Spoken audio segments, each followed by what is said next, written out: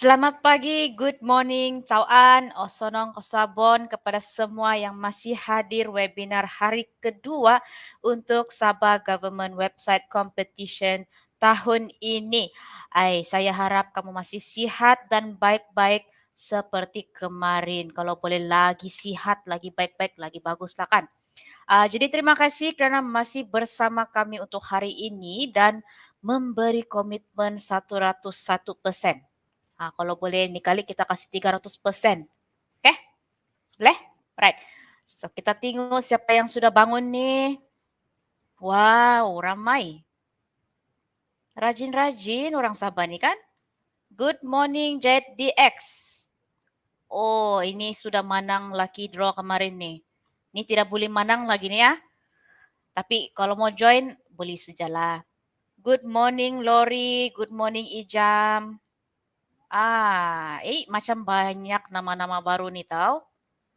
Good morning Miss Sarah, good morning Urus Setia ITD. ITD dari mana ni? Good morning Archilo. Pun pemenang kemarin juga kan, lucky draw nombor 3. Yes, so tidak boleh sudah menang ni hari ya. Kasih can orang lain dulu. Good morning Ajman, good morning Iwan. Good morning, susah sebut ni. Good morning Vinalin Ellen. Woi, cantik nama. Mesti cantik juga orang dia ni. Good morning, siapa ini? Zecai. Sejai kah? Good morning Norman. Good morning Sheila. Good morning Di Lozan. Wow. Good morning Daisy. Good morning Natasha. Good morning Omar. Wah. Saya rapping lah ni ya. Good morning MD Pinampang. Good morning Mumuk. Good morning Nur Syafika. Good morning Kuzai. Nama betul-betul kah ini? Ya. Good morning Alexander. Oh, smart. Good morning Ornesmo. Ui, macam nama orang putih tau. Good morning Jamil. Oh, si Archilo jawab. Oh, bagus. Good morning Putri Ashgar. Wah, ini pemenang juga ni kemarin. Pemenang surprise gift. Okay. Good morning Miss Siti. Good morning Sabah Forestry Department. Wah. Good morning Frankie. Good morning Pepsi. Okay, banyak. Good morning semua. Sorry yang tidak tersebut namanya. Nanti saya kasih sambung balik. Good morning Edwan. Okay, paling last sudah tu. Alright. So, sebelum kita teruskan sesi kita ni, mari kita ambil kesempatan ni untuk ucapkan terima kasih jutaan dan ribuan terima kasih kepada speakers kita untuk hari ini kerana meluangkan masa untuk berkongsi ilmu dengan kita. Thank you so much to our speakers for spending your precious time with us. Wais, sudah English ya. Jadi seperti biasa kan, hari ini kita ada aktiviti dan games setiap akhir sesi kita. Jadi jangan kamu mau pergi tandas, jangan kamu tiba-tiba menghilang, jangan juga malas tune in sama kami. Jadi mesti pasang telinga dan pasang mata lah untuk memenang tu hadiah. Okay? Tapi okay bahkan sambil kita tambah ilmu, sambil juga kita cuba kita punya nasib, orang dusun bilang. Okay, yang terlepas sesi webinar, sesi webinar kemarin memang rugi sikit lah sebab topik-topik yang kita bincang kemarin sangat menarik. Tapi ni hari pun sangat hebat topik dia, sangat orang bilang very informative. Orang putih bilang. Lepas tu banyak hadiah lagi untuk dimenangi untuk hari ini. So jangan ke mana-mana lah, okay? Alright, mari kita start sesi kita yang pertama. Alright, sesi kita yang pertama, topik beliau adalah teknologi terkini dalam laman web. So speaker kita is no other than Mr. Arthur Raymond. Sorry, Mr. Arthur. Okay, so sedikit sebanyak tentang beliau. Beliau mula membuat programming sejak 1986. Time ni saya rasa Saya belum lahir lagi. Jadi telah menceburi bidang profesional software industri di Kota Kinabalu dari tahun 1999 atau 19 dalam 2000. Begitu. Kini beliau bekerja di Digital Heritage Sdn Berhad sebagai project consultant dan juga sebagai pakar software web dan data di Sabahnet. Jadi untuk mengisi masa lapang, beliau juga membuat programming untuk Kinabalu Coders atau yang lebih dikenali sebagai Persatuan Pengatur Cara dan Pembangunan ICT Sabah. Okey, jadi beliau mempunyai beberapa skill dan minat seperti Python, IoT, Internet of Things, Big Data, Security dan juga Computing. So I will pass this floor to Mr. Atta. Halo, selamat pagi Miss Kathleen dan selamat pagi tuan-tuan dan puan-puan. Good morning, Memang Mr. Atta. good morning. Terpaksa bangun awal dan sebagainya. Tapi okey lah. So hello everybody. Terima kasih juga sebab datang kepada sesi webinar hari ini. Dan pada masa yang sama, ya ada kebanyakan kami mungkin masih work from home. Saya pun juga work from home. Tapi walaupun kita work from home kita balik kerja, memang teknologi ini never lets up. Dia sentiasa pergi ke depan, and there is no such thing as teknologi menunggu kita lah. And in this scenario hari ini, kita akan berbincang sedikit sebanyak mengenai teknologi terkini, mengenai web technologies. Dan ada bonus konten sikit pada penghujung pembentangan saya juga. Masih pasal teknologi, tapi bonus-bonus sikit. So, tanpa melengahkan masa, sebab memang semua speaker-speaker hari ini dibagi lebih kurang 45 minit sehingga 1 jam untuk pembentangan dia orang. So, maka sekiranya anda minat dengan slide saya, because ada banyak link dalam slide saya, ada QR code. Jangan risau, QR code tu akan muncul kembali lagi dan ada recording juga untuk pembentangan ni. So nanti boleh pergi YouTube, boleh dapat the recording of this pembentangan webinar juga. So once again, terima kasih kepada Sabahnet dan juga Kementerian Sains, Teknologi dan Inovasi sebab menganjurkan webinar ini bagi Sabah Government Website Competition.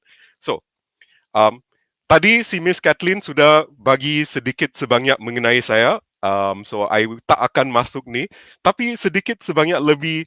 Inilah yang ikon saya yang waving sini. So hello, good morning.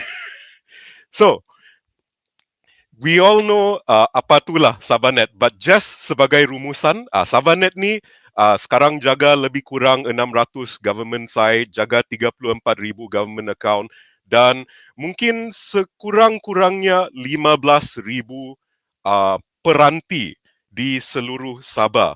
Tapi jangan lupa Sabahnet biasanya kita tidak jaga komputer tersebut.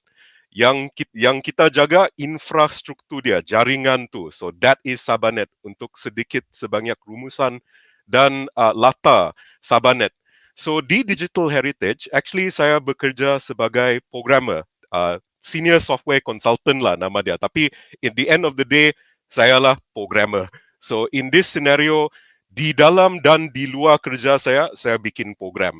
And biasanya programming hari ini is sometimes bikin website, sometimes bikin dia punya aplikasi. And biasanya dia bercampur aduk sudah sebab semua ni digabung berhubung kait antara satu sama lain, dia bergabung dengan internet dan jaringan dia. So, tanpa melengahkan masa lagi, let's go into the first part. Sebelum kita tengok teknologi terkini, let's first explore teknologi yang sedia ada. And tidak lain memang mungkin anda tahu, tuan-tuan dan puan-puan tahu sudah, apa itu Content Management Systems atau lagi pendek akronim dia CMS dan juga Web Frameworks. So kita akan masuk sekejap. Let's find out di Sabahnet, di Sabah Gov actually sebenarnya apa dia punya most popular CMS dan Web Frameworks. So in fact, kalau di dalam Sabah Gov, Kalau kira semua government website dan aplikasi website, sebenarnya yang paling banyak digunakan adalah custom build dan Joomla.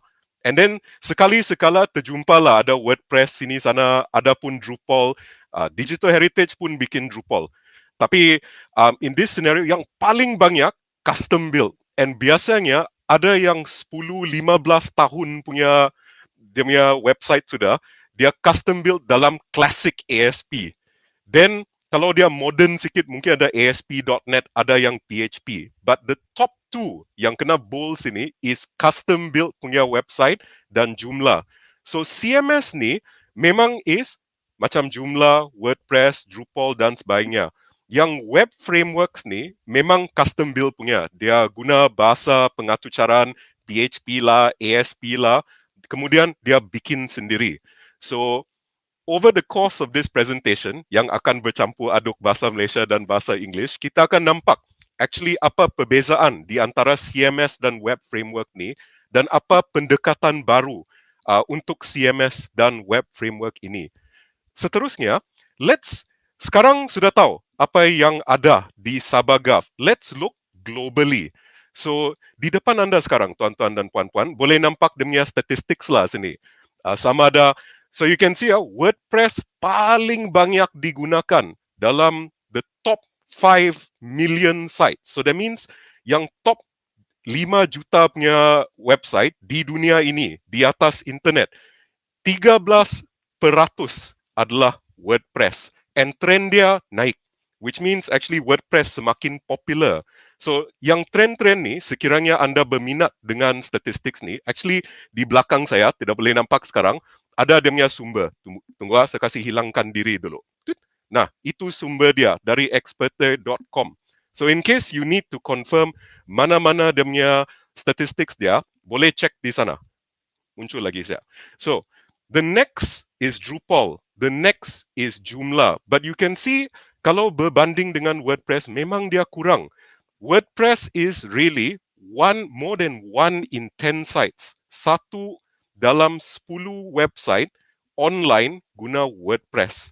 Kalau dia guna CMS lah. And in this scenario, Drupal Joomla tu kecil sikit. Kecil. So, you can see trend dia pun kurang sikit. And semua ni adalah statistik bagi tahun 2021. So, WordPress kian naik, yang lain kian merosot sikit. And then, dia punya cloud punya CMS macam Squarespace dan Wix yang biasanya tidak diguna pakai di kerajaan negeri, itu pun naik. Tapi this one is lebih kepada for small companies atau private websites dan sebagainya. So, just to give a bit of idea. Tapi let's bandingkan also. Dari segi security, di antara jumlah WordPress dan Drupal, manalah yang paling banyak dilaporkan ada masalah vulnerability. So, vulnerability ni adalah yang hacker guna. Kalau ada di antara tuan-tuan dan puan-puan yang attend sesi Tuan Zulkifli kemarin, dia ada bercakap pasal tu vulnerability, pasal cyber security. So biasanya, what happens is, di antara CMS dan web framework ni, dia ada vulnerability. Vulnerability ni adalah cara hacker tu masuk dalam website anda. Cara dia godam tu website. So vulnerabilities ni memang dilaporkan kepada website CVE, Common Vulnerability Databases, di mana kita dapat mengira berapa banyak vulnerability untuk setiap produk yang ada. So in this case, you can see dari segi teknologi, statistik bagi tahun 2021 belum lagi lengkap. So saya bagi statistik bagi 2019 dan 2020 terlebih dahulu. Boleh nampak, dia actually jumlah paling tinggi. WordPress dekat-dekat. Actually boleh kata sama sudahlah. So jumlah dan WordPress memang sama tu dia punya vulnerability. Tapi Drupal paling kurang. Tapi ini bukan bermakna that Drupal lebih selamat. So ini adalah penting. Jangan ingat vulnerability kurang, dia selamat. Sebab jumlah bandingkan, kembali lagi, WordPress paling banyak digunakan, 1 in 10 sites. Because of this, bermakna lebih kemungkinan besar sebab WordPress paling banyak diguna That means lebih kerap vulnerability timbul dan dilaporkan. Kalau framework atau CMS tersebut kurang diguna pakai, that means dia punya pencarian vulnerability pun juga akan berkurang. Bukan maksud dia tiada, dia maksud dia tiada orang guna. So that's why daripada statistik-statistik yang saya tunjuk ni, tuan-tuan dan puan-puan kena buat rumusan sendiri. So in this scenario, sometimes dia punya vulnerability tinggi sebab penggunaan pun tinggi. Ini macam Windows bah. Banyak orang guna Windows. So dia orang cakap banyak virus dalam Windows. Tapi sebenarnya 90% of the world uses Windows. So kalau ada chance ada vulnerability, chance dia tinggi. And dia chance dia kena laporkan pun tinggi. Tapi sometimes when you look, Mac kurang virus, which is true for now, but Mac pun also bukan banyak orang guna. 1 in 10 computer users, mungkin kurang lagi di Sabah dan Malaysia, guna Mac. And because of this, laporan untuk vulnerability dia pun kurang sebab kurang user. So it doesn't mean vulnerability tinggi, that platform tidak selamat. You have to look also dari segi berapa banyak orang, berapa banyak website menggunakan platform tersebut. So ini adalah situasi terkini lah mengenai CMS dan web framework ini. So sekarang kita akan masuk sedikit ke dalam apa pembaharuan dalam topik ini. Sebelum tu, let us look lah. Ini dia punya perbezaan antara CMS tersebut dengan web framework. So, tak payah baca semua. Just so you know, biasanya penggunaan content management system, umpama WordPress, Drupal dan Joomla, biasanya lebih murah daripada penggunaan web frameworks. Because web frameworks kena bikin sendiri. You must have a team of programmers. Kalau tak ada dia punya programmers, then you kena hire syarikat bikin. Of course, you can also hire syarikat bikin content management system lah. Seperti mana kita di Digital Heritage, kami di Digital Heritage, kami pun also bikin website untuk agensi kerajaan lain. Tapi just so you know, biasanya ini just anggaran harga saja, bukan dari Digital Heritage, tapi harga pasaran. Which means that if you're doing CMS tu ringkas sikit, mungkin dia murah sikit. Tapi kalau nak bikin sendiri, custom build dengan web frameworks, then maka dia start dari let's say 5,000. Tapi biasanya lagi tinggi melambung harga dia. 10,000, 50,000. Bergantung sama ada e-commerce kah, ada special process kah, mungkin licensing dan sebagainya. Tapi yang penting di sini adalah line yang terakhir sini. Tunggu, right behind me. Dia punya security updates. So biasanya sekiranya anda jaga content management system, anda sebagai administrator website tersebut hanya perlu jaga security bagi CMS. Yang CMS tersebut, which means anda kena update CMS tersebut. Mungkin setiap kali sebulan atau setiap kali 2 bulan. Tetapi sekiranya anda bikin dengan web framework di belakang saya sekarang, web framework ni you kena jaga server, you kena jaga framework dan you juga kena jaga tu website. So inilah kenapa dia makan kos dan masa, kos yang besar dan banyak masa untuk jaga. Which is why if you are small agency atau mau start sendiri, mau cuba-cuba dan sebagainya, lebih baik anda pergi pathway CMS. Go the CMS path sekiranya tujuan anda adalah untuk bikin data dissemination, which means mau bikin blog, mau post pasal laporan, mau update rakyat pasal apa yang berlaku let's say di daerah anda dan sebagainya. So content management system ni jauh lagi murah daripada bikin sendiri dengan web framework. Walau bagaimanapun, sekiranya anda berminat nak belajar programming kah, nak cuba-cuba dengan web framework yang canggih lagi menawan, boleh gunalah web framework, tapi just jaga. Biasanya kos dia is dari segi penjagaan dia, bukan pembikinan dia. Kalau nak jaga tu website, kena update. Sering kali kena update, otherwise dia kena hack nanti. Dia akan digodam. So, this is perbezaan antara CMS dan web framework. So, moving forward, ini adalah konsep, biasanya konsep-konsep dalam web lah. I think semua tahu sudah, kita semua tahu sudah apa itu case. Keep it simple, silly. Biasanya jangan bikin website yang kompleks-kompleks. User datang susah nak navigate, klik sini, klik sana, dia pun sesat, tidak tahu pergi mana dalam website tu. Tapi number two, lagi penting bagi administrator, dry.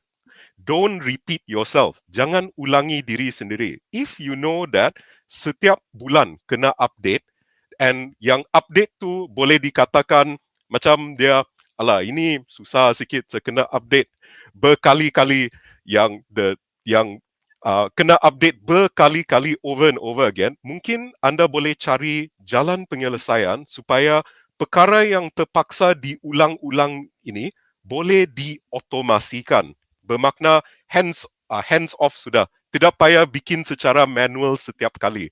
So dry ni actually adalah konsep kasihlah automate semua benda-benda tu. Benda-benda yang remeh-temeh punya. That way, anda akan masa anda lebih bebas untuk bikin kerja-kerja yang lebih bermakna. Instead of kena update setiap bulan, saya spend 1-2 jam bazir masa update dan sebagainya.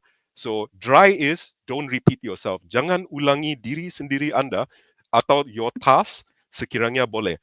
And the last one paling penting, content is king. Ini bukan money is king. Jangan pernah dengar. Itu politik style punya. Tapi content is king dari segi web. Tapi konten ni, isi kandungan dia boleh disifatkan sebagai data. So, the content that you write, walaupun dia blog artikel, itu pun adalah data.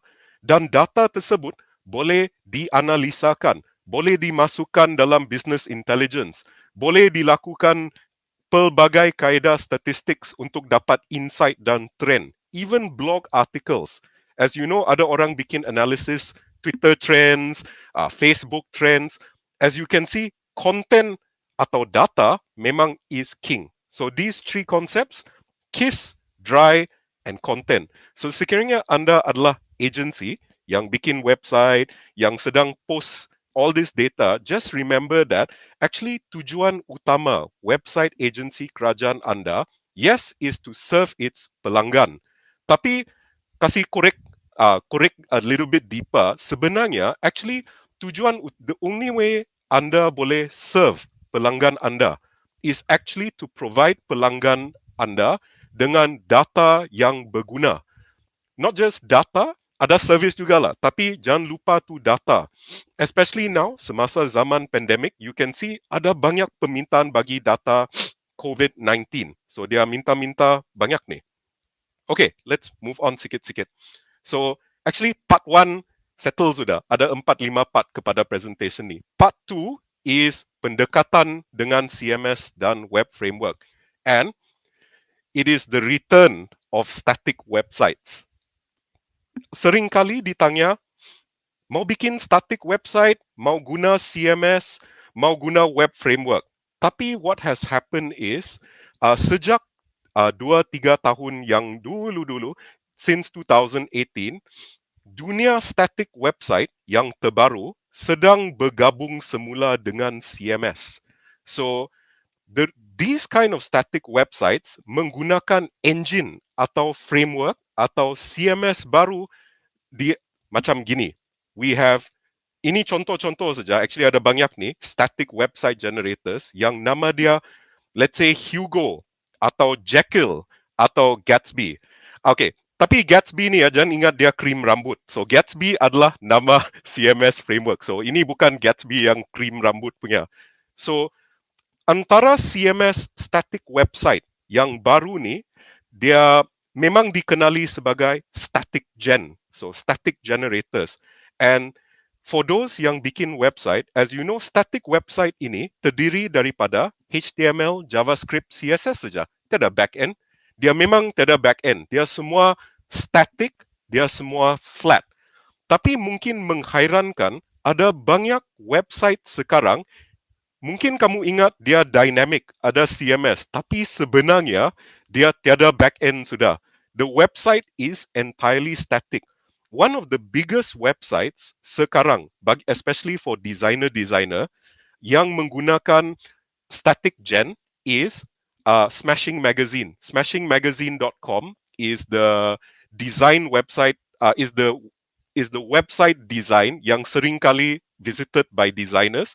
That entire website 10,000 20,000 laman web di sana semuanya static, and they are actually running, if I'm not mistaken, on Hugo. If I'm not mistaken, kalau salah nanti boleh bagi tahu juga. Tapi memang dia running on a static gen. How does static generators work? Macam gini. Di sebelah kiri anda, you can see that's how you do it.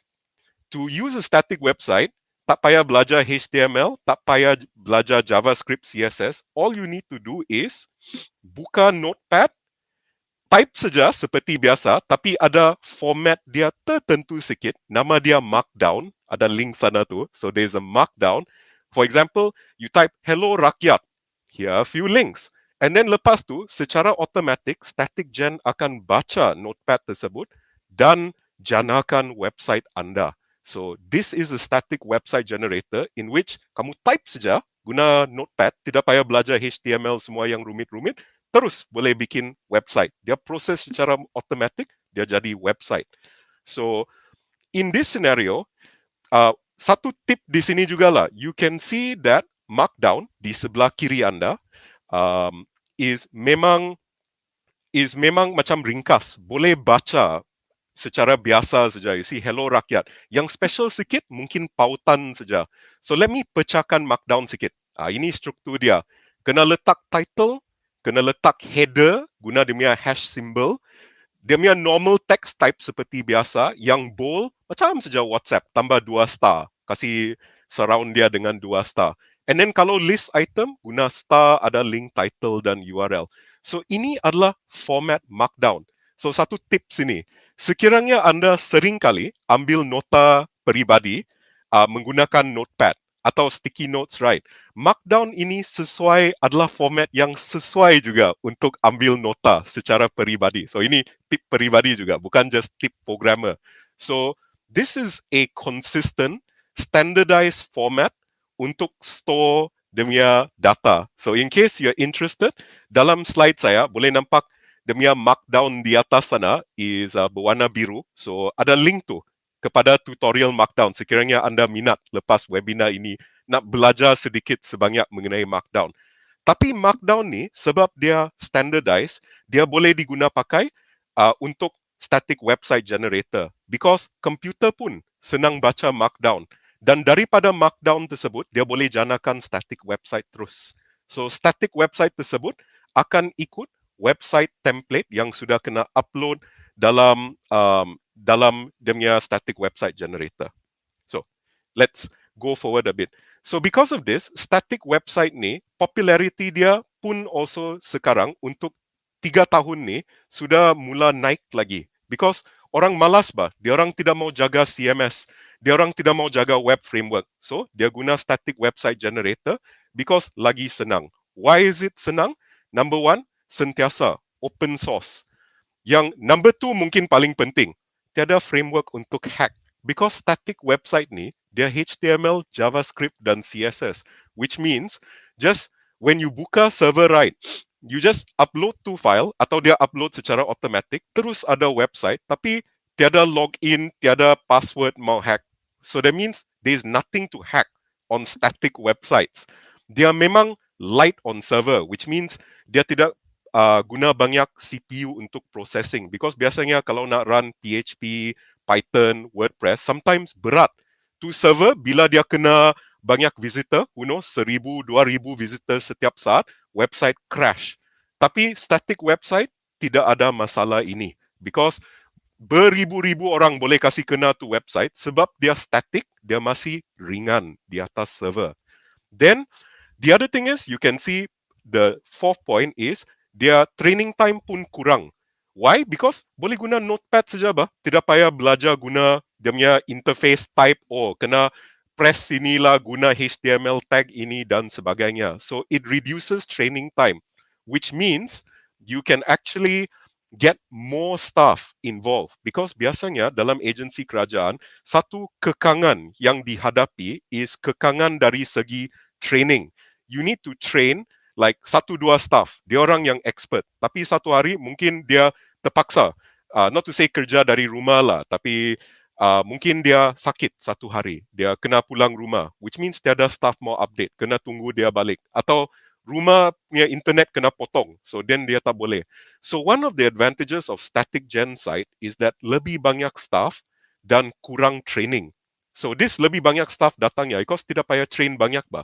Cuma kena tahu format-format yang ringkas, then dia orang tahu sudah, oh ini style saya boleh update. Which is why static gen is really useful for frequent content updates bah. Sering kali boleh update berkali-kali. And mungkin ada banyak sumber untuk update tu. Bukan satu orang saja yang update sudah. Bukan satu orang yang update dan jaga. So static websites is something new. And ini sebahagian daripada rumusan teknologi yang saya bentangkan hari inilah. So now we've seen the web frameworks, the CMS, and now the return of the static gen. Tapi sebenarnya static gen ni adalah CMS juga. It's a CMS for static websites. That's why dia ada kategori sendiri yang dinama static website generators. So just to let you know lah pasal the static websites. Now, let's go to part 3. Ini mungkin perkataan baru. Saya pun also baru belajar perkataan pemberdayaan, which is empowerment. So, this is actually matlamat kita sebagai website administrators, website developers dan sebagainya. Walaupun kita mau kerja senang, actually whether tujuan kami adalah untuk bagi informasi, jaga website dan sebagainya, sebenarnya kita sepatutnya memberdayakan pengguna. We should be empowering the users. Now, users ni termasuk kita juga, which means as website developers, kaki tangan agensi kerajaan dan sebagainya, kita perlulah empower semua user, tak kira siapa. Sama ada bos kah, sama ada admin website kah, ataupun rakyat atau pengguna website kita. So, antara dia punya tools untuk empowerment ni, memang saya dah cover sedikit sebanyak sudah. So, saya ingat saya kata user, bukan saya maksud pengguna website yang awam saja. It also means you sebagai kaki tangan agensi kerajaan yang mungkin menjaga website tu. Staff and customers. These are the users. So, pertama sekali, we've seen cloud servers and services di sebelah atas tu. That one memang adalah. Sabahnet pun is a cloud. So, they are cloud servers and services, which means that kamu tidak payah jaga lagi server sendiri. Anda minta orang lain jaga server anda. So this is one tool that empowers you. Tapi ini tool lama. Memang dah lama sudah ada. Kamu bayar atau secara free dapat server daripada orang lain, another cloud lah. Then you host on that cloud. So that ini mengurangkan kerja-kerja maintenance yang perlu dilaksanakan untuk server tersebut. Then kedua, there is content management system seperti mana kita nampak tadi, which is like WordPress and so on. So ini pun mengurangkan beban bagi pengguna.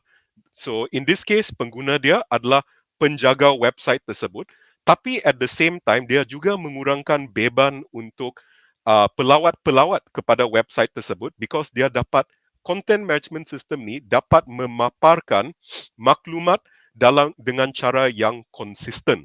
So as you can see, ini pun adalah user empowerment because we're making information easier to access, easy to organize. Then ketiga, ada website teams. Yang website teams ni seperti biasalah, tak payah bikin dari scratch. You don't have to build from scratch anymore. You can tengok, oh WordPress ada team, Drupal ada team. Saya ambil lah, then saya tukar-tukar, and then saya gunakan team ini sudah. So website teams too are empowering because then you don't need a designer. And for those yang ikut Canva, the tutorial Canva kemarin, itulah pun also dari segi website team. Ada banyak tool-tool ni yang ada sudah. Sekarang kita akan masuk to the second half of the presentation where we talk about other tools yang terbaru. The first one is no code. So, apa ni no code? Let's go here. So no code atau low code. So mungkin anda tuan-tuan dan puan-puan pernah dengar no code dan low code ini. So for a moment, let's just go to the next slide. Sebenarnya anda memang sudah bikin no code dan low code sudah. You build without code. So let's go forward first and see dari segi Google Forms dan Google Sheet. So dalam Google Forms, anda bikin borang sudah. Saya rasa semua tuan-tuan dan puan-puan sudah pernah bikin. And then after that, in less than a minute, kamu terus just create response sheet. And then terus you have dia punya spreadsheet there, boleh kumpul data sudah. This is already satu contoh no code, which is building without code. But let's add something else into the mix. There's something called app sheet. Ada link dia juga. And as you note, it is you can build apps from linked data sources. So ini adalah contoh no code yang sudah ada. What does this mean? Saya boleh ambil Google Forms dan Google Sheets yang sedia ada and jadikan dia satu app. Seperti mana that you see here. You can see dalam contoh di atas ni, actually borang tersebut dah masuk dalam app. And then as you can see, dia boleh store data.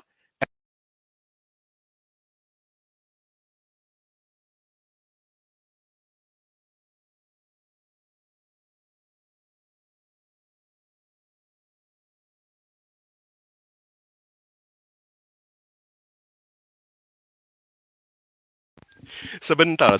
Macam semua, saya ingat saya charge sudah semua headset, tapi apparently dia run out of dia run out of battery. Sebentar. Okay. Tadi hijau. Anyway, just to look at, saya nampak ada 51 komen. So just what? Everybody okay kan di sana tu in the comments juga. So ada di comments. So I hope everybody is fine juga. So untuk to resume, sorry, maaf, masalah technical tadi, mikrofon habis bateri. You can see dari segi dia punya app, ada pun dashboard yang ringkas. So, this is satu pendekatan no code. And semua ni tak payah programming. All you have to do is link app sheet dengan Google Sheets anda, terus boleh bikin app yang ringkas, yang boleh diguna pakai untuk masuk data, untuk tengok data. And semua ni dia ambil 20-30 minit saja. So this is the promise of no code. Boleh bikin tanpa programming. So again, this is empowering users. So some of the advantages of this, for example, is they are memang useful for building internal data collection apps and simple mobile dashboards. Tiada code, tapi banyak clicking. So of course lah, I have to point click, saya mau bikin interface macam gini. Juga macam Canva, but think of it as Canva for apps. And then there's a free version of AppSheet. Yang free punya, ini biasa lah. The free version boleh bikin 10 unique logins. So sekiranya anda di agensi kerajaan yang kecil punya, yang 10 unique logins tu, who knows, you need to do project yang kecil, just kumpul data di pejabat daerah anda atau whatever. Why not try it out? You know, it's better than Google Forms. Then boleh edit juga online and so on. Tapi paid memang is unlimited lah. So just so you know, this is something that you can explore. Nama dia AppSheet. So, okay. Seterusnya, let's go on to the next one. Ini dashboard. So ini tidak lain dan tidak bukan. We have always heard pasal dashboards. So tadi we heard about no code, and then I think di antara kamu pernah sudah guna Google Data Studio.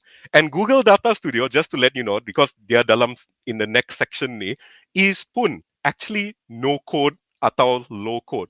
But we're not going to talk so much about Google Data Studio. Instead, we're going to talk bagaimana nak prepare for dashboards. And the first thing yang perlu diingat, right, dashboard tu cantik.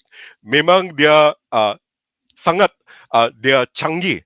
Tetapi tanpa data, anda tidak boleh ada dashboard. Which means that sekiranya anda belum lagi mula kumpulkan data atau data tersebut tidak berada dalam keadaan yang sistematik atau standardized, anda tidak boleh menggunakan data tersebut untuk bikin dashboard. And I think this is satu realization lah yang memang terdatang when you say, actually kita ada banyak data, tapi data tu masih di atas kertas atau dia di dalam Excel spreadsheet yang bersepa-sepa di komputer A, B, C, D. So actually when you talk about dashboards, mungkin sesuai laman web agency anda mempunyai dashboard. But first things first, you must do something about the data. So that's why itu maksud dia data prep. Data prep ni is persediaan data, which means anda perlu kumpulkan data tersebut, anda perlu pastikan data tersebut adalah dalam keadaan sistematik, baru saja anda boleh bikin dashboard. So actually when we say 80-20, this means paling banyak kerja tu bukan bikin dashboard, is 80% kamu bikin persediaan. So this one is just something to remember lah. Especially for this competition, anda mungkin akan mendapat ilham. Saya nak letak dashboard di atas website saya, sudah tentu saya menang. So, tapi ingat, kalau meletak dashboard tu, data tu mesti munasabah. And to do that, anda mesti bikin data prep. So data prep tu is really kerja-kerja masuk dalam spreadsheet, pastikan kolom-kolom dia betul dan sebagainya. So jangan lupa, if you want to do dashboards, pastikan anda lakukan bikin tu data prep awal. Jangan tunggu sampai last minute because otherwise habis tu. You will not prepare your data in time untuk bikin dashboard yang bagus. So just to let you know. In case by the way anda berminat dengan dashboard di belakang saya, ada satu YouTube playlist. Pautan dia di sebelah kiri ini slide. Boleh nampak nanti because sekarang dia kena tutup by my name. Ada link di atas slide ini kepada satu YouTube playlist yang memaparkan semua dashboard ini yang anda lihat di belakang saya. Ini semua dashboard awam ni yang actually dibuat semasa pertandingan seminar Sabah Data Fest tahun 2020 yang juga dianjurkan oleh Kementerian Sains, Teknologi dan Inovasi. Memang ada seminar ni. So untuk Sabah Data Fest. So apa yang digunakan untuk membuat dashboard yang ringkas? Well, you can always try using Google Data Studio. It is also no code. It is also point and click. And the dashboards can be embedded on your website. Tak semestinya kena pergi website Data Studio. You can embed it terus on your website. And saya rasa memang ada satu soalan yang timbul. Because saya pun nampak ni timbul soalan ni juga turut ditanya kemarin. And that question is, can we trust Google?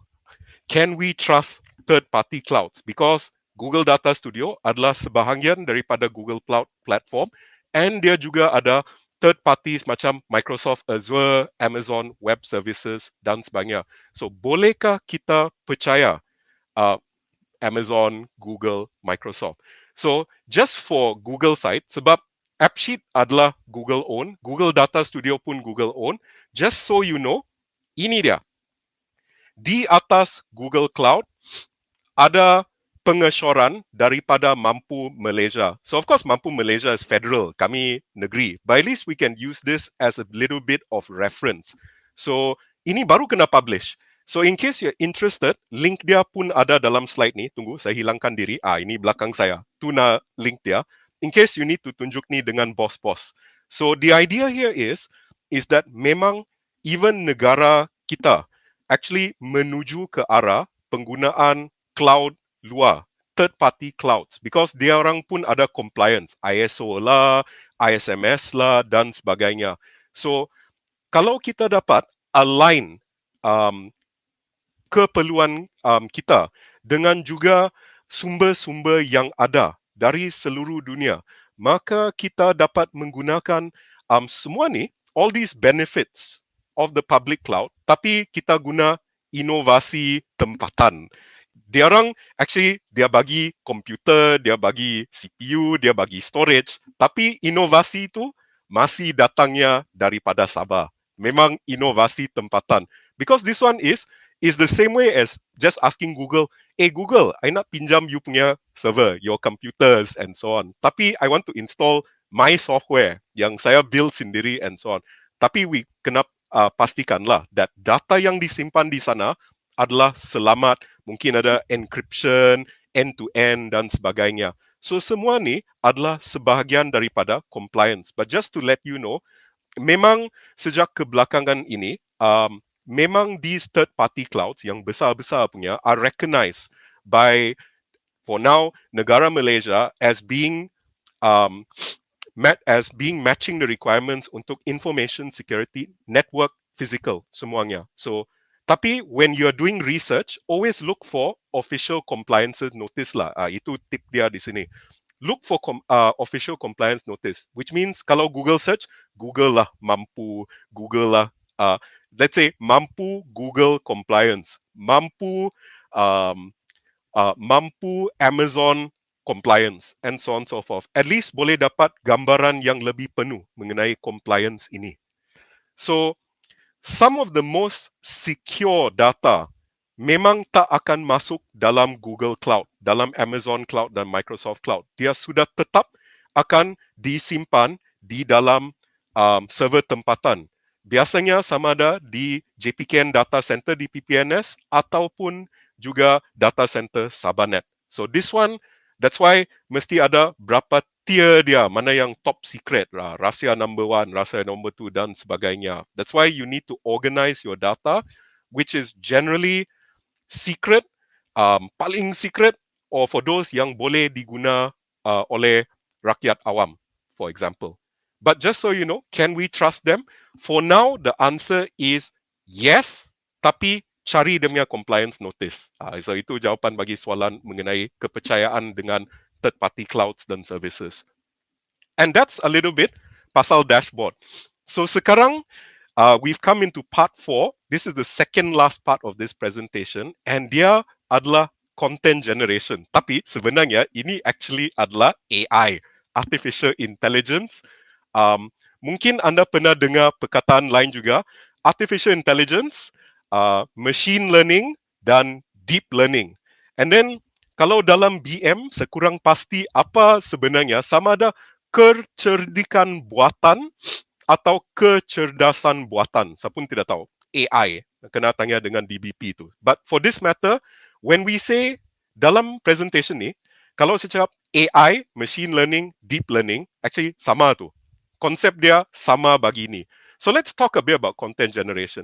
Biasanya, kita sebagai penjaga website, susah nak cari konten bagi mengisi website kita. So that means, even kalau kami di Digital Heritage, bila kita tanya agensi-agensi kerajaan, actually website dah habis bikin, tapi tiada konten, bolehkah kaki tangan agensi tersebut masukkan isi kandungan ke dalam website tersebut? And then after that, untuk let's say 1-2 minggu, 1 bulan pun tiada tu konten masuk. Yang kekangan ni, bukan saya blame agensi kerajaan lah. Maksud saya is, memang susah nak cari konten kan. Because sometimes you ingat, oh saya ada write up pasal agensi saya. Saya copy paste lah. Tapi itu satu muka surat saja. Bagaimana anda pastikan that konten anda banyak. And then supaya ini dapat menarik perhatian pelawat-pelawat baru kepada website anda. So ini yang menjadi cabaran bagi agensi tersebut because susah nak hasilkan konten. So, pasal content generation ni, ini belum lagi ada lah di Sabah, but one day this might become the new norm. So, ini dah masuk future suja. So, let's talk a bit pasal AI terlebih dahulu lah. So, here's some examples of AI. So, machine learning pasal AI ni. So, AI ni, dia pandai melukis sudah. You can see yang this US guy ni, dari gambar, we can animate. Dia boleh blink, dia boleh smile, tahu sudah lah. Snapchat filter, Instagram filter, semua ni dah ada. But if you look up there, you can see also just from a simple sketch muka di sebelah kiri atas tu. Dari sketch tu, AI boleh hasilkan muka si perempuan tu. So this is an example of how those work. So, wait, checking time. Okay, bagus. We're almost at the end. So you can see how the face can be drawn. So this is AI's learning how to draw. Moving on. Here's something more interesting. This is machine and AI learning how to write. Setiap type ni yang kena bold tu is an AI writing. So you can see the Sabah state government is a great place to learn blah blah blah blah. No human wrote this. Only a machine wrote it. So just so you know, this means one day AI boleh bikin blog article. The only problem with AI sekarang is dia tidak pandai berbahasa Malaysia. Otherwise dia pun boleh tulis ni dalam bahasa Malaysia. Semua grammar dia betul sudah and so on. So just so you know, AIs did this. In case you're interested in the AI, boleh cuba. Ada link GPT-2 di sana. Then for website designers, this is AI's learning how to build website. Kamu lukis saja di whiteboard, AI tu terus bikin HTML sudah, as you can see on the screen di belakang saya. So you can see how AIs and machine learning will help you do these things. So I think I'm told that mau kurang masa sudah, so I will close within about 3 minutes. Let's go into the last part. So that is about AI. So just remember one day, the problem of content generation akan kurang when you have AIs to help you. Bukan ganti kamu, tapi untuk tolong kamu. So there was a question, so saya mau jawab ni, apa itu blockchain? So don't worry, ini bukan kompleks punya. So this is the last bonus content sebelum saya berakhir. Ini adalah blockchain because some orang tertanya, blockchain ni boleh guna di atas website kah? So I will tell you, actually no, and this is why. So harap-harap selepas slide ni you can explain to others apa tu blockchain. Walaupun anda mungkin bukan orang yang technical sepenuhnya. Ini adalah blockchain. So blockchains are databases. Just so you know, cryptocurrency ni sama NFT adalah di dalam blockchain. Jaga, ada banyak get rich quick schemes di dalam crypto dan NFT. Biasanya jangan hiraukan. Ada banyak scam.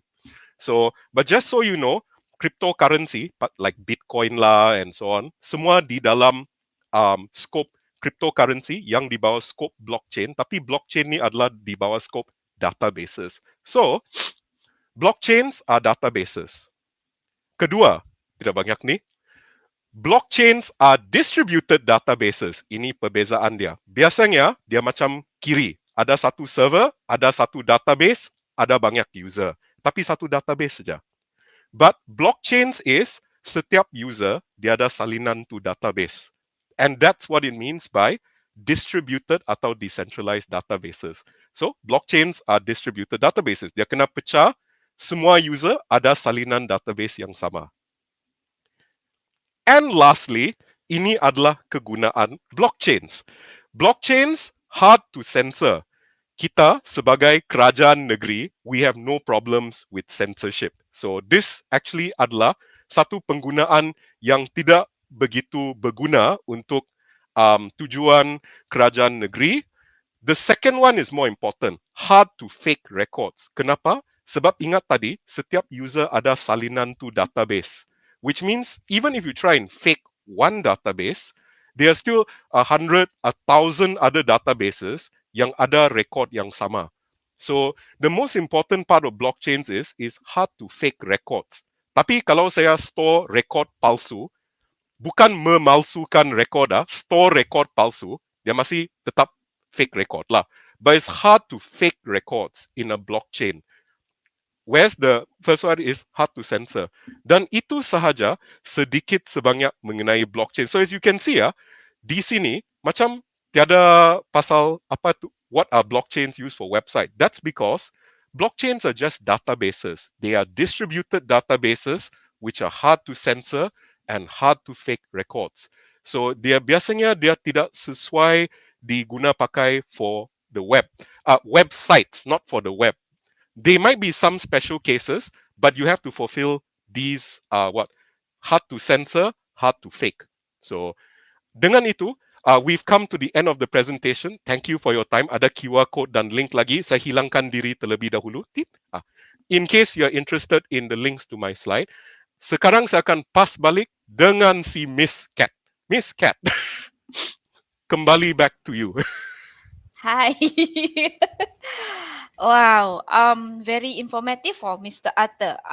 Actually, sebelum yang lain tanya soalan, I would like to ask your opinion about NFT, because I've seen a lot kan di TikTok. ada jual arts lah, NFT, true NFT or some sort of begitulah. So, what is your opinion? Right. Okay, to give a bit about NFTs, right? Sebenarnya NFT ni bermakna is non-fungible token. Tak payah ingat tu. Ini bukan akan keluar dalam quiz. But just to let you know, so NFT ni dia macam, let's say you have property lah. You have a property deed. Let's say kamu beli rumah, you get a property deed. Which means yang property deed tu adalah I own this house. That's what an NFT is. It's just showing kamu own sesuatu barang digital ke apa or whatever. NFT is a certificate of ownership. So, sama ada dia scam ke tidak. This is the thing. Most of the NFTs yang kena jual hari ini, biasanya nilai sebenarnya dia orang is kosong. Kosong which means the vast majority, I would say 80-90% semua berbentuk scam atau cuci duit. Because let me tell you how to cuci duit dengan NFT. Ini simple saja. Saya bikin NFT sendiri, saya jual dia untuk 1 juta. Saya guna duit sendiri, saya ada 1 juta, konon lah. Saya ada duit sendiri, because NFT ni semua berlaku di atas an untrackable blockchain, right? Saya guna 1 juta, saya beli NFT sendiri. Kalau saya beli NFT sendiri, using a different account lah yang saya bikin, now it looks like actually third party beli the money, beli the NFT, tapi sebenarnya is duit saya sendiri bah. Tapi duit tu masuk lagi dalam semua account saya. So a lot Okay. of this is cuci duit. Dia mau kasih pecah the money trail. Some NFTs, especially the ones yang kena jual di Christie's atau Sotheby's, yang auction house tu, memang dia ada nilai intrinsik dia lah dari segi seni atau lain lagi. Tetapi 80-90% tu scam tu. Scam atau tak bernilai. So just to let you know. So jaga-jagalah. This one is general what for everybody. Jaga-jaga. Ada banyak scam dalam NFT dan cryptocurrency. Okay, clarified already. Okay. Sikit lagi saya buka account NFT hari tu. Okay. Yeah. Ada soalan dari penonton, dari peserta kita. Okay, kita ada satu soalan dari Mr. Azman mungkin ni. Website perlu di pentest. Oh yes, Mr. Azman. Website, semua website perlu di pen test. So just to let you, untuk semua tahu juga pasal pasal Sabah Government Web Competition. Ini adalah soalan yang baik juga. Sekiranya anda adalah agensi kerajaan yang perlu yang mau launch website ke, mau ubah website, lebih bagus anda maklumkan juga that website tersebut kepada JPKN dan Sabahnet juga, especially, actually sepatutnya you should maklumkan kepada JPKN, bukan Sabahnet, unless kamu guna pakai server Sabahnet. Then also kena maklumkan dengan Sabahnet lah. Tapi sekiranya anda mempunyai website kerajaan negeri, sila maklumkan kepada JPKN supaya ianya boleh di pen test. So pen test ni is penetration testing, which means dia kena scan untuk security vulnerabilities. So that's because sekiranya anda menggunakan WordPress ke, CMS lain dan sebagainya, kena check lah, adakah cara orang luar boleh ceroboh masuk dalam website anda. So sebelum anda launch, adalah sesuai anda maklumkan sekurang-kurangnya kepada JPKN supaya pen test dapat dilaksanakan di atas website agensi kerajaan negeri anda. So harap-harap anda bikin ni lah. So jangan tunggu sampai last minute baru saja mau launch. Lebih baik prepare website, bagi 2-3 hari, maklumkan kepada pihak JPKN supaya boleh scan, boleh bikin pen testing. So pen testing tu adalah penting, and in this case bagi laman web kerajaan negeri adalah mandatory sebelum website tersebut launch. So just so you know. So terima kasih juga Encik Azman. Okay. Next question that kita dapat dari Mr. Alex. Apa latest Drupal kena pakai? Drupal? Wah, rasanya bagi Drupal, Mr. Alex, it is Drupal 9.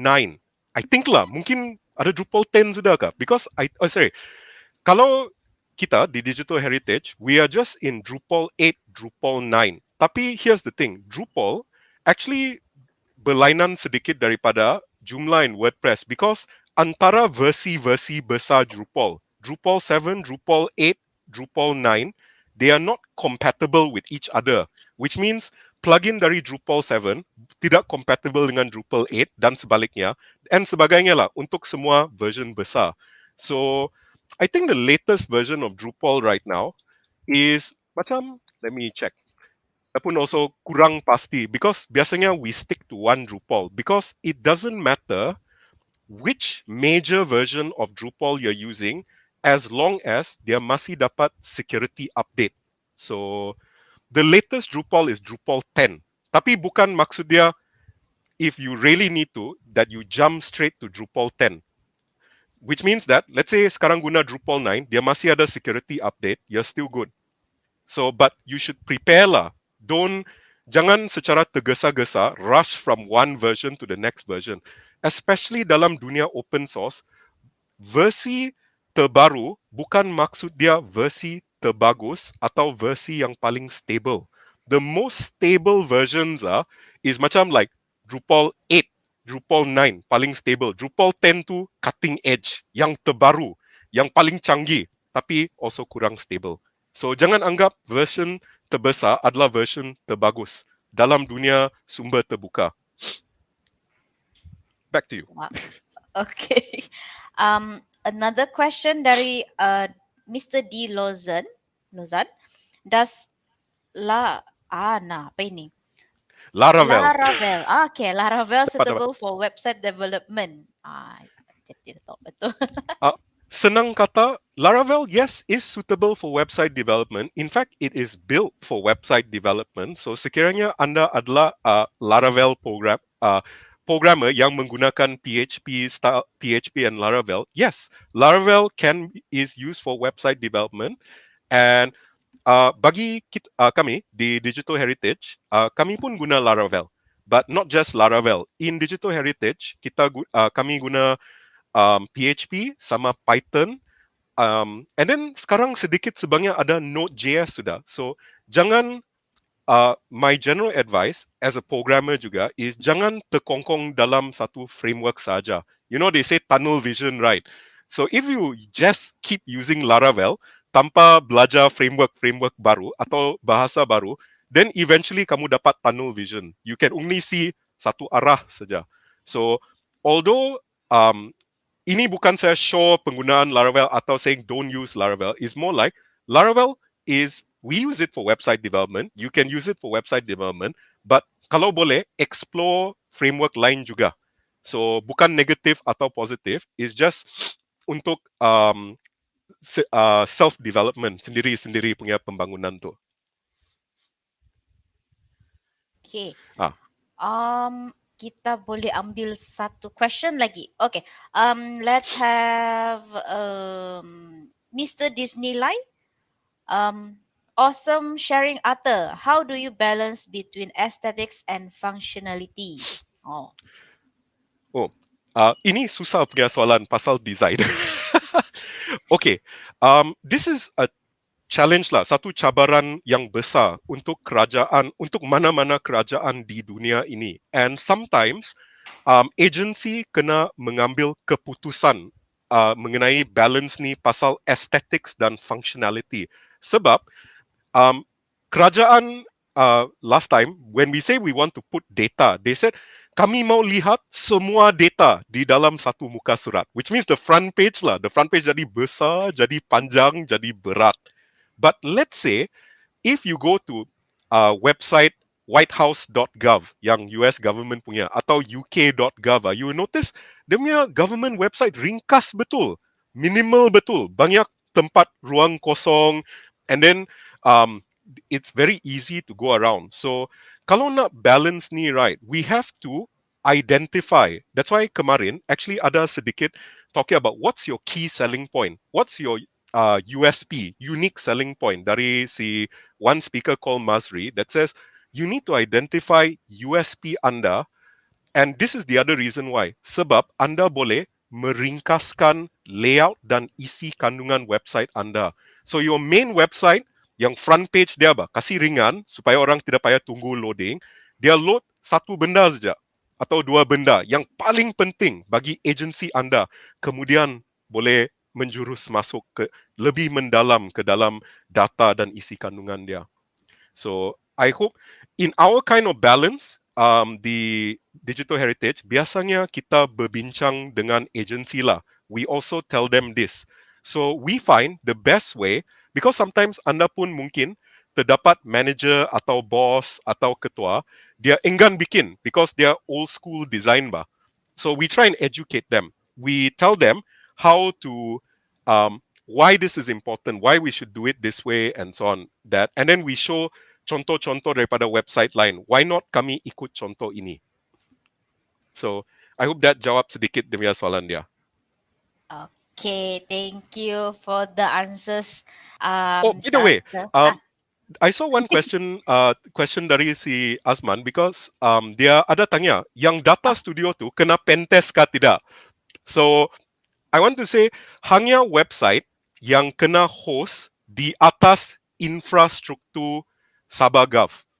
When I say this means sekiranya anda ini adalah penambahan juga, sekiranya anda host website tersebut di atas infrastruktur Sabah Gov, which means server JPKN, server Sabahnet, ataupun komputer-komputer yang ada di dalam Sabahnet, Sabah Gov lah, maka dia kena pentest. Tapi if you're using outside punya server, that one I'm not really sure. Mungkin anda boleh merujuk kepada JPKN bagi SOP yang sepenuhnya, bagi website-website yang di luar tu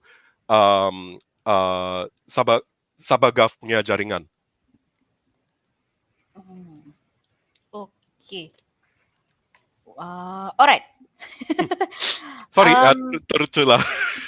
No. Okay. Banyak actually soalan-soalan dorang ni, tapi kita running out of time because lepas ni sekarang ni kita ada pop quiz, kan? Mr. Atta? Tak ada pop Sorry, quiz. pop quiz. Yes. Because saya masih baca soalan, Pak. Ada saya kalau jika guna, sebelum saya masuk soalan, saya mau jawab, because semua ni pasal data, Pak. It's like, ada si Mr. Mr. Amirul, dia tanya, Pak, jika guna outsource, pentest juga? Yes, kalau outsource, pentest juga. Yes, kalau outsource mesti pentest, because dia masih, pentesting ni adalah demi, boleh dikatakan maruah kerajaan negeri, bah. Kalau website kerajaan negeri kena hack, then maruah terganggu sikit kan. So lebih baik dapat pentest, because that way janji website tidak kena godam the moment dia kena launch. Otherwise malu kalau website kena godam terus dia launch lepas besar-besar demi launch activity. Okay. So, let's go to question and answer. Tunggu, balik lagi saya. Ini dia. So, we are back here. So, should I start dengan the question, what sudah Kathleen? Yes. Boleh start? Yeah, kita start dengan first question. Okay, question pertama yang anda boleh melihat dipaparkan di skrin anda adalah soalan pertama. Dalam Markdown, aksara apa yang digunakan untuk bullet list? Saya pun tidak tahu yang bullet list ni dalam bahasa Malaysia macam senarai berbulat. Taulah DBP. So apa aksara tersebut? Karakter. Apa karakter dalam Markdown yang digunakan untuk bullet list?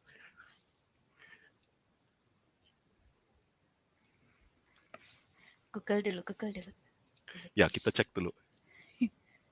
Saya nampak actually ada jawapan sudah ni. Iya. Mana satu ni? Okay. Wow. Ya, siapa yang first? Tolong Kathleen. You have my answers kan? Tahu sudah kan? Yes. Okay. So, siapa adalah pemenang dia, Miss Kathleen? Supaya nanti orang tidak boleh accuse bahasa saya. Kapsit. Cause ada banyak kawan-kawan di Okay. comments. Ya. Kejap. Kita cari dulu first ya. Mana nih? Kita kasih pin dulu. Mr. Amirul? Is it? Is it Mr. Amirul? Is it this one? Actually, Bukan. the other one, si awal lagi boleh ba? Ada yang dia punya simbol terus dia letak. Oh, si Miss Putri. Ya, si Putri yang first Yes, si rasanya. Miss Okay, we agree. Putri. Because dia guna star terus. Dia tidak payah type lagi. Tapi Oh. asterisk. So, betul, dalam markdown, the star is untuk setiap item dalam bullet list. Itu saja, simple. Some people guna dash, some people. Tapi dalam markdown, dia set sudah guna star. So, Alamak. Syabas. Tapi si Miss Putri sudah menang menang lucky draw ni kemarin atau menang salah Oh, satu hadiah. So kita select the next fastest comment Nur Akan? Fasiha. Boleh? Nur Fasila. Boleh. For me, Yes. saya okay. Saya rasa mau equal semua, ba. Tapi Miss Yeah. Kathleen yang suggest. So, okay. Syabas Nur Fasila. Tapi syabas juga, by the way, Putri. Sebab anda juga dapat soalan tu dengan betul. So, I just want to acknowledge juga lah. So, syabas Puan Nur Fasila. Miss Nur Fasila. Tahniah. Yeah. Yes. Okay. Next question, Mr. Atta. Okay. Wait a moment. I need to shift samnya kepala saya sedikit. Okay. Soalan kedua. Tering. Dalam konteks web, apakah itu Gatsby? Jangan kau cakap krim rambut. Ini free soalan ni. This is the only free question. Apa itu Gatsby? Wow. Okay. So I want to say, saya tengok komen sekarang sebelum lagi nampak jawapan penuh. Yet. Belum lagi. Oh wait. Okay, ada sudah jawapan betul dalam the comments I can see. Tapi it mesti penuh matching the list. So just so you know, tunggu let me check balik. Belum ada lagi ni kan? Ada ngam-ngam sikit. Tunggu.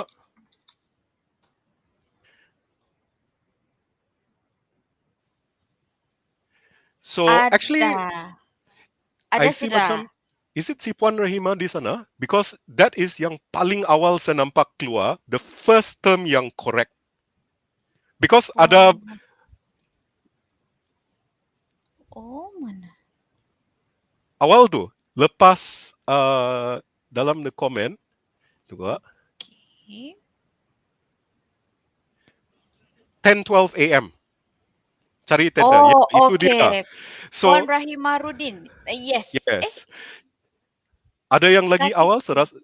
Yeah, that is the earliest. So, it is betul. Static gen adalah nama singkatan bagi jawapan sepenuhnya, which is static website generator. Tidak boleh cakap static website saja. Static website tu adalah yang dijanakan oleh Gatsby. But Gatsby is a static website generator. So, that's why I cannot just jawab static web. Tapi static gen adalah nama singkatan bagi static website generator. And memang terkeluar tadi lah dalam slide. So, just to let you know. Okay, so kita punya winner for the second question is Miss Rahima Rudin. Alright. Syabas. Congratulations. Okay, next question. Okay, soalan ketiga dan terakhir. Saya pun terlupa apa soalan ni. So, next. Soalan ketiga, apakah itu dry? Ini free question. Apakah itu dry? Dalam bahasa Malaysia, dalam bahasa Inggeris pun boleh. Bukan kering, Okay, jawab. Ini mesti Google ni. Terus dorang Google ni. Ya. Apakah itu dry? Ada sudah. Mr. Wan Ahmad. Ini senang. Tapi you see, everybody sekarang sedang repeating sendiri di dalam chat. But it's true.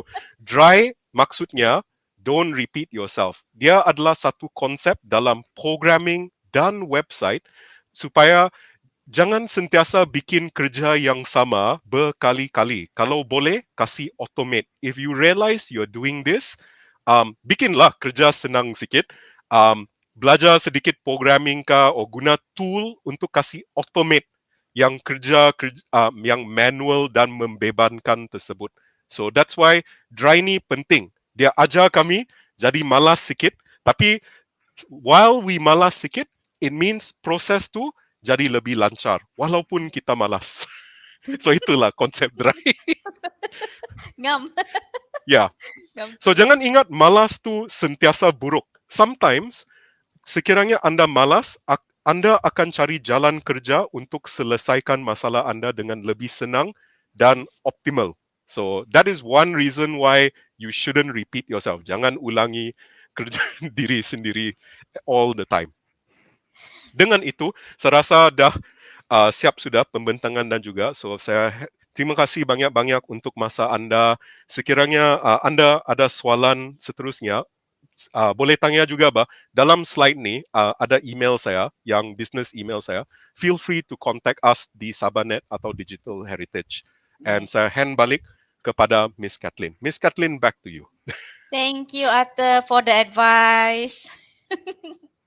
Okey, sangat bermanfaat sharing Mr. Atta tadi. Saya pun dapat banyak idea dan informasi yang baru-baru. Saya pun tidak tahu apa tu Dry, saya pun tidak tahu apa tu blockchain. Sekarang ni baru tahulah. Okey, sekarang ni kita, sebelum tu, semua pemenang-pemenang tadi, pop quiz tadi, jangan lupa email kamu punya nama di Facebook atau di YouTube, sebab kadang-kadang kamu guna nama yang orang bilang cute-cute bah, jadi saya tidak kenal. Nama di Facebook, di YouTube, full name, kamu punya alamat dan juga kamu punya handphone number di kathleen@sabah-net.com.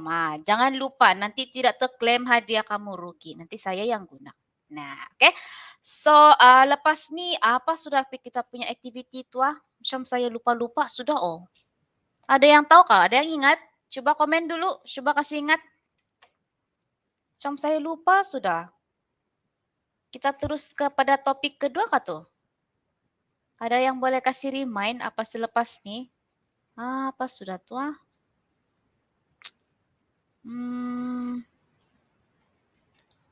Ada yang ingat? Lucky draw. Oi. Betulkah tidak ni? Coba saya tanya dulu. Betulkah lucky draw? Oh, betul Rangwi. Kamu punya memori paling hebat. Okey. Kita kasih mula lucky draw kita. Jadi macam biasa mungkin ada yang baru ikut kita ni hari kedua sebab mungkin kemarin dia busy kan. Begitu jadi saya kasih ulang baliklah dia punya instruction. Begini cara memenang esei. Kami akan bagi peserta dan penonton 2 minit untuk type lucky draw, hashtag lucky draw 5. Hashtag lucky draw 5. Tapi jangan dulu type, jangan dulu kamu gatal tangan pergi type. Kita kasih keluar dulu itu display timer baru boleh start typing. Mula dulu mengira itu timer baru boleh type. Jangan mau main buyuk. Nanti tidak kena berkat Tuhan orang bilang. Okey? Jadi lepas tamat masa tu baru kita akan buat random lucky pick lah. Jadi jangan lambat, masa 2 minit saja tu mau type. Tapi jangan juga balik-balik spam. Nanti tu sistem merajuk, tidak mau pilih nama kamu. Alright? So, mari kita start itu timer. Kita start 1, 2, 3. Ada yang main buyuk nih, sudah type. Pergi type balik. Hashtag lucky draw 5. Kalau boleh, kamu mesti tajam mata tengok di display banner di bawah tu. Macam mana dia tulis.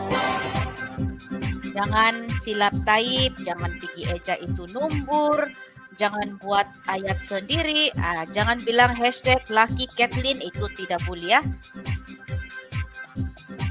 Macam mana dia komen di display banner tu, ikut saja. Okey, ikut saja itu display banner punya Ayat. Saya sudah bagi tips nih. Bagus sudah saya nih bagi tips. Oke, ikut saja tuh banner. Come on. Oke, 1 menit lagi. Type kamu orang, type kamu orang. Laju, laju, laju. Oke, hashtag lucky draw 5 atau hashtag lucky draw 5. Hashtag lucky draw 5. Ay, si Jahit nih bukan sudah menang kah kemarin nih? Ah, ini nih saya nih, buyuk nih nama dia nih. Ada lain nih, karena disqualify nih. Yang sudah menang kemarin bagilah bacaan sama yang lain. Si Jahit sudah menang kemarin. Si Miss Scholastica pun sudah menang kemarin. Si Mr. Archilo pun sudah menang kemarin. Nah, kalau saya nampak lagi nama kamu, awas ah. Mana sudah turutan tuh? Oke. Hashtag lucky draw 5. Bah 10 saat lagi. 9, 8, 7, 6, 5, 4, 3, 2. Habis. Habis masa. Alalalah. Bah siapa yang lambat tuh? Tidak apa. Next time lah pula. Next session kita ada lagi. Nah, ada yang lambat. Make sure kamu kasih refresh itu YouTube atau Facebook supaya kamu tengok ini webinar real time. Nanti ada yang tengok masa yang awal-awal kan. Aduh, ada juga comment time lunch time kemarin. Padahal kita sudah start lama sudah mulai. Ay, kesian juga saya nampak. Oke. Jadi sekarang nih kita kasih combine lah pula. Compile itu nama-nama kamu untuk random lucky pick. Keluar sudah di screen. Jadi kita tekan dulu start 1, 2, 3. Nah, sembayang kamu, sembayang. Siapa kanan nih, sembayang. Oke. Mau mula-mula palan sudah dia. Nah. Wow. Oke, kita ada pemenang lucky draw yang pertama untuk hari ini, which is Miss Dayang Intan Syahera Haris. Wih, panjang nama dan sangat cantik nama dia. Wow. Miss Dayang, are you still here? Coba komen-komen dulu. I'm here bilang. Pernah menang. Miss Dayang Intan belum menang. Jangan juga kamu begitu. Miss Dayang, are you here? Coba hello dulu. Nah, Bugiwan. Belum lagi start. Miss Dayang? Sini. Oh. Saya boleh imagine dia angkat tangan kalau kita di Dewan Open Space, dia angkat tangan. Oh, sini. Begitu. Oke. Miss Dayang, congratulations sebab telah memenangi cash voucher bernilai RM150 dari 99 Speed Mart. Wih, banyak tuh, boleh beli banyak barang. Es krim pun boleh sapu habis. Oke. So, sekarang nih kita apa sudah tuh? Oh, yang ini saya tidak lupa lah sebab ada siok sikit. Oke. Jadi selepas ini kita ada surprise gift. Nah, oke. Jadi kan tadi saya nampak banyak juga yang komen, tapi macam kurang sikit lah dari yang kemarin. Mungkin dorang belum bangun. Coba kasih bangun dulu kawan-kawan kamu, kawan rekan sekerja kamu. Bangun bilang, kamu tidak mau menang hadiah kah? Bilang, oke. Jadi tadi dalam screen kita semasa Mr. Arthur sedang buat sharing, ada tuh display banner di bawah yang bertulis, apa dia tulis? If you see me, apa dia ni? If you see me comment, I am 100% focus. Betulkah tidak itu lain cerita lah kan. Yang penting kamu terus nampak, terus dia type. Wih, laju betul. Oke, jadi kita tengok dulu siapa yang first jadi komentar masa tu. Alright. Oke, jadi winner untuk surprise gift kita is Mr. D. Lozan. Mr. Banikan atau Miss? Coba kasih tahu dulu Mr. or Miss D. Lozan. Apa ini? Mr. atau Miss? Atau Apa? Nah, kena bugi lah ni kalau begini. Mister, oh. Oh, ada masih. Okey, Mr. Dilozan, tahniah kerana telah memenangi cash voucher Pizza Hut bernilai RM30. Jadi ada sudah kawan kan mau pergi makan di Pizza Hut? Cari-cari kawan lah. Kan? Kalau tiada kawan, saya rasa kami di sini pun macam free juga nih. Tidaklah bah. Sudahlah busy kan? Kasihan juga kami ini tidak dapat keluar. Okey. Sekarang ni kita teruskan dengan topik kita yang kedua. Kan? Topik kita yang kedua untuk hari ini. Dan topik tersebut adalah pasal open data ataupun dashboard. Jadi speaker kita ni kena import. Tak apa.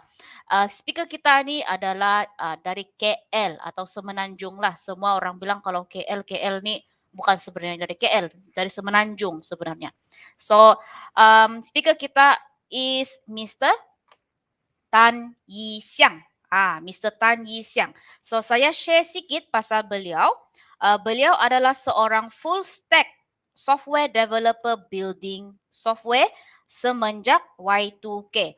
Sekarang ini beliau bekerja sebagai tech lead dalam Magic ataupun Malaysian Global Innovation and Creativity Center. Jadi Magic tu bukan Magic yang tiba-tiba keluar burung merpati tu Okay, so di Magic beliau bertanggungjawab untuk memimpin team building software untuk national level programs dan untuk memacu agensi kerajaan menjadi lebih data-driven organization. Di samping itu mentransformasikan juga negara kita ni untuk ke arah entrepreneurial nation.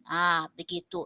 Jadi beliau juga adalah salah satu startup community player yang contribute sebagai mentor, judge, advisor dan juga educator. So, without further ado, I will pass this floor to Mr. Tan. Okay, terima kasih Catherine. You already done a good introduction about me. So I would like to start with minta izin lah, so I can sampaikan sesi ni dalam bahasa Inggeris. Bukan sebab bahasa Inggeris saya lebih terror. Saya lebih biasa cakap dengan komputer ya, dengan bahasa programming language macam PHP, JavaScript. So long time didn't speak to real human also because of MCO at home. So minta maaf if the sesi is not perfect, right? Yeah. So let's start. My topic today. I'd like to always ask first. How many of you here are programmers? If you're programmers, can you type in the chat hashtag Hello World, so I can count like how many percentage of my participants actually know how to code. Yeah, just for my own personal curiosity. Yeah. Okay. Okay, so while I'm setting out my screen,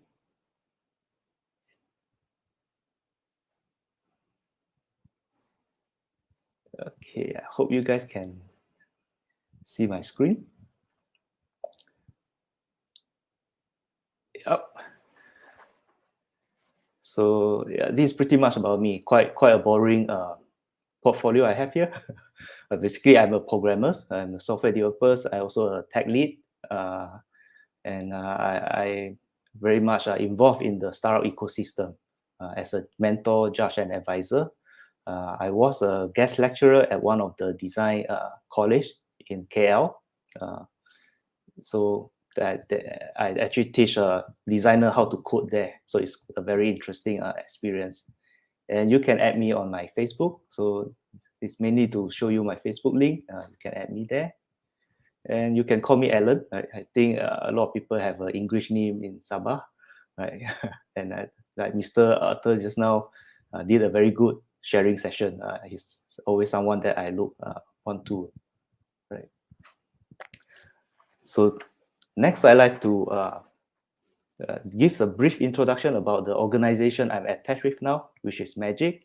So if you have been to KL, Semenanjung, so you will drop by the airport kan, airport to KL, KLIA. So just about 15-minute drive from airport, you pass by the Cyberjaya, which is next to the Putrajaya. And Cyberjaya is where our Magic HQ located lah, right now. So our mission is actually to create a vibrant and sustainable startup and social enterprise ecosystem, right? So we want to build more impact-driven innovation that's more inclusive lah. So that's the word sounds very glamour, right? But actually what we do is very simple, right? We want to create more startups, we want to create more social enterprise, and we like to see them to be successful. Yeah. So Magic is a government agency. Right now, we are under MOSTI, Ministry of Science and Technology and Innovations. And as you can see on the right-hand side is our auditorium. So we have a campus here in Cyberjaya, where we actually have this building where there's auditorium, there's co-working space to run our programs.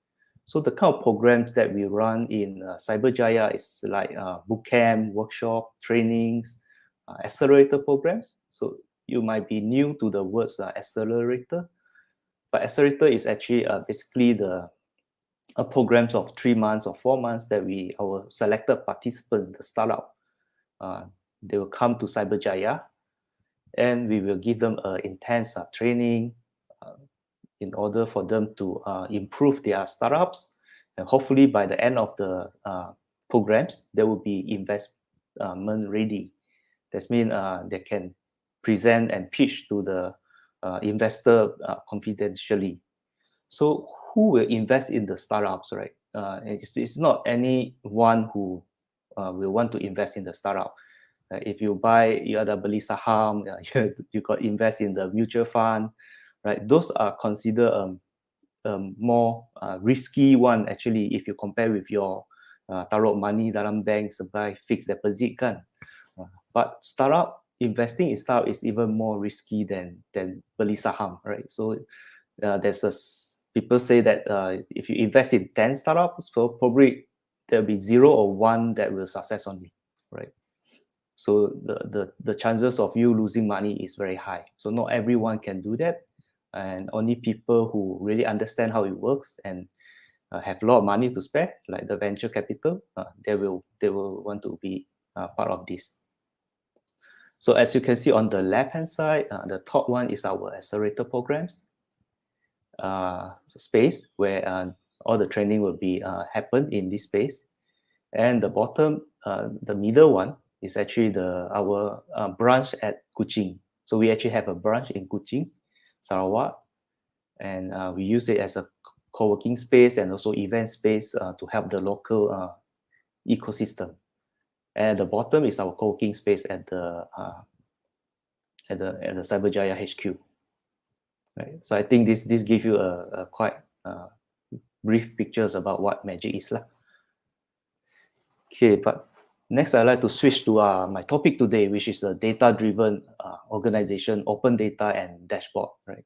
So all these words sounds very buzzword, right? Like in computer, we like to create all these buzzword in this industry. Like you heard about cloud computing, right? And if you first heard about it, like me, you would think that cloud computing is the computer on the sky, right?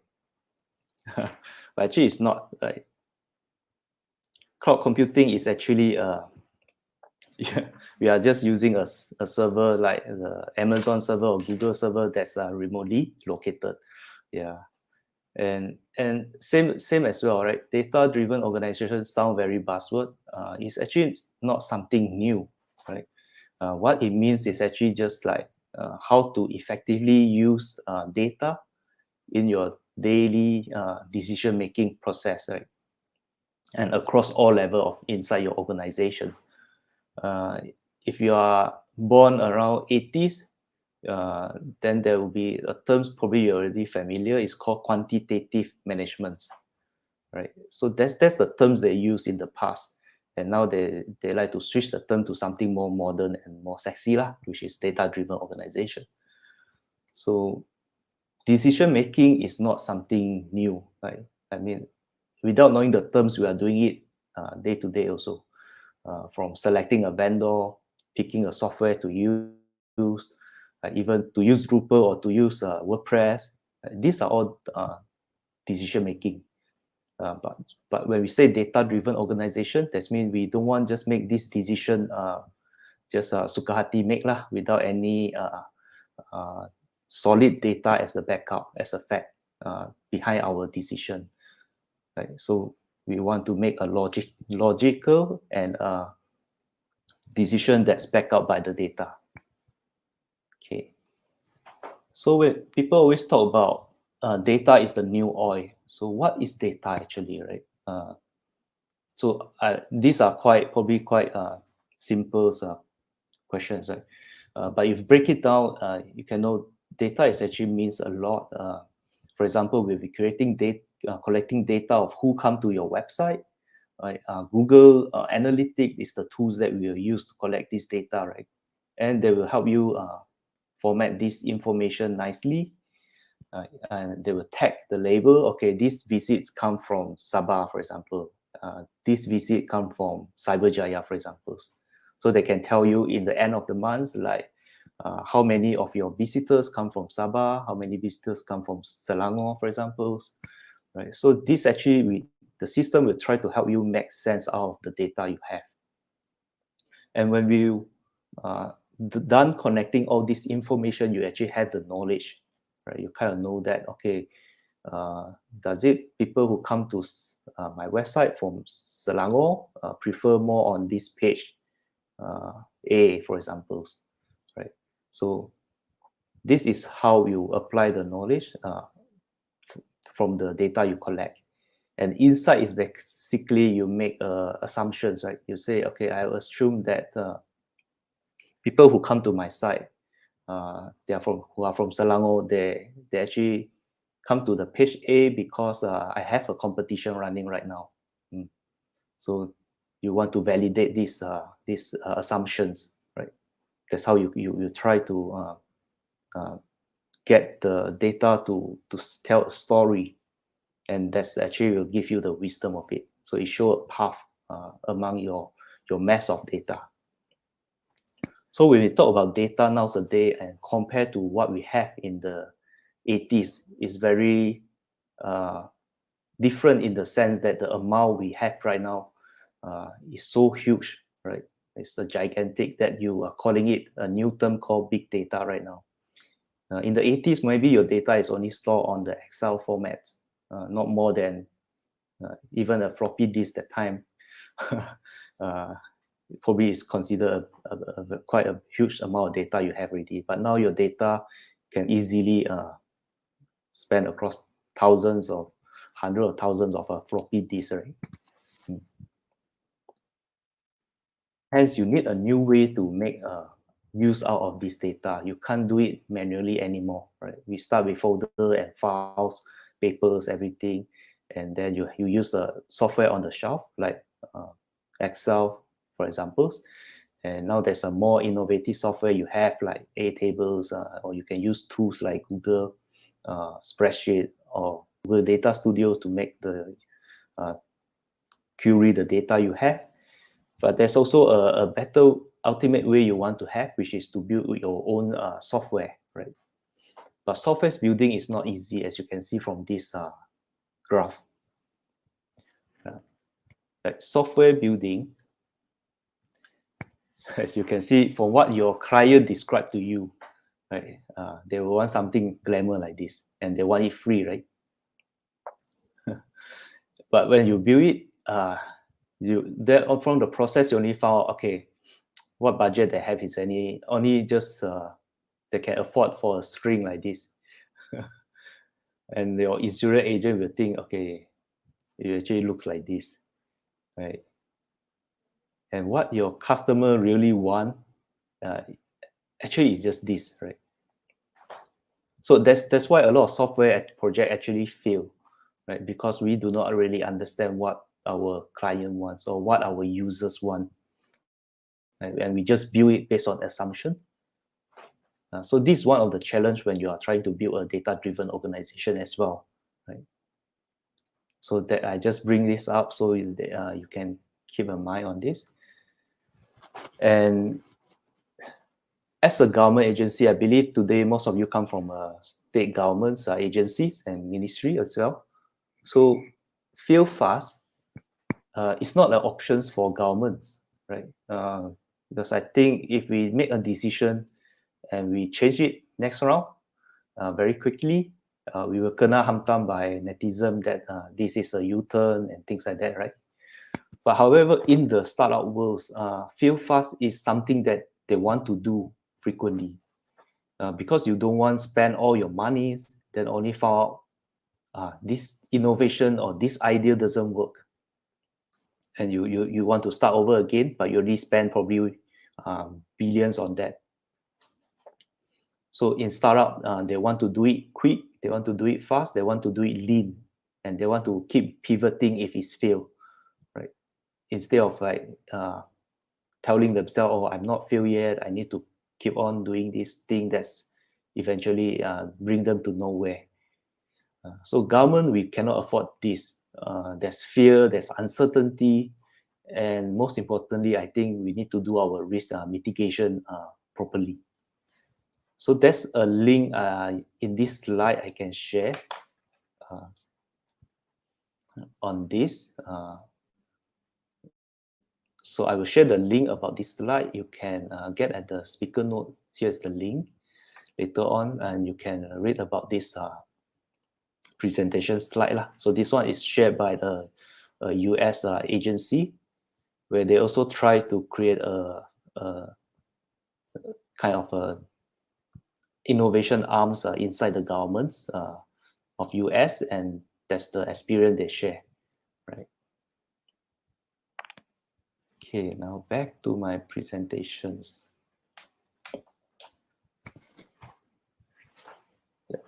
So why governments are afraid of failing? That one we already know that, but why we want to learn from the startup so that governments can also adapt quickly to the changes out there, because the world today is very different already compared to 10 years ago or 20 years ago, right?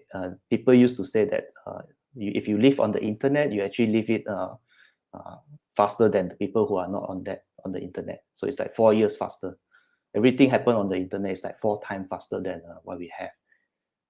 And you can imagine the generation gaps we have between our fathers, our parents' generations, and our kids' generations, right? Our fathers actually they will absorb informations from televisions, which is information that given to them, programmed to them. They just the choices they can make is just switching between the TV1, TV2, TV3 lah. In my era, right? After that, you have Astro, you have more channels. But now my kids actually watching on the content videos on the YouTube, right? It's not just a few channels. Right? He can go to, I don't know, like billion or million of video clip he can access to. So the kind of concept that people want out of the media, people want out of their expectation to the government is very different as well. So we need to be able to match the expectation. We need to evolve also to stay ahead of the competition also, right? So we will become relevant to the time. Okay. So next, I'm going to share you my experience in Magic, where we built our own system, which is called Magic Central. Then I will also share with you our dashboard. And last, I'll share with you the tips that we learned from our journey of building this system to empower our visions to be a data-driven organization. So Magic always want to be a data-driven organization from day one. Right? For that, we know we want to solve some of the problems here in the ecosystem. Startup, you know, is very dynamic. They are not like your standard company where they register with the SSM, they update their account or annual report to SSM every year. So the government actually have the information about those established company, but we don't have this information on the startups. So we try to solve this problem using centrals and the data-driven approach. We built this software after we like shop around. We have actually screened through a few possible potentials choices of on-the-shelf products, but eventually we decided to build it in-house. So I would like to share with you why we make the decisions. Okay, so Magic use a lot of use a lot of Google's Drive. Yeah, I think a lot of governments agency we all use ministry. We all use Microsoft products. There's your Excel file is in your computer, right? And when your boss needed, then you rename it like Excel file version 1. So after some changes, after the meeting, you change it to Excel files number 2, for example, version 2, right? So that's actually how most of the government's agency is still operating. But Magic, we already use Google's data and Google's Drive. All our files is actually stored on the cloud. And to share the information, we just have to give you the link, right, and give you the permission by your emails. But that also create a problem for us where it's information silo. Right? Information silo, for example, when people have left the organizations, their files is remain on the cloud. And if it's not indexed properly, the next guy who take over his job will have no clue on where to find these informations. And there's so many information there in the everyone drive, right? There's about 100 of us in these organizations, and we want to solve these issues. So information silo also is not unique to Magic. It's happened not just to government, but also in private corporate, right? And if you get to solve this, you actually get the benefit of where you can exchange this information seamlessly, right? And when all this information is integrated, you can actually do a lot of interesting out of that. I'm going to share it later on as well. The next one we have challenge is on the management challenge lah. So I believe this one you guys also experience a lot. Like you have all of us have a KPI to meet, right? But on our KPI, there's only numbers that we report. For example, to Magic is all our parliament sometimes will ask how many startup you created, how many startup is in Sabah, for example. Right?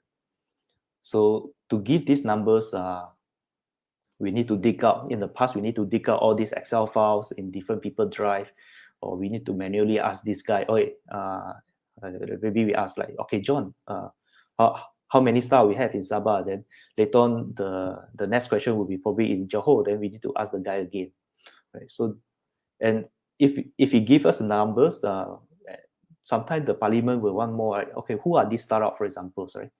And we need to go back to John again and ask him for the list, right? So we want to automate all these things to make it more efficient, and we want it not just a numbers we display in our KPI dashboard. We want it to be able to click into the numbers and we can see the list behind. So what are the supporting data for these numbers? Okay, the next problem we try to solve is bad user experience. And we actually learned it the hard way. Right? In the past, we outsourced a lot of our project to different vendors. So we have a program A, for example, this is a workshop, for example, and workshop need a system. Then we will build a system for the workshop. There's a login system there. There's a registration system. Everything works fine until you have another program. Program B, for example, is a boot camp. Then you want to build another system for boot camp, right? Eventually, if you have 10 or 100 of programs, then you have 10 or 100 of system. Up to a point that you will not be able to manage all of them because they are all run by your vendor, right? If the vendor don't get any renewal contract in the next year, the system is going to be deprecated, and the data you might not be able to migrate it back into your core system. And from the user side of points of view, it's a very bad user experience for them also. That means they have to create multiple user account in your different system. And sometimes different system have a different design, different language. So you want to, for your user, is like for every programs that they join, it's like they have to register again, and they need to get used to your system again. So we don't want that happen. We want to have a uniform kind of user experience for them. Okay, the next point is actually the integration nightmare. So this is related to the point 3 of problems. System built by different vendor, they follow their own different data standard. Right? They also use a different stack of technology. Like for example, Author might build it using Drupal, for example, and someone else might build it using WordPress. Right? And when all these systems come back to Magic, we have a problem to get this system talk to each other. And we can't hire different programmers. Like we can't hire programmers who do PHP, and we can't get another one who do Ruby on Rails. And and the cost is actually very, very big if we try to hire different programmers to manage different stack of technology that built by vendor. And the last one we like to solve, this is challenging, but we still like to solve, is that everyone in the ecosystem seems to have their own resource directory. Right? Everyone will have their own system.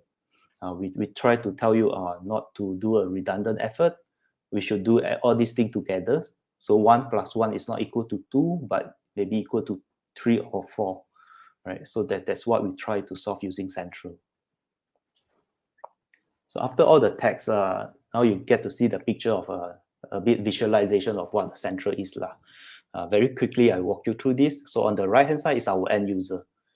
Central is a user-centric system. So we design based on our user point of view, not from the magician point of view. We want it to be user-friendly, so they will use it often. Then they will, by using it often, that means they will pass their data that we can actually collect in a less effort. So these users will be the aspiring entrepreneur. That can be someone from an established company, someone from the university student, or a foreign entrepreneur, or it can be the Sabah net, or it can be CNIC, for example, right?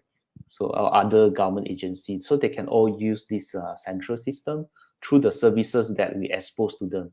So you can think of services as a plugin or as a module inside this system. Like for example, right now we have this list of services, idea bank where they can post their idea, community where they can actually search for who are the startup inside Magic, events and forms where they can use it to register for our events, mentorship programs. This is services we partner with CNIC as well, and also social enterprise accreditations. So I'm going to show you the different screen of it later on. Don't worry, but I'm not going to show you all. Yeah, but these services will not just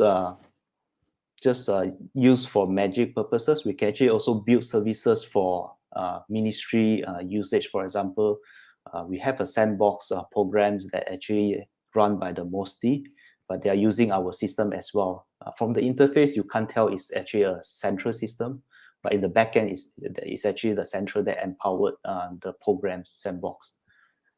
Then behind the services, we have the backend, where this backend is actually used by the magicians or admin who have access right to the data or information we collected.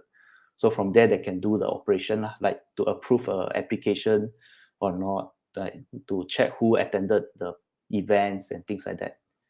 So the green box actually shows the scope of the software. And outside that, we have our corporate KPI. So this corporate KPI will connect directly to the central database.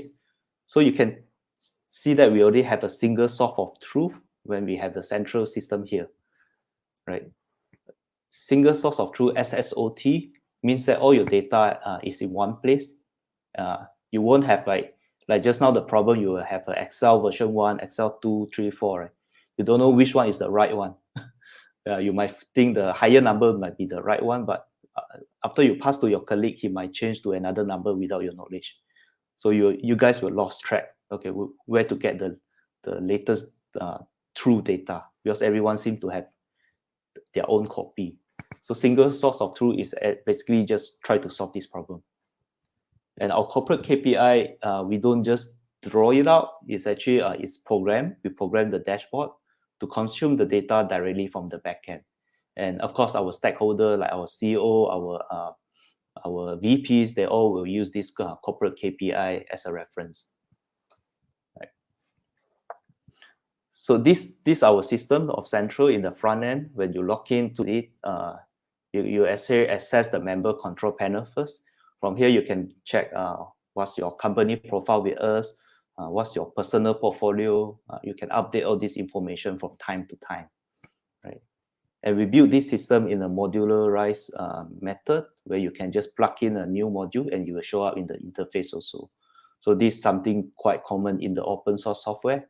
But I think that's what Malaysia's government is lack of. We always procure project by programs budget, for example, right? And we actually did quite some waste there actually. In the case, we keep rebuilding the same functions over and over again in different systems. Like I said just now, you have lock-in in all the system just to store user details, but you keep doing that in different systems. That means you are not optimize your costing. So in central case of the user just have to log in once and they can access all the different programs functions through the services. And because we are tracking startup, so startup is one of the concern we have, right? Like at what stages they are right now, how they are doing. Because the startup, sometimes they can be quite busy, right? They don't update us until we ask them, right? So the system will allow them to log in anytime they want, and they can update their detail to us through the same system. And we're tracking data like, okay, are they still in the same industry, what they claims, where they are they still in Sabah, for example, or they have moved to Semenanjung already? Who are the entrepreneurs, who are the founders? Have they changed their teams, members? Funding, revenue status, are they still dead or alive? Like I said just now, startup have a high chance to go bankrupt or they shut down. So that's as a government, we want to know, okay, we have put in this amount of money. Did this amount of money actually achieve our goal, which to create 100 startups, for example, right? Yeah. So there's actually a lot of things that we are tracking here, but this is the backend. That's how you can see the startup information in one view. And we can also apply the same to the founder, the individual, right? So we can see their profiles, we can see their journey here. We can know what programs they have joined in the past, and we can know are they stuck or not. Like if you look at this reporting, probably we found that they keep joining the early stage programs. That means they're already stuck there. They may not be able to proceed to the next level. So we can design some program to help them once we have this data after analyzing that. Okay, that's also another core function we have is the event. So event is an intervention basically. So we support some of the system out there like Eventbrite. We integrate with their system. So whoever who want to join Magic Event have to go through the Eventbrite to register the program there, and all the information will automatically pass back to our central, and the system will handle the post-event survey. We'll send them survey automatically through email, ask them, oh, are you happy with the events? How many points you'll give to the events, for example, right? And we can also sync our partners' events. For example, if MDEC have run the events and they are our partners, right? We can get the same information from them automatically through the API we build without asking them manually every time. Yeah. So in that sense, we can achieve a shared data within the ecosystem.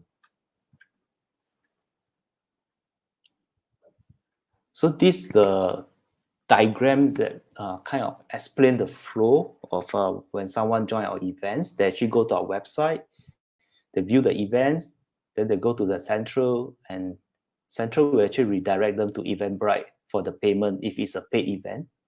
If it's a free one, they just have to register. So on the event day itself, they will come. That's the good old day where we can just attend the event physically lah. So our program owner will take their attendance, and this data will be synced to the central, right? And after that, we send the survey, and this straight away, when data is captured in central, it's already directly reflect in our dashboard. So we can say Magic have organized 10 events in last month, and we have about 100 participants from all these events. And if you click inside the numbers, you can see who actually attended what events. So that's the kind of things that we have achieved in Magic lah. Talent bank. So this is just another features we have. I think you can read through it yourself. Not going to cover it much. It's just a LinkedIn like kind of features we have to allow our talent that we train in workshop or training program to list their profile here, so they can find a job where we can match them with the startups after that. And resource directory, this to answer the question we always get, like people will come to us, where can I get funding? Where can I find these programs that help me grow my startups? Yeah. So this is a crowdsourced database, and anyone can submit this information. Of course, you require the admin approvals, and after approved, it will be listed here for everyone to share. Yeah. And network is actually I took this one from the Sabah ecosystem, so we know that which of the Sabah startup have joined our Magic programs. Right? When Vivi asked me, for example, how many startups Sabah have right now, then I can just point her to this website. So this is a public one. You can access from this URL, and here you can look at all the startups, ecosystem builder, social enterprise that Magic have trained, and they register their HQ in startup with us in Sabah with us, right? And you click into that, it will bring you to the detailed information. So these are the public information we can disclose. Of course, the one in the back end, we know more about them, but we cannot disclose all of them. Right? For example, now we know, okay, this startup, Bio Harvest, has joined Satya programs in 2020, and it's also a social enterprise that registered with Magic. So we can know, okay, what industry they are in, which is agriculture, and who are the founders. Right. So in this case, we are sharing our data with the public, not fully, but in a controlled and limited way. Yeah. Okay, so I think we also learned that open data doesn't mean you want to open everything you have, right? It's not realistic to think like that. As a government, there's always some of the data we cannot share back with the public. Like for example, the pandemic is a very good example, right? MOH can share you the statistic data, like how many people have vaccinated, but they can't tell you individually who vaccinated, right? Because those related to user data privacy already, which is another big topic here. So next, I'd like to show you our dashboard. So this is a central dashboard. As I say, it's connect live with the SSOT. It provides overview of the entire system. Right. And it gives you an overview of how many users is using it, and how many company we have captured, for example, and things like that. So everything, all this number you can see in the overview through this dashboard. Okay. So next, this is the next screen inside our dashboard, which is we can actually know that our member interest is in which industry. So as you can see from this diagram, the tables, most interested in the education industry, then next will be ICT, and the third one will be the e-commerce. Yeah, so medical, agriculture, food, F&B is in the top 10 also, as expected, right? So how we get this data? We don't ask them manually. As I say, we build the function into the central. So when they sign up as our members in the central system, we directly have pop up this thing to them. We ask them to fill out this form so they can key in their interested industry lah. So from here, we collect data and analyze. The good thing about doing this is that you don't need to clean up the data. Imagine if you pass them a form, they might fill in the name differently. Agriculture, some might fill in agri, some might fill in plantations, right? So most of the time in dealing with data is not coming up the report. I think Arthur covered this also, very good presentation he have, right? So about 20% of your time probably spending on the dashboard, but 80% of your time is actually to clean up the data. And there's many ways you can do it. The cheapest and the most straightforward way, of course, is to hire interns lah. So that's what we have been doing also in the past. And the more modern way, more Changi method is actually to use AI to help you clean up the data. Yeah. So this is our corporate KPI, as you can see. Just to give you a sense of it, so you can actually click into the items, the numbers, for example, 585 million value creation is what we want to achieve, right, from our alumni. After you click inside, then you can see all the atomic data that support these numbers. So when people ask you further questions about the numbers, you can answer it easily from this dashboard. All right. Okay, next will be the public dashboard. So we want to educate the public, right? So these are all done before the pandemic. I think pandemic actually helped us accelerate this a lot.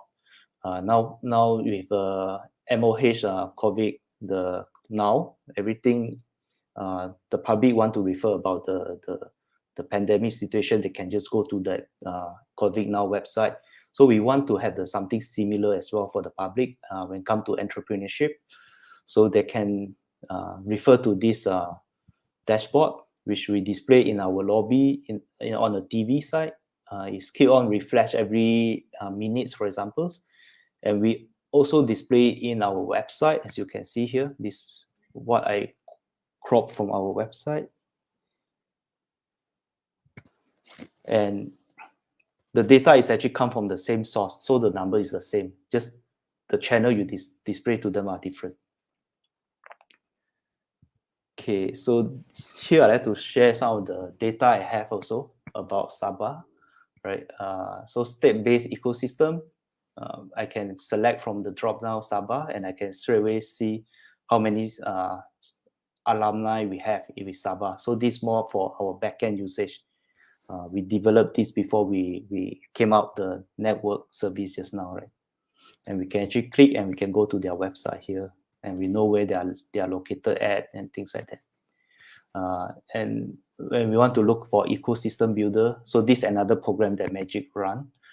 We kind of like help to train more Sabahan to be the ecosystem builder, so they can help to carry out those local outreach programs more effectively.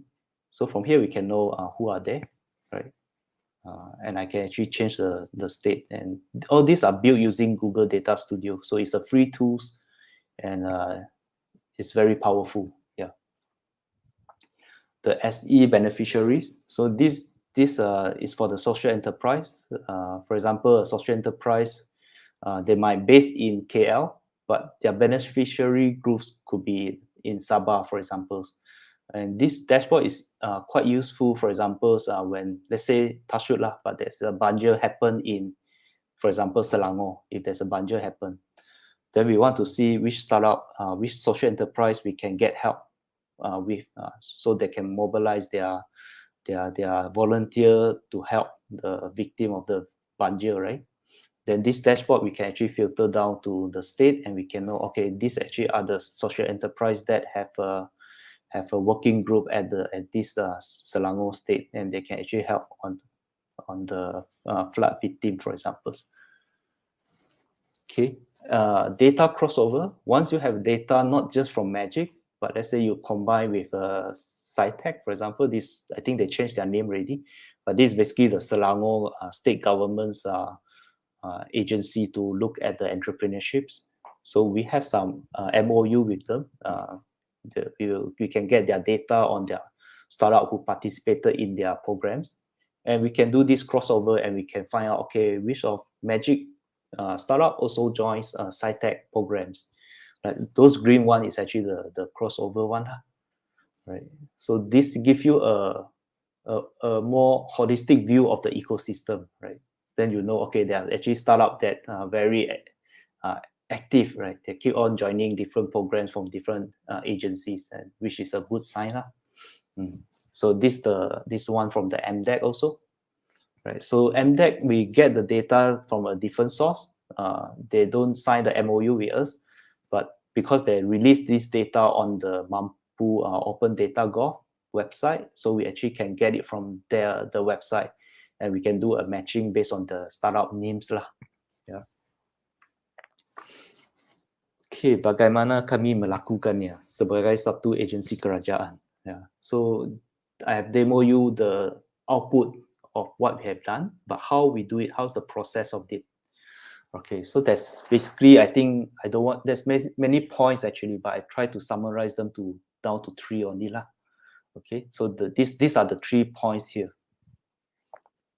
Okay, first you want to ensure the data quality through SOP and workflow. What I mean this is basically you need the buy-in from the top management to enforce the single source of truth. So in Magic, our CEO actually said to all the teams that any data you send to me through the Excel is not counted.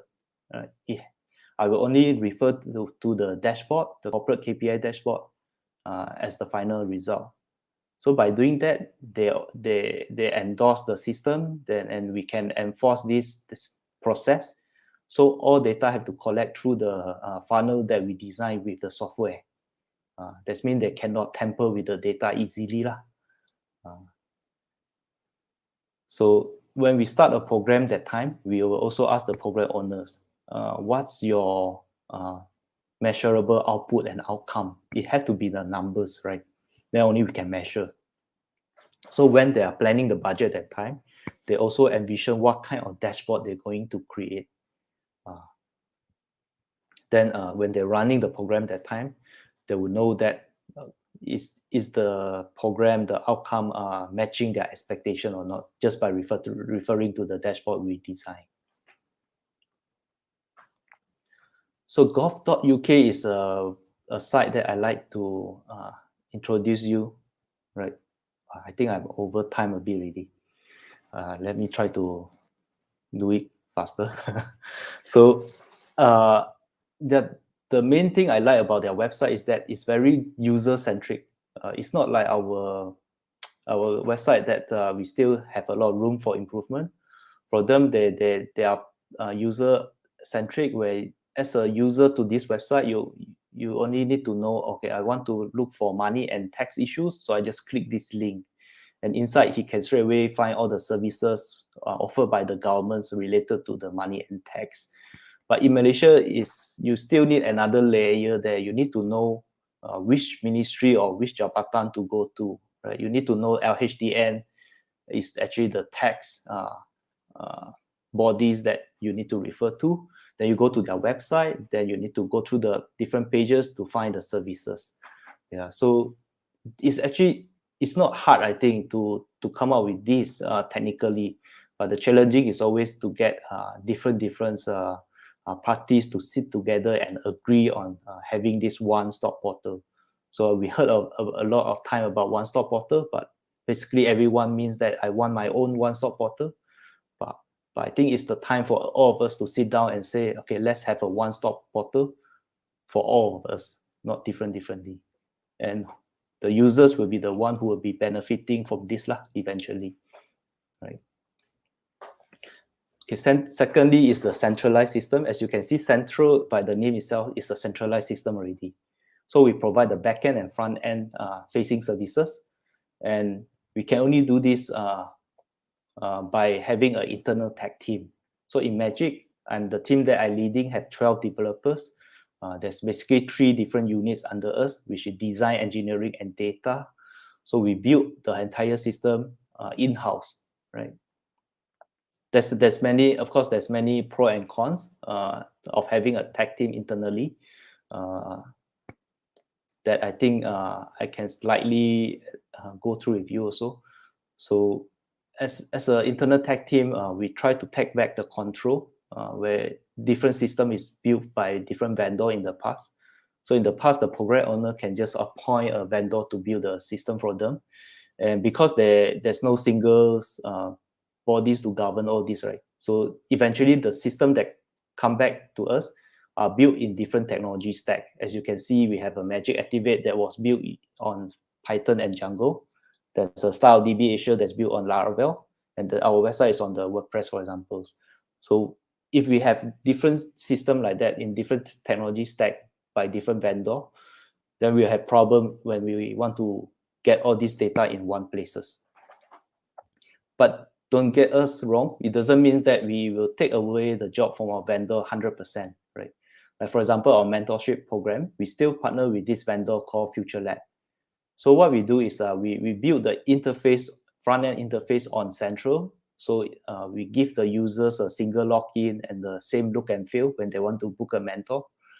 But when the backend is actually powered by the Future Lab software behind the scene. So we use API and all this to communicate between the different systems, right? So this is actually better way for our vendor because they can just focus on their software. Like Future Lab, they just want to focus on building a good mentorship system. So they don't have to rebuild everything for us, right? They don't need to rebuild the login system, everything. And they just have to focus on what they are good at. In this way, we can enable our vendor to be more specialist, right, to what they are good at.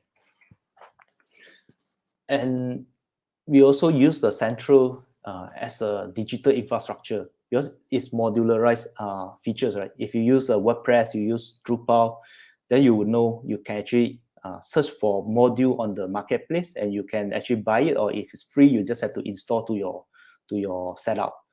So Centrals function the same way as well. As you can see, this is our sandbox website. The design and looks and feel doesn't look exactly like the Central website you can see here. Yeah. So the look and feel are totally different. But actually behind the skin is the same system we use. So this allows us to support any ad hoc project given to us very quickly. Like within, we build this within 1.5 months, right? If we need to build everything from ground up, we will not be able to do so. This is the architecture diagram behind the Central. So we build it on top of the Yi framework. It's an open source PHP framework. And on top of that, we have our Open Hub core, which is our open source code also. And it supports different modules. So NTS Sandbox is just another module in our system. You can refer to this one later on, or you can text me if you're interested more on these architecture things. Okay, the last point would be the API strategy, right? You will want your system to be able to communicate with other people's system. So the only way to do it effectively is through building an API gateway. Then you will be asking, okay, what kind of data I want to share, right? These are very important questions as a government agency. And my advice to you, my tips would be to start with the low-hanging fruit, which is from the existing public data on the website. Like for example, for Magic, we started with the news and events data we have. So we list out on this date, got what events, and what's the location of it, and that's the kind of data we open up first. So this kind of help us to redefine the risk. Right? We are not afraid of accidentally sharing something that we should not share with the public, because all this info already on our website.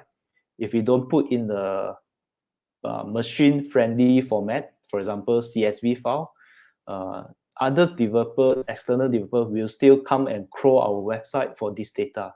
So might as well we put it in the format that they can just download and use it straight away, right? So this my first tips for you. And for us, we participate in the Mampu program, which is Data Gov My. I think this is nothing new also. You might already know this project from them. We create a snapshot of our data yearly, and we publish on this portal just to show our support to their initiative. And we also set up our own developer portals where there's API gateway available. And you can actually sign up as an external developer to get an API key, and you can start integrate with our system. But not every functions that we open to external developers lah. So of course. And then it's about sponsors and organized hackathon, right? So when you have all this data you open up, you want to encourage innovation. You want people to make use of your data. By organizing hackathon or sponsor a hackathon, you can actually get the students, you can get the people who are enthusiastic, their hobby is to help to use your data and build different of applications. So one of that effective way is when you come to API is you or open data is to show but don't tell. Like I think I'm telling you here about 50% and 50% more is about showing you what you have done. So that actually will inspire people, right? So show what's the outcome of it. Let people experience your application is better than you tell them, okay, you should use this API, you should do this, you should do that. Yeah. So based on that, we actually develop a mobile app using Flutter and some of the Google services. So this is a wall we have. We put a sticker of a logo of our alumni startups, but most of our visitors will be brought to this wall, and our magician will actually tell them, oh, these are all our alumni. But if they want to know more about the startup, previously they don't have any straightforward way. But now using their own phone, they can just install this app that we developed, and they just have to hover over to the logo, scan it, and they can straight away get this information about the startup. And we don't do this thing hard-coded. That means the data actually come live from our central single source of truth database. That means the startup can update their description anytime on their own from our cPanels. Okay, so we also build these Gmail apps. So in our Gmail, our magicians, this for our internal usage, they can install this app. And after they install, they can actually search for all the alumni we have easily. So they can type car, for example, then all the car related stuff will show up. And they can actually then include this in the email contents, right? And send it to people. So this is just another examples of how we make use of our API and data. And last will be the Open Hub. So this one, you can check out the website. It's an open source initiative. We have built a lot in Central, and we like our source code to be able to help other agencies like us. So through these programs, you can actually contribute to the same source code we use for Central. And we already have the partners that you see on the right-hand side. These are all our collaborating partners. Okay.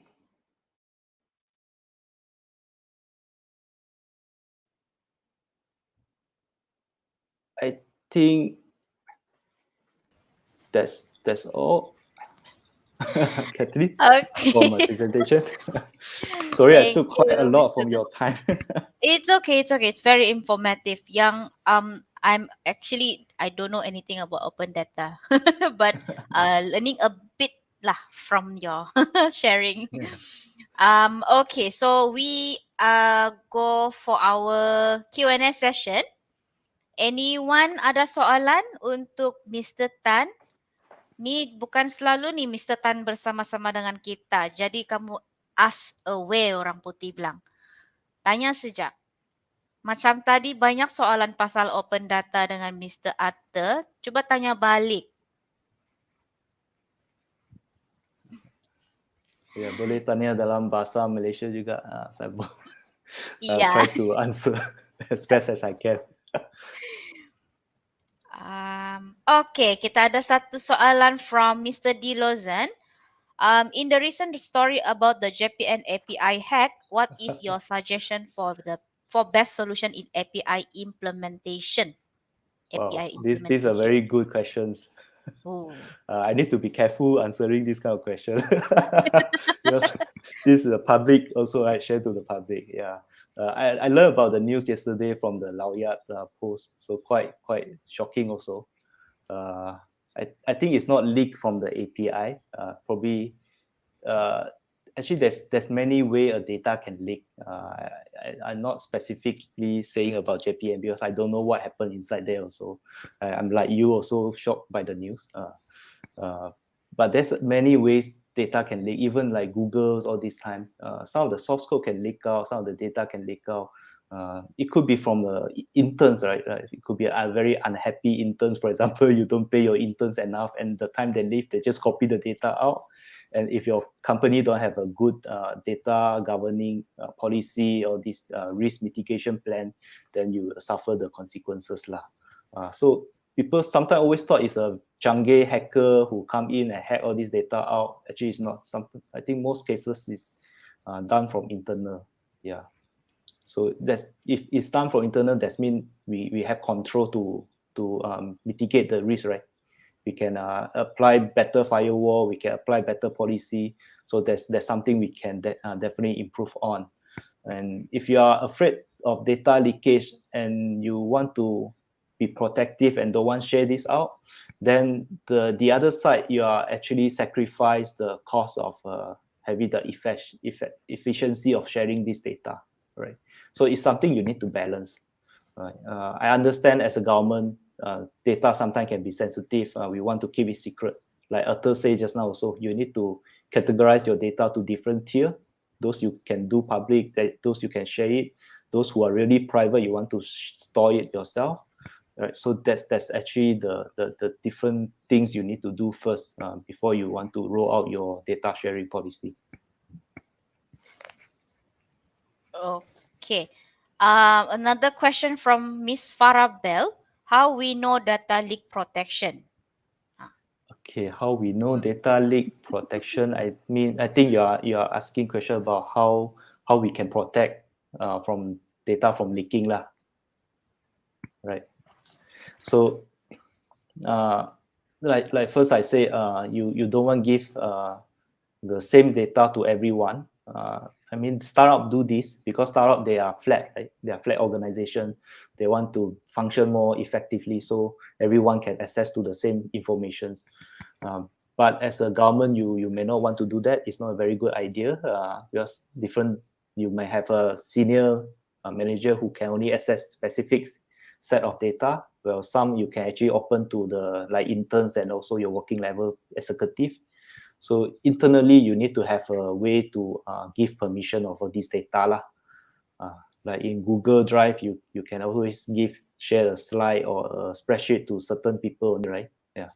So that's how you can protect your data leak.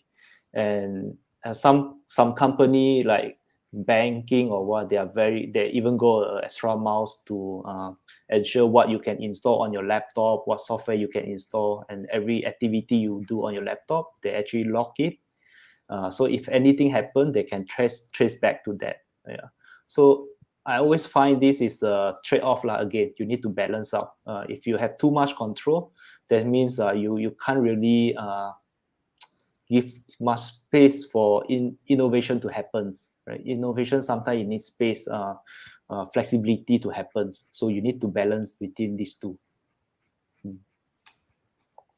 Okay. Alright. So, ada apa-apa soalan lagi? Tanya saja. Mr. Tan cuba menjawab soalan kamu. Okay. Dari Miss Farah Bell, should I change my password if it was in data leak? Yes, you definitely want to change your password. Like for me, I also like to use the same password on different websites. It's actually quite dangerous, right? Because some of the website, yeah, sometimes you tak tahu bagaimana mereka store you punya data dalam database dia kan. Some actually encrypt the data on your password first, then only store.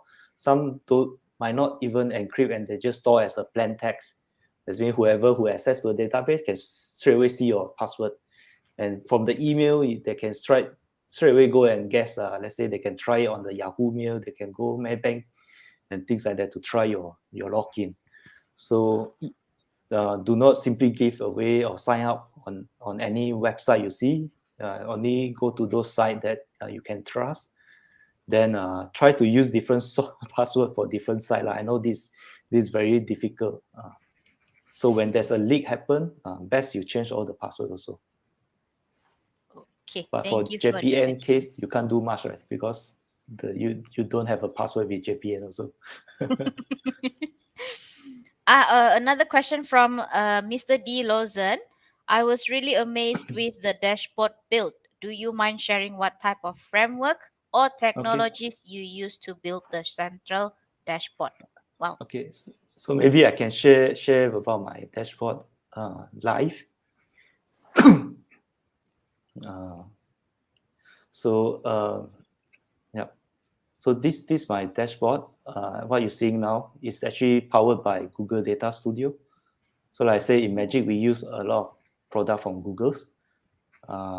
And this one, I can actually edit it straight away here. Take a bit time to load. Yeah, so these are the data source I can add on. And I can change what data I want to display here also. Right. So I have this is a collection of my dashboard. I have different pages for them also for different view.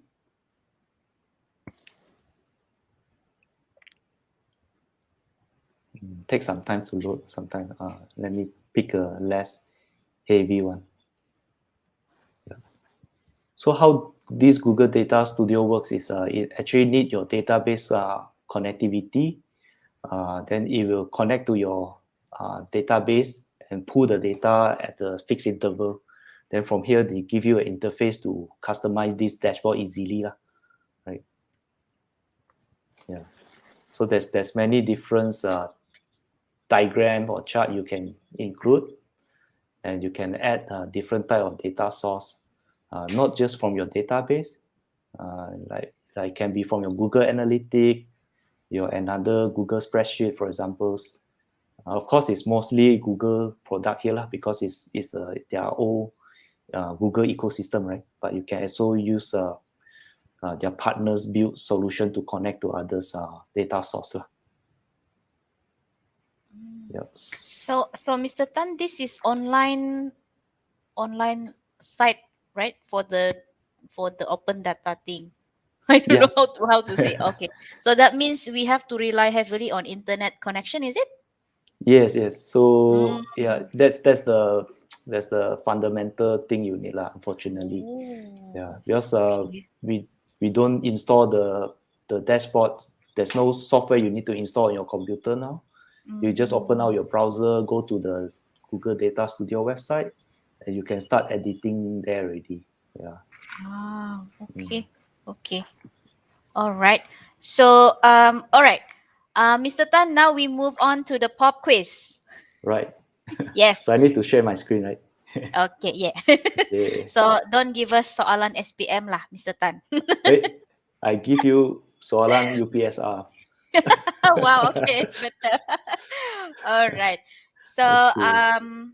we show the first question. Okay, let's see Yes. the slide. Ready kamu orang?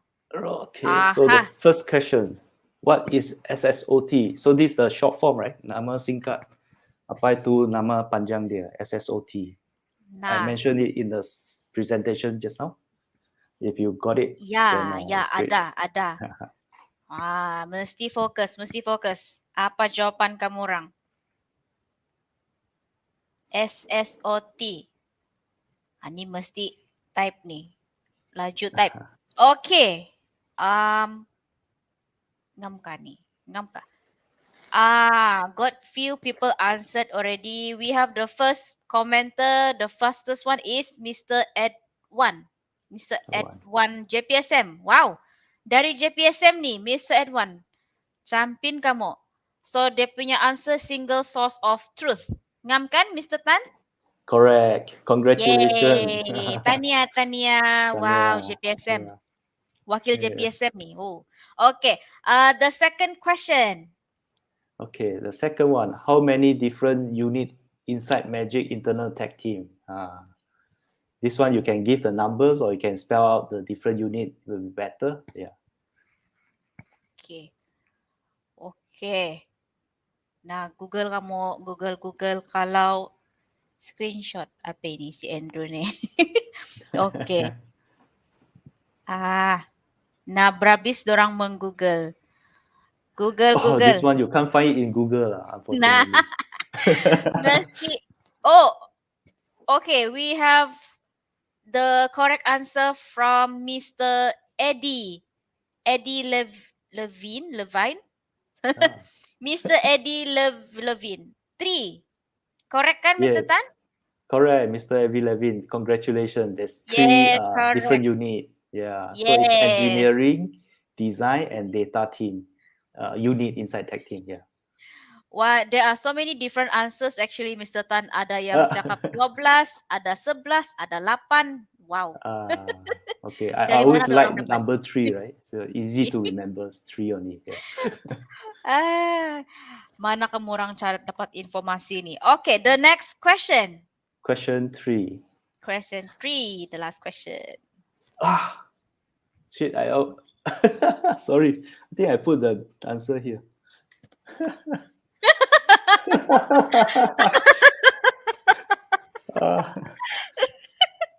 Tengok, Okay. Can I tengok kalau change my dorang question dapat. now?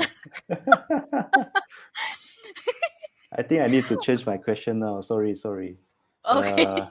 So I think just name another open API strategy lah.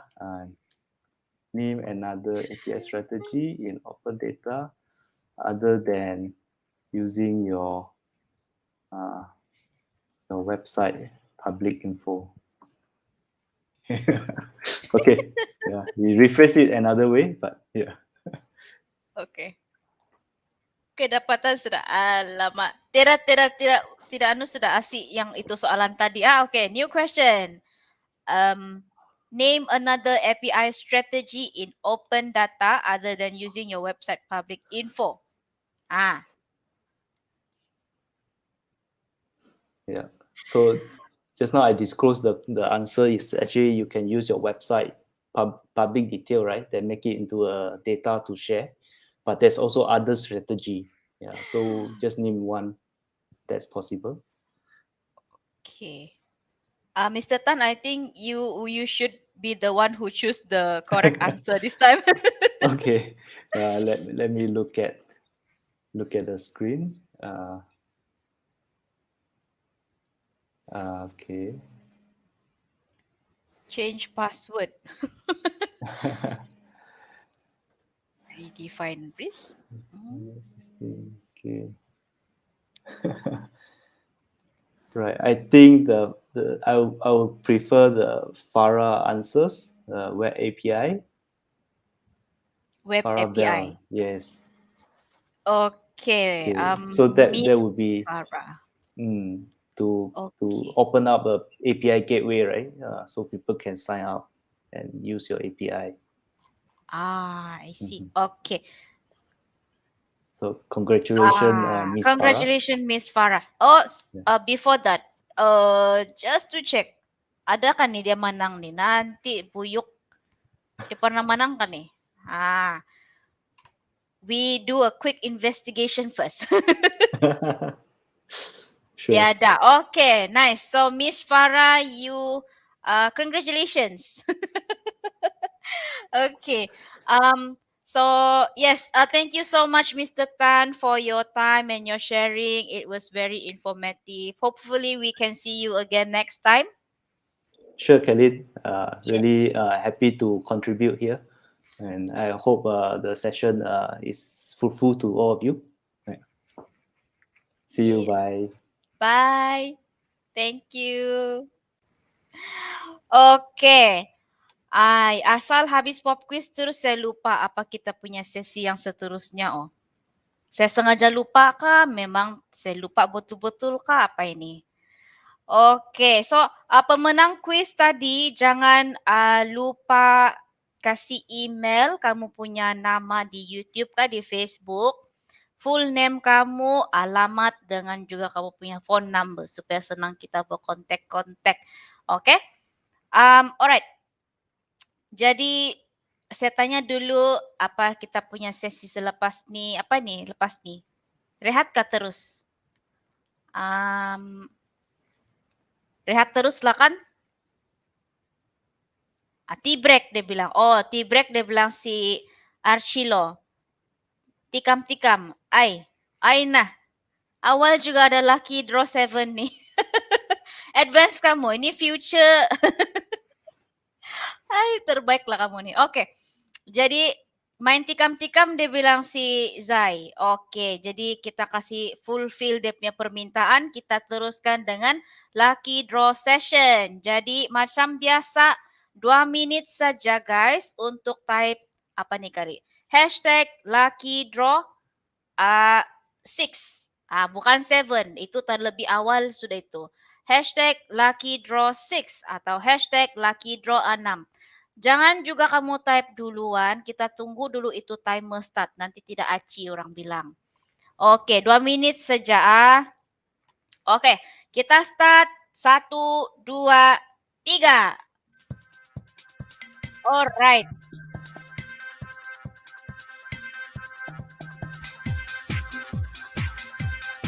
Start. Lucky draw. Nah, type kamu. Oh, macam di bundle pula, macam menjual bundle kita nih. Type kamu orang hashtag lucky draw 6. Hashtag lucky draw 6. Kamu ikut saja itu yang di display banner di bawah tuh. Jangan kamu pandai-pandai create kamu punya hashtag. Hashtag lucky draw 6. Macam ada yang pergi join balik tau. Sudah balik manang lucky draw nih. Tidak boleh join sudah. Oke. Macam saya tidak nampak sudah nama si Mr. Jahid. Mungkin dia bilang, oh saya tidak boleh join sudah. Dia bilang, tidak payahlah. Ada kasih Mr. Jahid pergi komen. Ya dah. Oke, nice. Kena M sudah si Mr. Jahid. Oke. Mr. Archilo pun tidak boleh komen sudah tuh. Nah, ya anda boleh join. Tidak apa. Yang untuk pengetahuan kamu yang sudah join, sudah menang untuk lucky draw, boleh juga join di sebelah pop quiz, di sebelah surprise gift. Yang penting jangan menang barang yang sama. Lah kasih can orang lain bilang bah dusun gitu. Oke. Arifin pun ada. Bukan artis kayak ini. Lucky draw 6 bah 20 saat lagi nih. Hashtag lucky draw 6. Apa V?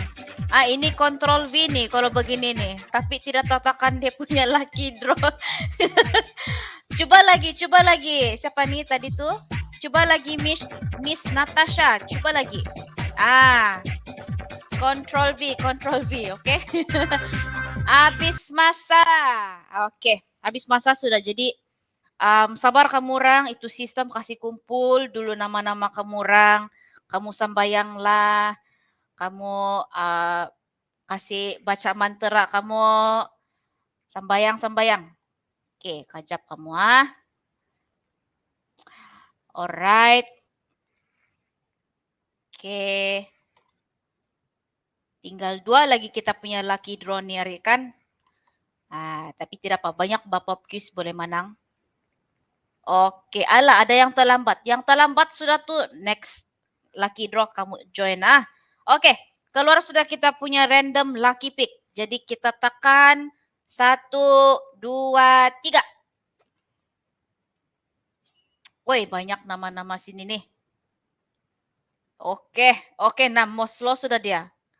Siapa pemilik hadiah?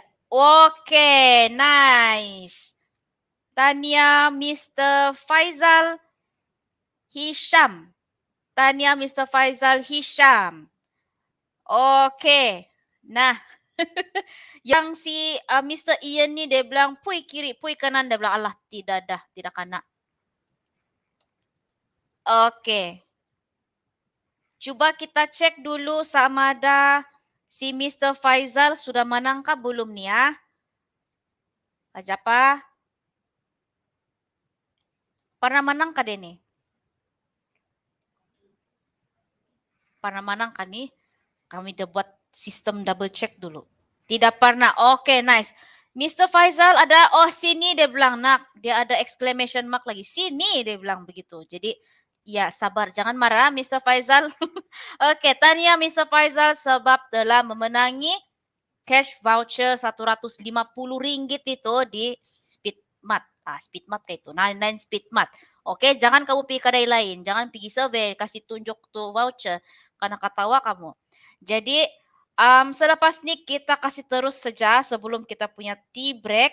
Bukan tea break, lunch break. Jadi sekarang nih kita ada hadiah kejutan. Atau orang Cina bilang surprise gift. Okay. So, ini kali dia punya surprise gift challenging sikit. Ada susah sikit. Tapi macam ramai juga lah yang dapat betul. Tapi ada yang ada salah-salah typo tu macam disqualified lah. Oh, Sionopo lah dia bilang dusun. Okay. So, tadi di display banner kita tu kena tulis, if you see me, comment, I will be here until the end of webinar. Saya ulang. I will be here until the end of webinar.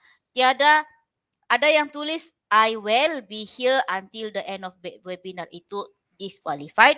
Ada yang tulis juga I will be here until the end of the webinar pun tidak mesti 100% ikut itu komen tadi, display banner tadi. Oke?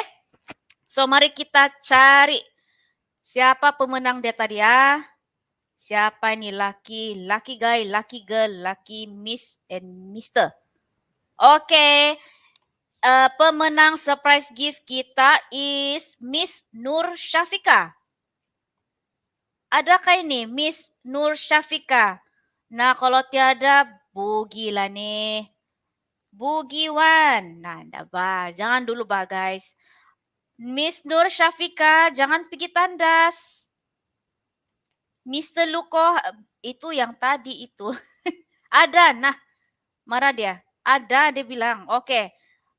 Tanya Miss Nur Syafika Matsa sebab telah memenangi cash voucher Pizza Hut bernilai RM30. Ada kawan sudah makankah? Boleh saya volunteer kah? Dah bah.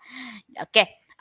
Jadi kita mau lunch sudah nih. Saya punya perut pun berbunyi sudah. Saya tera breakfast tadi. Kesian saya.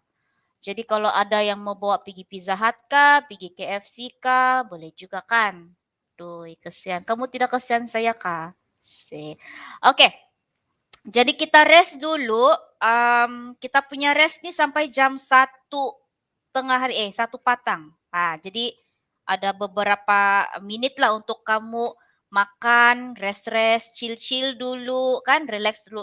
So, thank you semua kepada pemenang-pemenang tadi. Jangan lupa, balik-balik sudah saya ulang nih.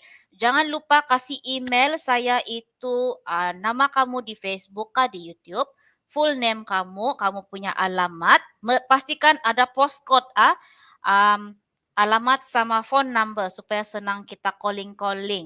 Alright? So, kita jumpa selepas ini. Make sure kamu berdatang balik sebab banyak lagi hadiah kita mau give away nih. Pemurah nih kita ini kali. Okay, so see you all. See you all. Bye. Jumpa lepas ini.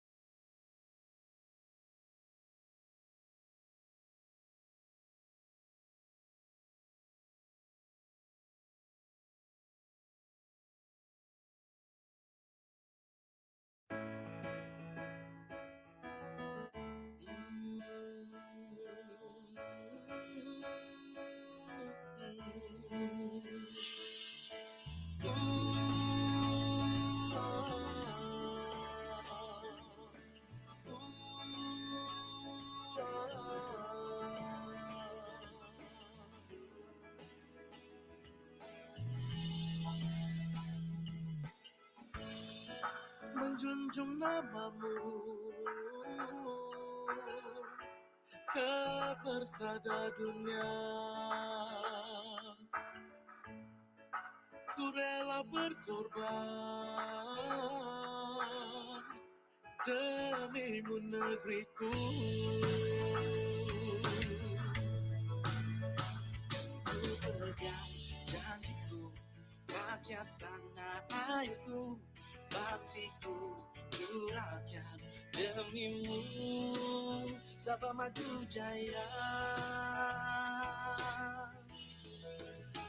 Kementerian Sains Teknologi dan Inovasi melahirkan generasi intelek dan inovatif. Kementerian Sains Teknologi dan Inovasi melahirkan masyarakat berbudaya tinggi. Teknologi sains diutamakan, inovasi terus dipajukan.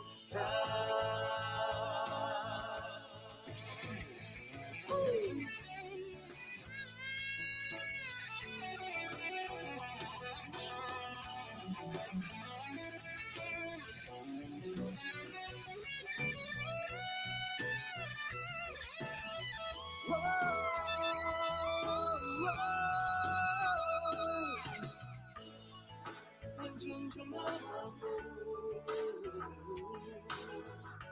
ke bersada dunia. Ku rela berkorban demimu negeriku. Ku pegang janjiku, rakyat tanah airku, baktiku curahkan demimu. Sabah maju jaya, maju jaya. Kementerian Sains Teknologi dan Inovasi melahirkan generasi intelek dan inovatif. Kementerian Sains Teknologi dan Inovasi melahirkan masyarakat berbudaya tinggi. Teknologi sains diutamakan, inovasi terus dipajukan.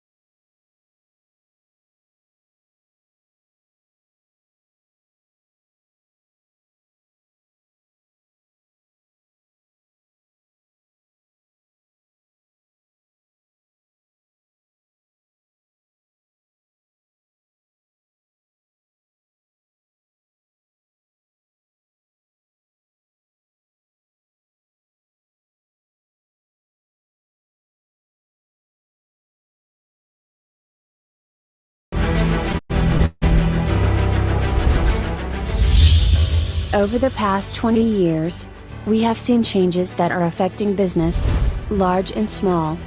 The success of your business depends on your capacity to transform quickly and adapt to new rules, trends and changes.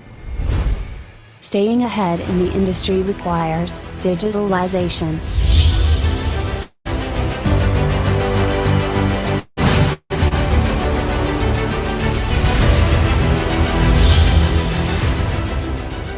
At SabahNet, we have more than 25 years of expert knowledge with countless successful stories.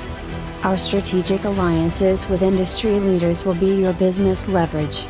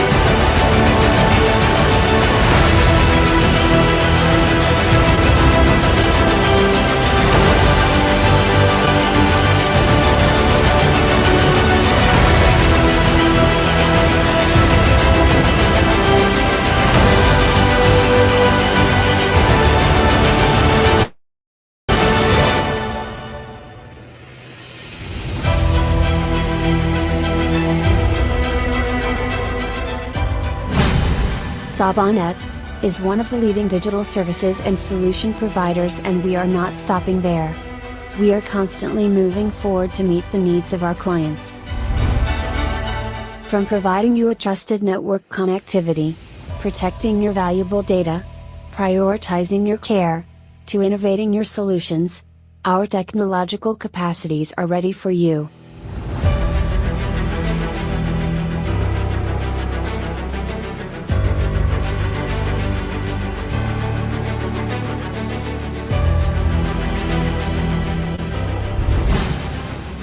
On top of that, SabahNet also offers e-solutions.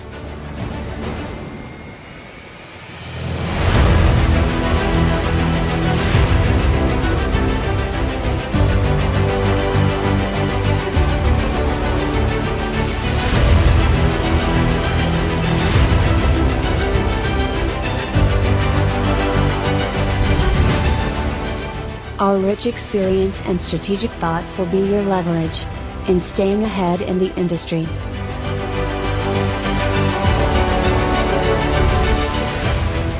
We believe that our employees are the greatest assets apart from being business driven, improving product quality and innovation, managing customer experience, and delivering higher value creation for stakeholders.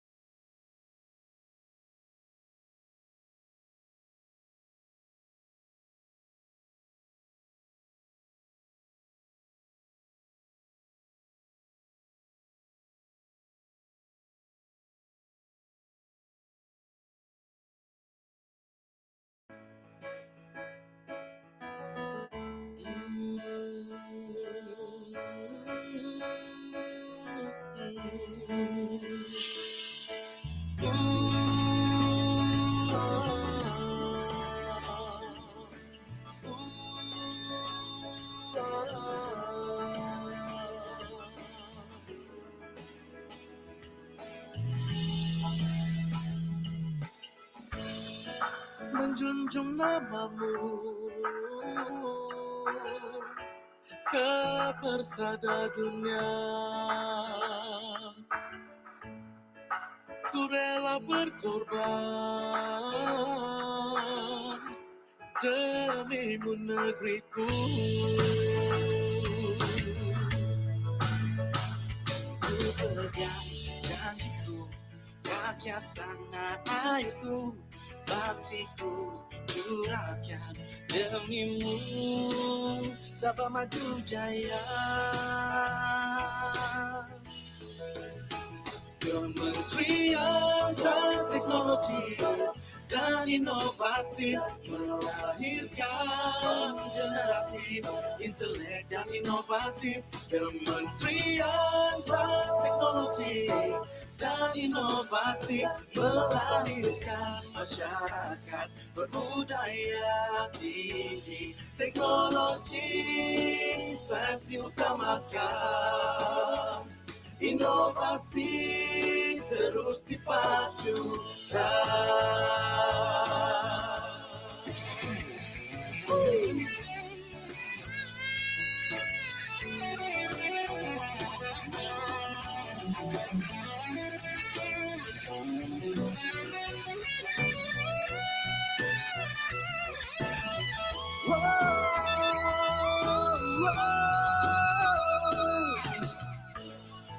Menjunjung namamu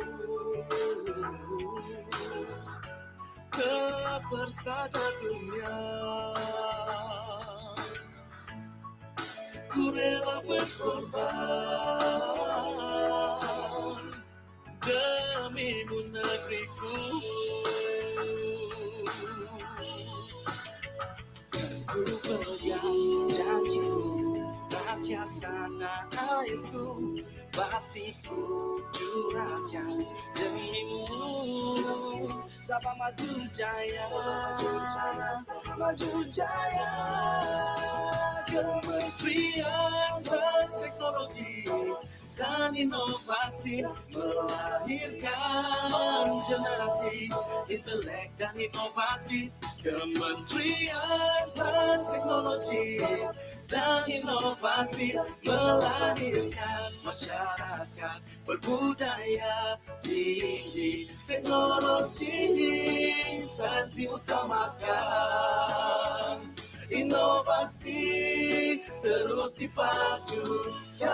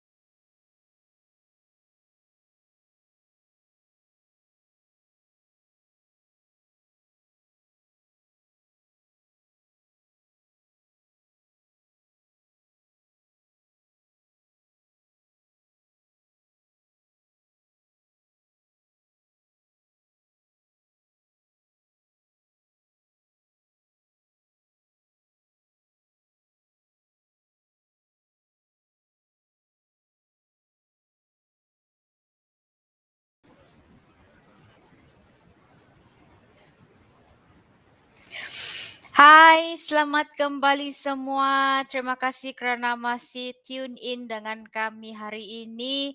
Kamu memang the best. Jadi, sudah makankah? Apa kamu orang punya lunch?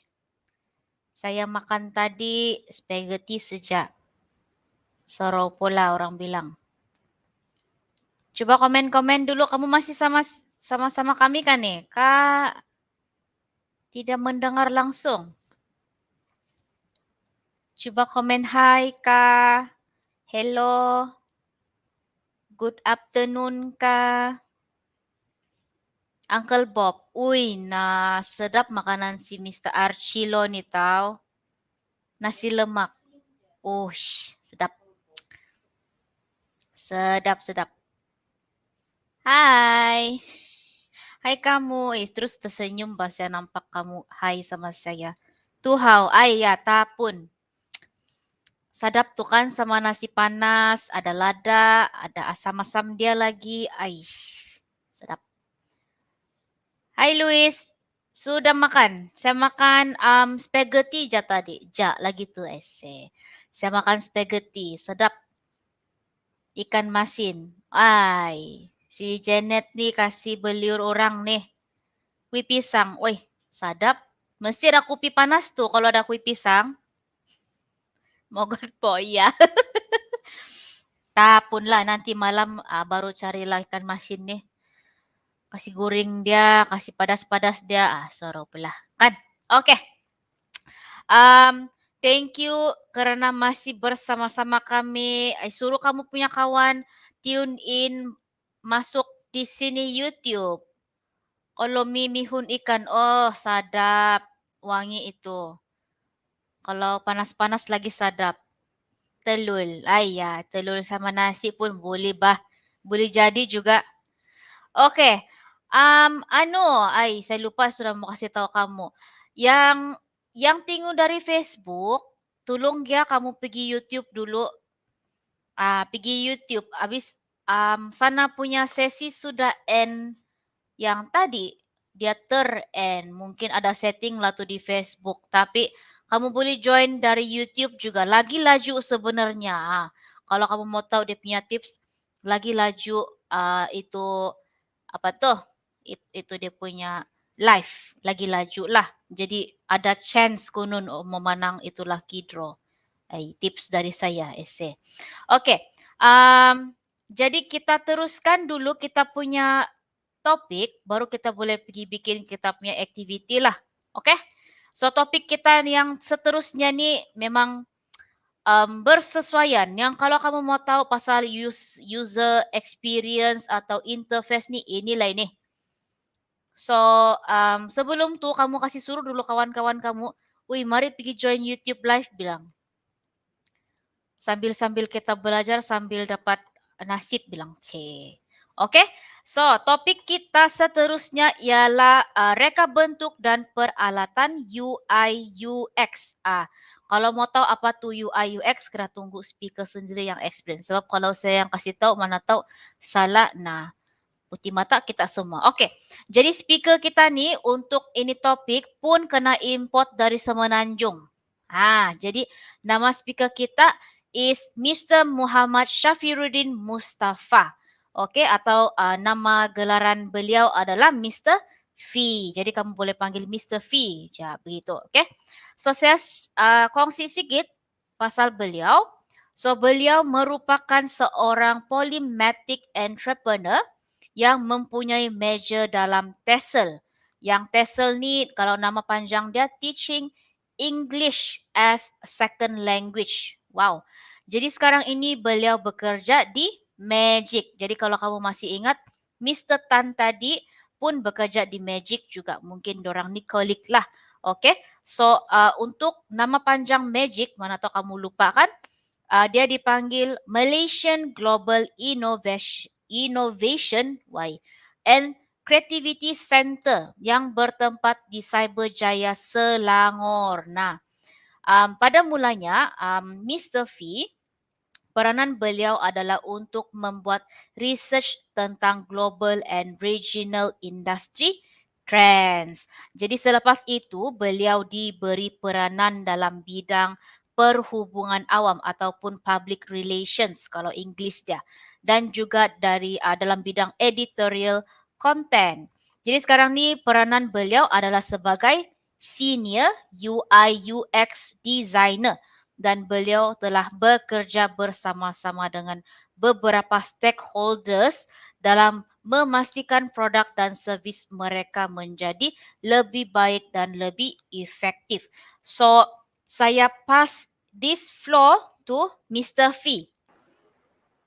Alright, thank you MC. Assalamualaikum warahmatullahi wabarakatuh and salam sejahtera to everyone.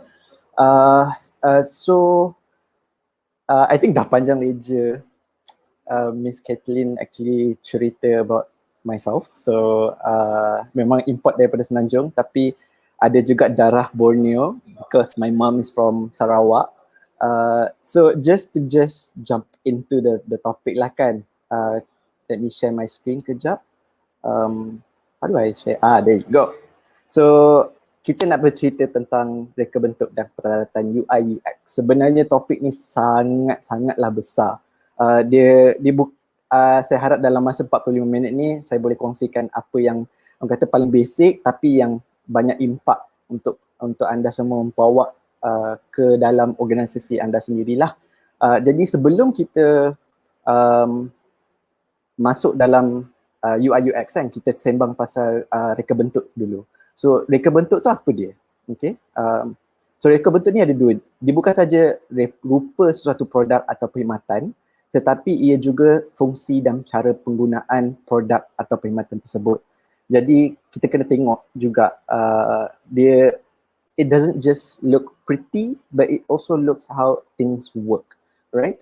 And I selalu teringat kalau nak buat satu benda, produk digital ke, servis, perkhidmatan ke, secara fizikal, kena ingat that the things that we use in our daily lives are usually designed by people who highly likely will not use those things we use, atau benda yang kita guna dalam kehidupan seharian kita ni biasanya direkakan oleh orang yang berkemungkinan besar tidak akan menggunakan benda yang kita gunakan itu.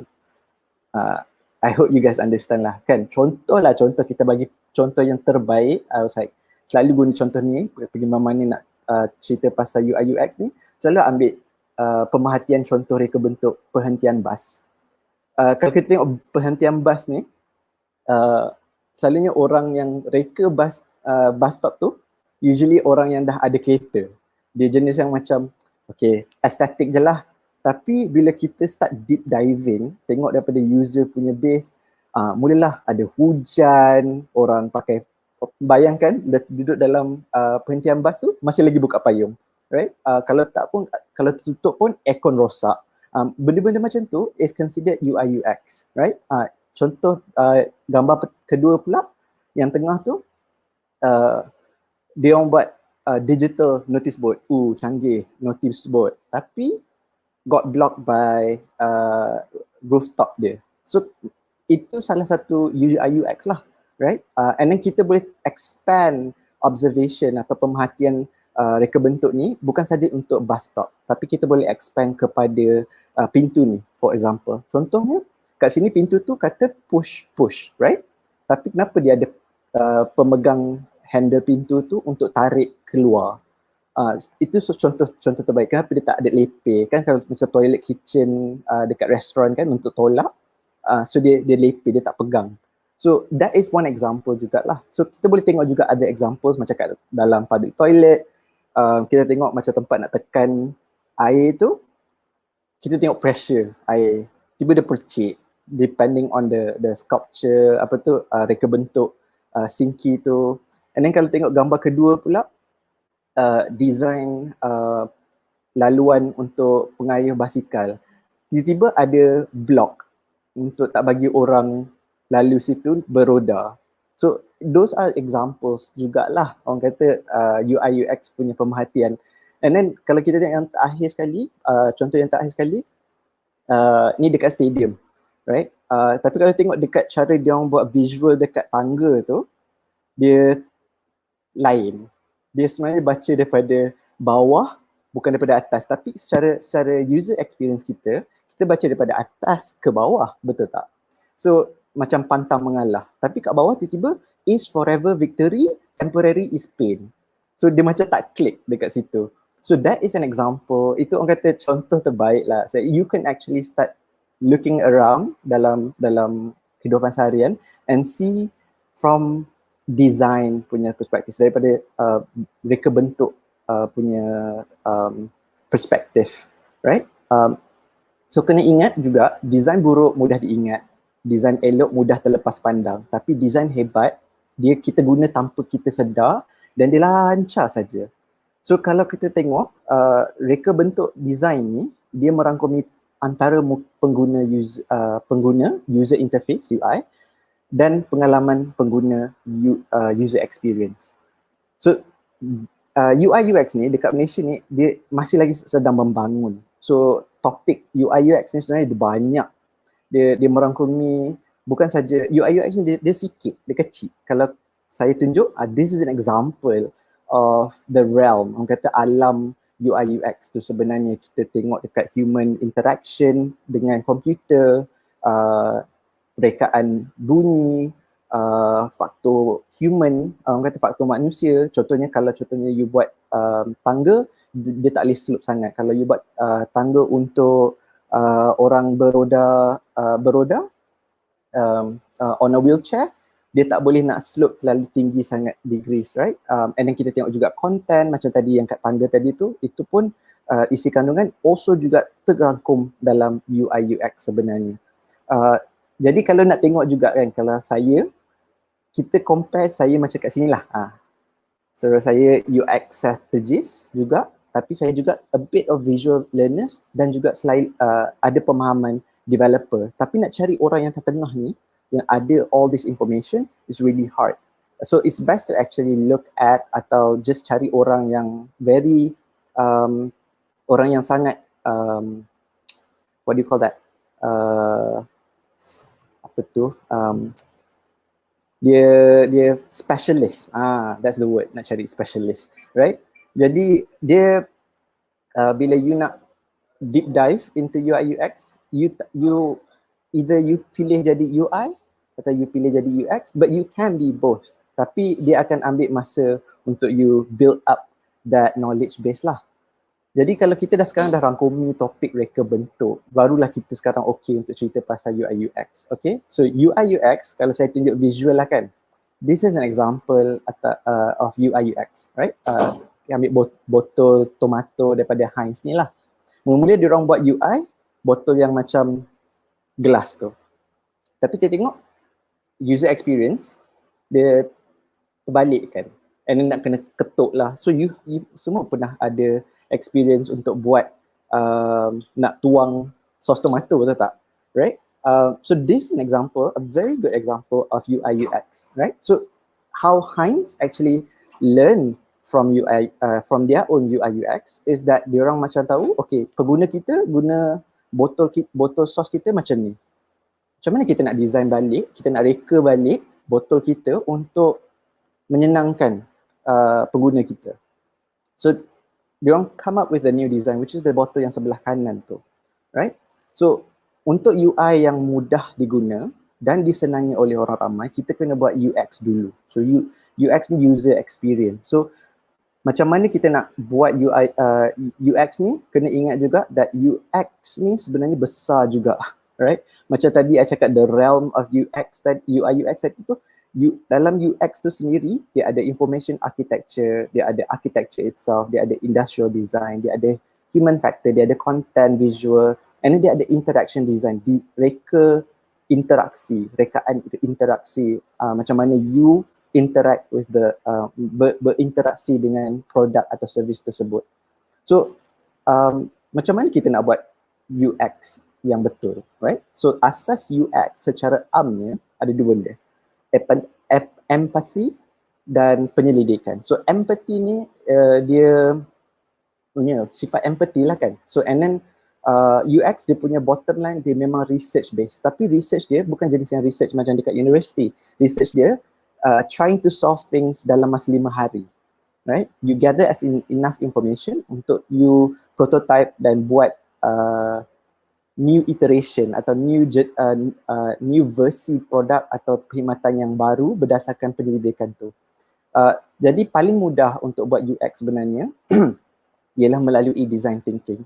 So design thinking ni dia ada 5 cara. Satu, empathize, define, ideate, prototype dan testing. So kalau dalam bahasa Melayu dia berempati, takrifkan, jana idea, prototype dan cuba uji kaji, or what I like to say it, cuba uji test, try test, you know. And dia walaupun dia nampak linear, tapi sebenarnya dia you will go back, you know, macam you first you empathize dengan pengguna anda, fahami pengguna anda, actually do user interviews apa semua tu, and then you define, okay, sebenarnya the problem dia apa dia, okay, what are the phase that they actually gone through. So from there you start generating ideas, right? And even daripada generating ideas ni you start pilih, okay, yang ni kita boleh buat, yang ni kita tak boleh buat.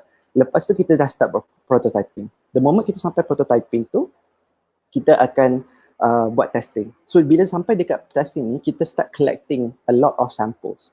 And all this phases lah kan, tahap empathy, tahap define, idea, prototyping, testing, dekat Silicon Valley, setiap satu fasa ni dia 1 hari. And you have to actually put aside, orang kata letak tepi telefon, tutup wifi kalau if orang kata hardcore lah kan, tutup wifi, and then you buat setiap satu proses ni, bagi tahu dekat higher ups, dekat senior management, cakap kita nak buat design thinking untuk produk kita, untuk service kita.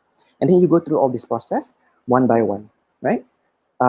And then from there you start rolling balik. The moment you finish that 5 day, you akan start probably like jumping cuma sikit-sikit lah. You tak go through the whole process, but the process of design thinking tu dah berjalan secara kata continuously, right? Just to get a head start on new projects or existing projects.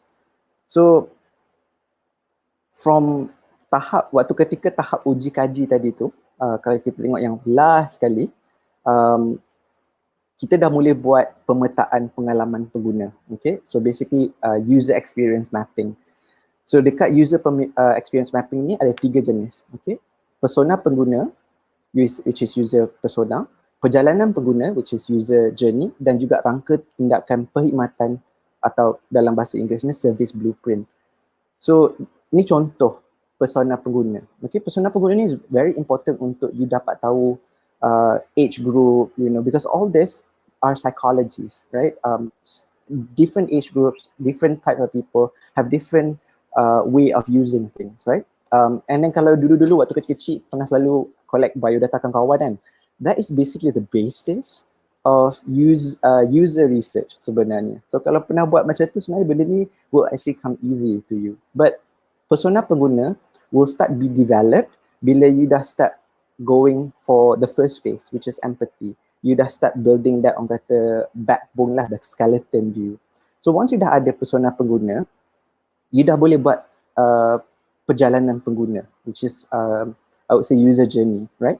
So from user journey tu you boleh nampak lah daripada starting point dia untuk mula dia sentuh you punya brand sampailah ujung, sampailah dia habis, sampailah dia dah caw, right? If I were to actually use an example, hospital, right? Kalau contohnya I nak pergi hospital Sabah Jaya, daripada saya keluar rumah ke bus stop sampailah I habis ambil ubat, and then on the way balik, tapi taklah sampai on the way balik, tapi sampai I keluar daripada compound hospital, that is basically your user journey. Dekat situ you boleh nampak what is the satisfaction rate, apa dia service and product yang kita boleh guna and boleh kita improve, the frustration levels, the time frame daripada I nak tunggu dekat lobby, ambil nombor, how long does it take, and person in charge setiap touch point of that user. So sebenarnya UX ni dia panjang. Dia tak boleh buat apa kata sekali harum. You know, dia akan continuously dalam 2-3 hari, kadang-kadang sebulan. And then kat situ kita boleh nampak, okay, maybe dekat this part A ni kita kena boleh potong sikit. Oh, this person is redundant for the next step, sebab the next step nanti kita akan jumpa lagi orang yang sama.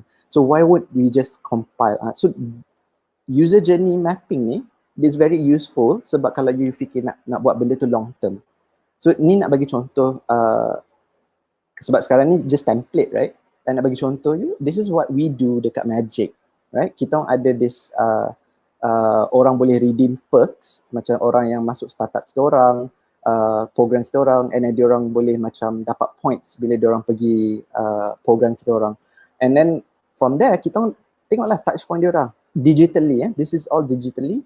And then kita boleh nampak dekat back end kita orang siapa yang handle, dekat front end siapa yang handle, and then dekat public facing, which is the user punya nampak. Sebab kita have two realm, orang kata two side of the coin. The side of the coin that the user are looking, dia tak tahu, he doesn't really care, he or she doesn't really care what's happening at the back. Sebab dia dah ada target dia nak buat, right? So the perk service ni dia nak redeem that perk. Macam I ada startup ni, I nak redeem this 10,000 USD credit daripada one of our startup who's also offering the perks. So that's the end goal. That's his intended goal.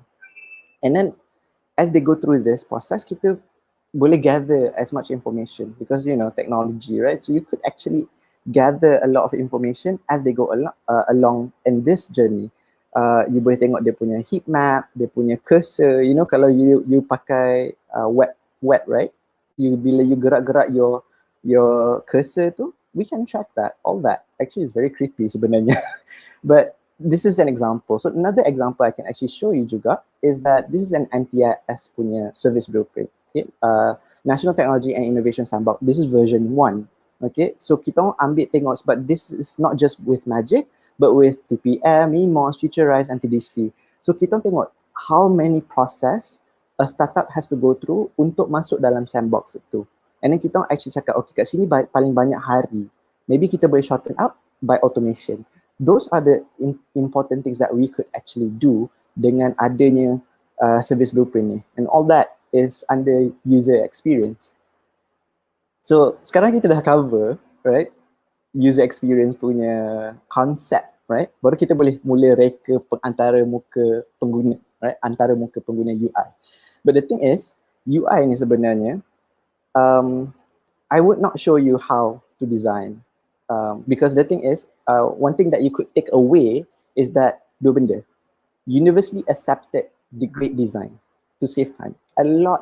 Banyak design dekat luar sana, in terms of web design, app design, dia dah ada template, dia dah ada, bukan template yang you boleh ambil daripada internet, but cara konsep, macam mana dia letak button dia, macam mana dia buat white spacing, semua dah ada.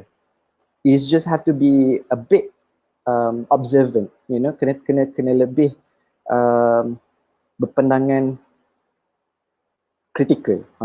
So I would say like good artist copy, but great artist skills. Tapi nanti I akan tunjuk jugalah some example of UI yang I personally like, and kenapa it's considered as good UI. Okay, and then the other one is terrible design, right? Just because but I would say that you will learn more dengan belajar daripada terrible design sebenarnya. Sebab terrible design ni, you could actually avoid the same mistakes. Kalau you buat UI yang baru and then you rasa benda ni macam pelik, you compare dengan other people in your competition or in your competitive landscape. Bila you compare, you akan sedar that sebenarnya dia pun buat macam ni juga. Startup A buat macam ni, startup B macam ni, department A buat macam ni, department B buat macam ni. You can start seeing a lot of similar patterns.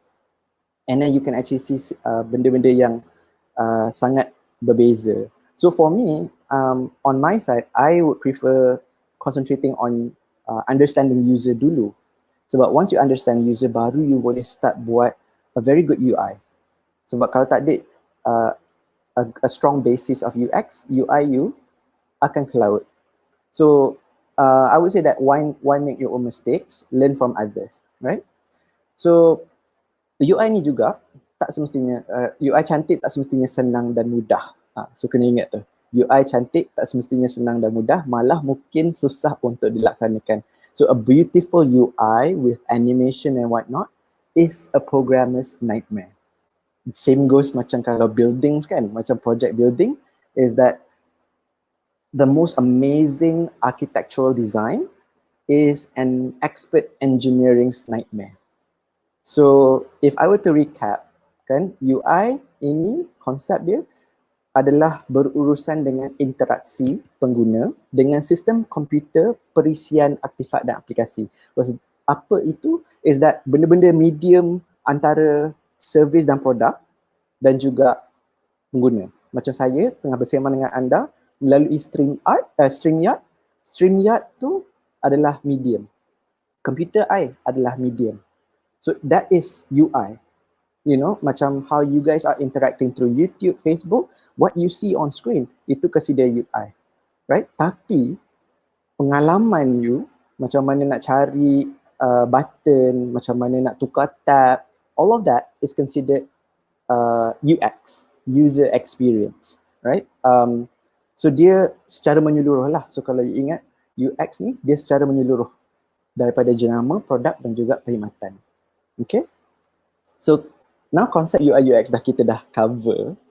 Jom kita tengok peralatan UI atau UX yang korang boleh guna. Okay? So the thing is, UI dan UX punya barang, peralatan, platform, tools sebenarnya banyak. Back waktu 25 tahun, 10 tahun yang lepas, untuk you buat design atau programming, dia kena line by line. You kena probably tukar buat vector secara ni. Sekarang ni, it's very easy. I mean, not as a skill set, but access to all these tools. Sebab sekarang ni, kalau you tak ada programmer pun, just being a good designer pun okay. Sebab there's a lot of tools out there yang you tak perlu coding. They call it no code movement. So cuba cari NO-CODE movement. So dekat sini a lot of programmers yang dah orang kata senpai, this very expert programmers, they understood the tech people as a user and they realized that kalau kita buat drag and drop apa semua ni, I think it's better, right? So to actually give more access to the public people without going through a long term or long learning curve untuk you adopt skill sets. So these are just some examples lah, you know, macam documentation, user testing, Google optimization, Figma. I'm presenting guna Figma sekarang. So Figma ni walaupun dia guna untuk high fidelity atau high resolution mockup dan wireframing, dia juga boleh guna untuk animation dan juga prototyping. So it's actually one of the big thing out there lah. Figma ni sebenarnya I pun myself is recommending.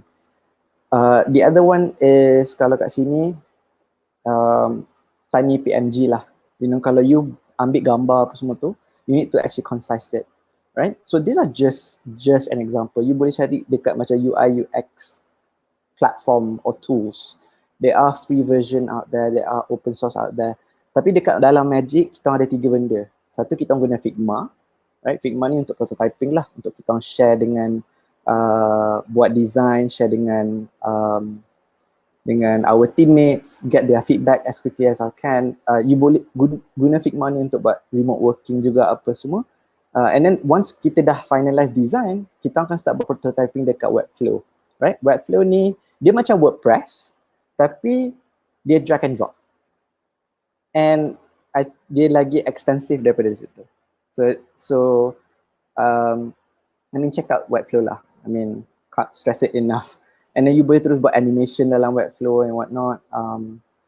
And then the last one is Miro, right? So Miro ni bayangkan whiteboard tapi online.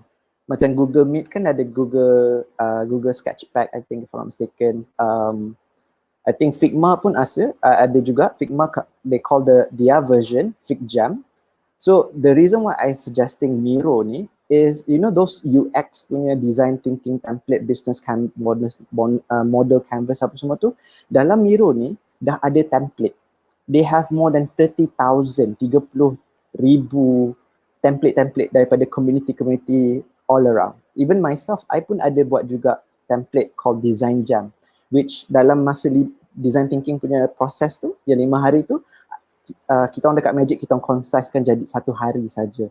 Learn, because kita orang dah biasa buat design thinking, jadi the element, the essence, you know, asas bottom line design thinking punya konsep, we understood it perfectly to actually for us untuk kita orang buat sendiri, so that kita orang sebab nak cepat, right? So these are the recommended lah Miro. So sekarang, okay, we reached to that point where I cakap that I nak tunjuk you some contoh of great design, right? So before that, kita buat refresher dulu. Okay, so kalau kita ambil example ni kan, satu, orang dah reka untuk buat pedestrian, tapi people keep on walking on the grass. So that is an example of design, user design versus user experience. So kat situ kita boleh even detailkan lagi by looking at, okay, dia nak pergi mana, user tu nak pergi mana, apa yang kita boleh buang as a defect, right? Apa yang kita boleh tengok, apa yang disadvantage of this current design. And then from a user experience, kalau kita move the bridge dekat sikit, rasanya orang akan pakai tak jalan dekat sebelah kanan tu. So that's an example of UI versus UX, right? Oh, sorry. So bila kita cakap pasal UI UX ni, whatever that you do, you need to look at these 3 main things, you know, viability, desirability and feasibility. Viability daripada segi business operation. Kita mampu ke tak buat, right? Ada duit tak, right? Kalau kita buat ni, what is the long term effect? Do we get profit out of that? We'll get percentage profit increment, things like that. So that's viability. Feasibility, do we have the manpower for it? Kita ada tak orang-orang yang untuk kita look at all this stuff, right? So that's feasibility, the technical stuff. And then lastly is desirability. But usually kita start with desirability. Desirability ni is orang luar daripada company atau luar daripada kementerian atau luar daripada kerajaan yang what's their goal for that department, that ministry, that ni. From there, baru cascade down to viability and feasibility. And the thing is, it's cheaper for you to actually build your own internal tech team, right? So kalau I nak buat example of a good tech team, is desirability is design, UI UX, front end, right? Feasibility are those programmers, right? Your front end, your back end. Viability is your data, you punya touch point, right? Macam desirability, feasibility, viability, dia akan sentiasa bersembang antara each other. And it's cheaper to have them in-house. Sebab kalau kita outsource as a government, usually dia akan incur even more cost sebab kita tak dapat documentation daripada consultant atau vendors, kita tak faham dia punya direction, it conflict dengan kita punya own research. That's an example of me. Having it internally would save you a lot of money. If I were to actually give you an example, the UK government. The UK government actually, I think kalau tak silap, around 16 billion pound setahun. Dan diorang ada satu department ni called Government Digital Services yang diorang memang akan standardize semua orang punya UI UX. And diorang letak satu je. Their website is gov.uk, which nanti I akan tunjuk lah example. So having a good internal team, if you mampu, go ahead. So this is an example of Google lah, right? Google is the most, I would say, the simplest design, right? And their bottom line is that kita nak bagi you guys information. Their background, their bottom line is access to information, but their their revenue model is ads, right? They have YouTube, they have Google, so they actually gain market. So this is a very simple design, right? I mean, kalau you ada buat startup atau you handle directory, please use orang kata this very simplistic design. Because you basically just trying to search something, right? All those filter apa semua ni comes later. The other one is Zoom, right? I love Zoom sebab they're simple, they're direct, right? You know that Zoom untuk you, kita work from home ni, kita tahu that Zoom is a tool for us to actually have a conference. But now at this level, Zoom, dia dah ada banyak integrasi dengan integration with Figma, with Webflow, that you could actually macam ada conference, macam I tengah bershare dengan you sekarang ni, and sebelah tu dia share screen terus dalam Zoom tu sendiri. And lastly is LinkedIn. I mean, LinkedIn is, even though they're overwhelming, but it's a good standard in terms of professional social media design, right? As a professional. So you just boleh cari jobs, network, and a lot of social media design has the same parallel concepts, right?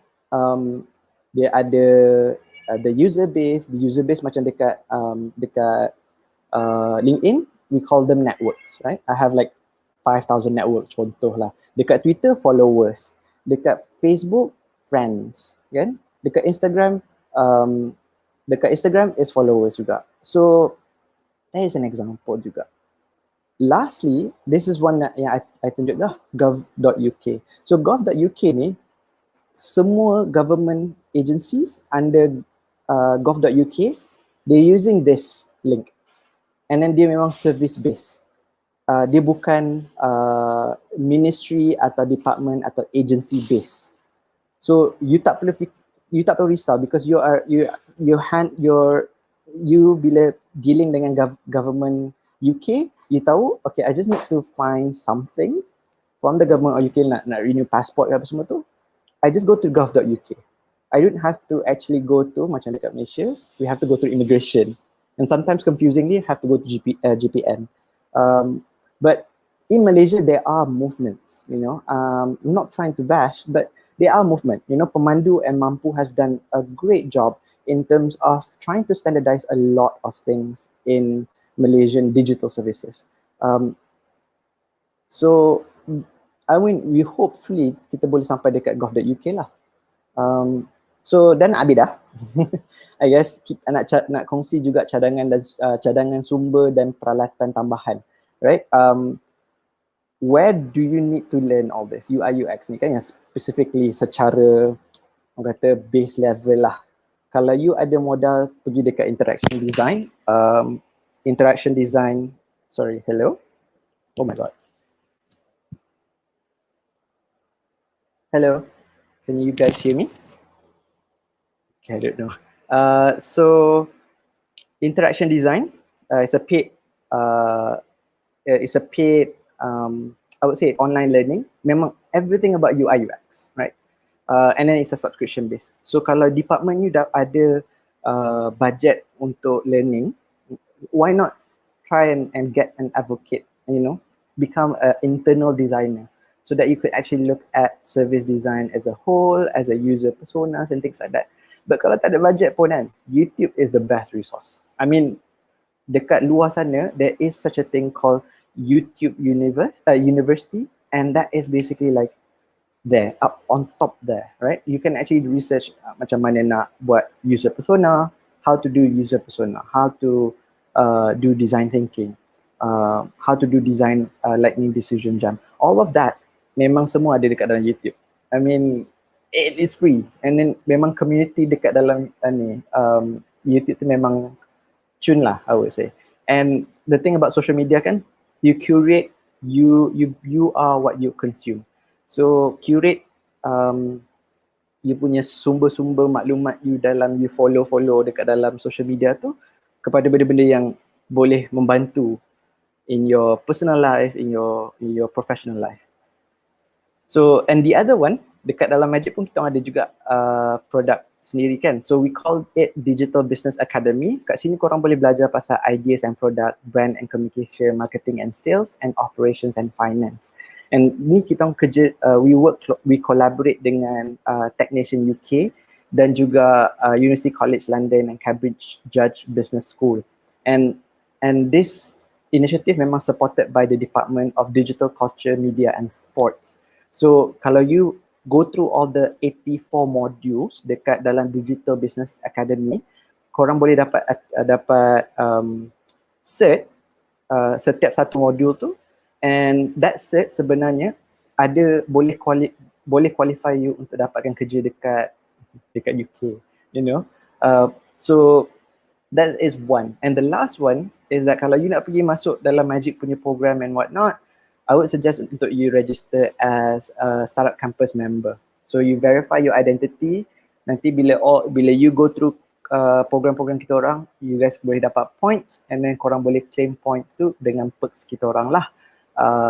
So ada provide rewards untuk semua orang.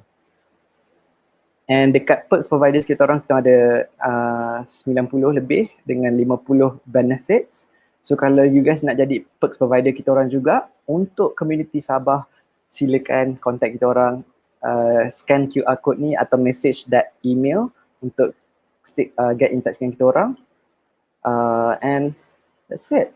Okay, but before nak habis ni, nak bagi nasihat a bit lah untuk semua orang yang macam nak develop their own tech team or want to actually push for design punya team, is that simple is hard but it's very rewarding, right?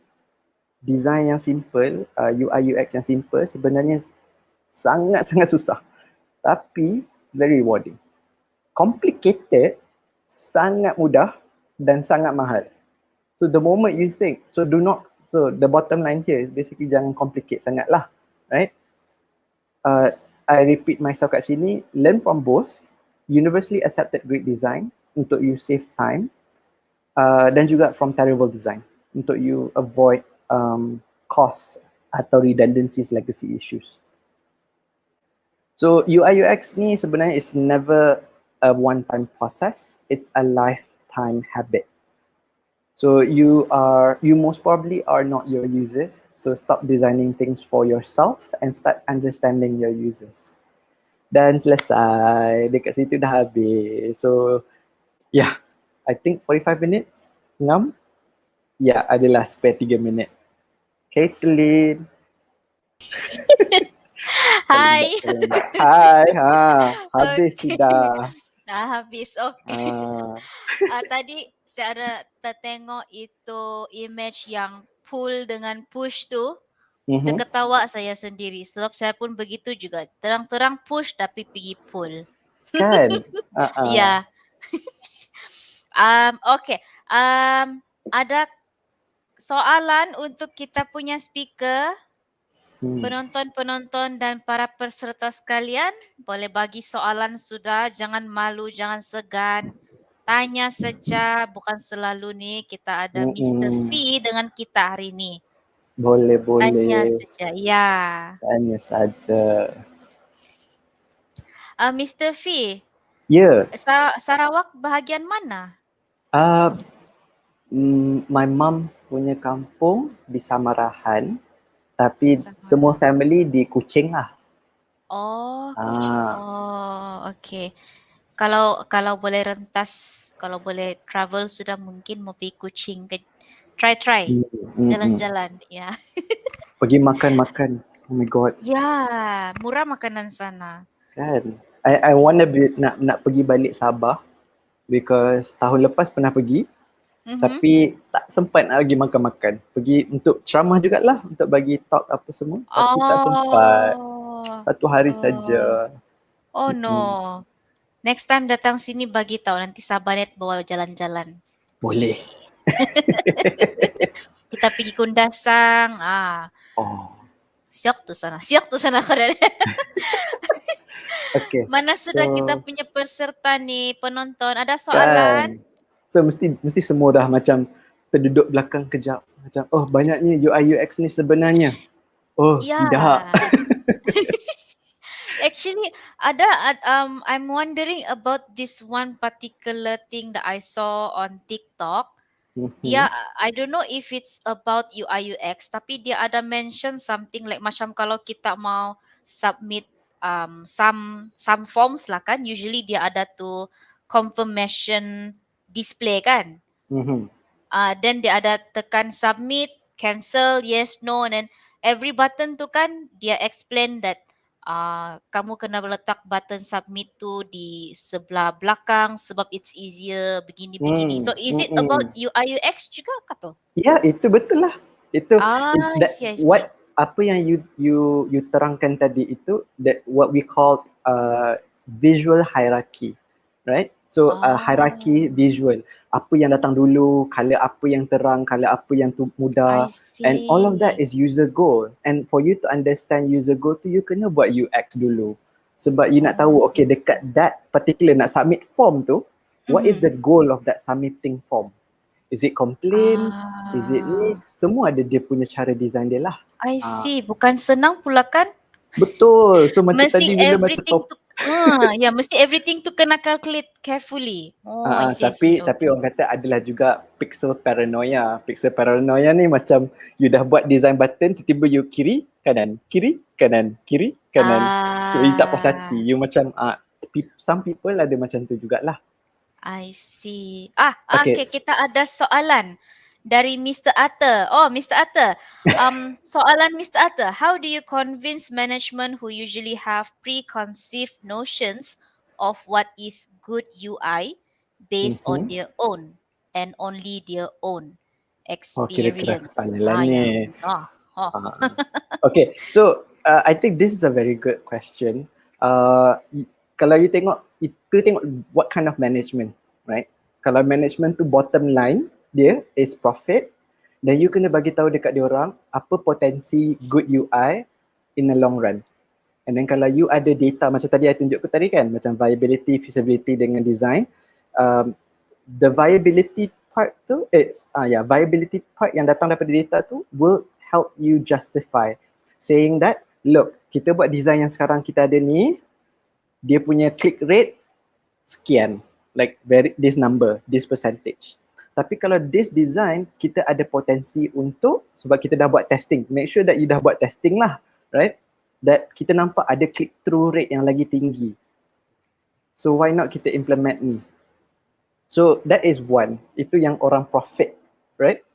Profit punya mindset. Ada juga yang bukan profit oriented, right? Profit oriented yang they already have like I would say assumptions, their bottom line yang macam tadi lah cakap tadi, conception yang memang dia orang kena keras kepala.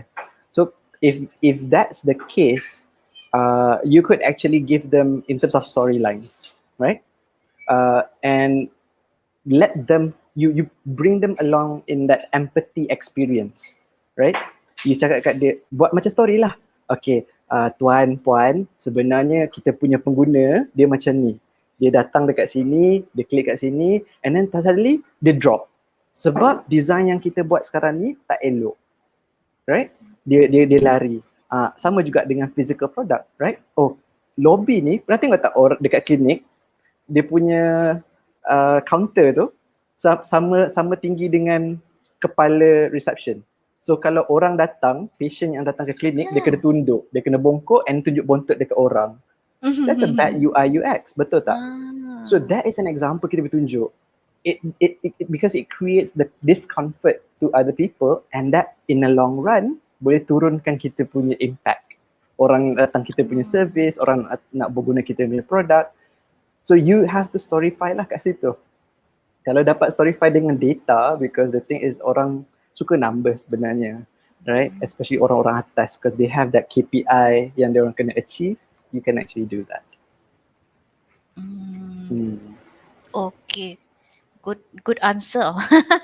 Okay, next question from Mr. or Miss Melon Therapy. Wow, unique nama dia.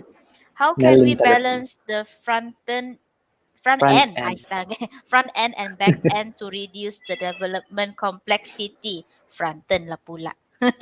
So I guess dekat sini kena tengok balik lah you punya structure team, right? From a design perspective, having a standardized design system, meaning that size button besar mana, font dia apa dia, size font untuk header, untuk subcopy, untuk ni, all that, kalau you dah ada, it will balance out front end dengan back end sebab they are aligned, right?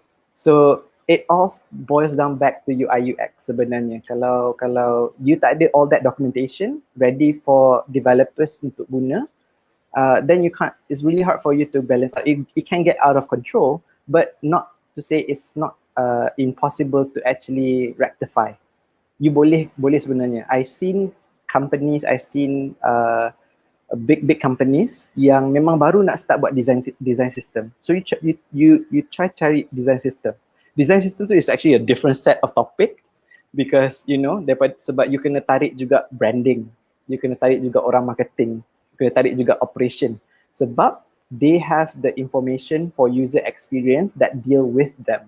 You know, macam kalau you post up social media, copies you, penulisan you, that's content design, right? And content design ni juga reflect to user experience. So you need to tarik dia orang untuk you masuk sekali dalam that design system, untuk you have that standard rule untuk semua orang faham. Kalau tak ada, you will reach, the moment you dah buatlah basic design system, you will reach that point where, oh, ada satu elemen atau satu project atau satu service atau satu produk ni yang tak cover dalam design system. And then kat situ you boleh tambah lah. You can build on.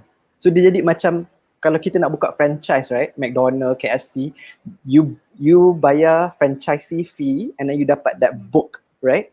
And that book is McDonald's dan KFC punya version of design system. You should start doing that juga. Mana lagi penting? Mana lagi penting? Good UI atau good functionality bagi end user? From Sheila, Miss Sheila. Okay. Good UI and atau good functionality. This one, if you have good UI, it will translate to good functionality.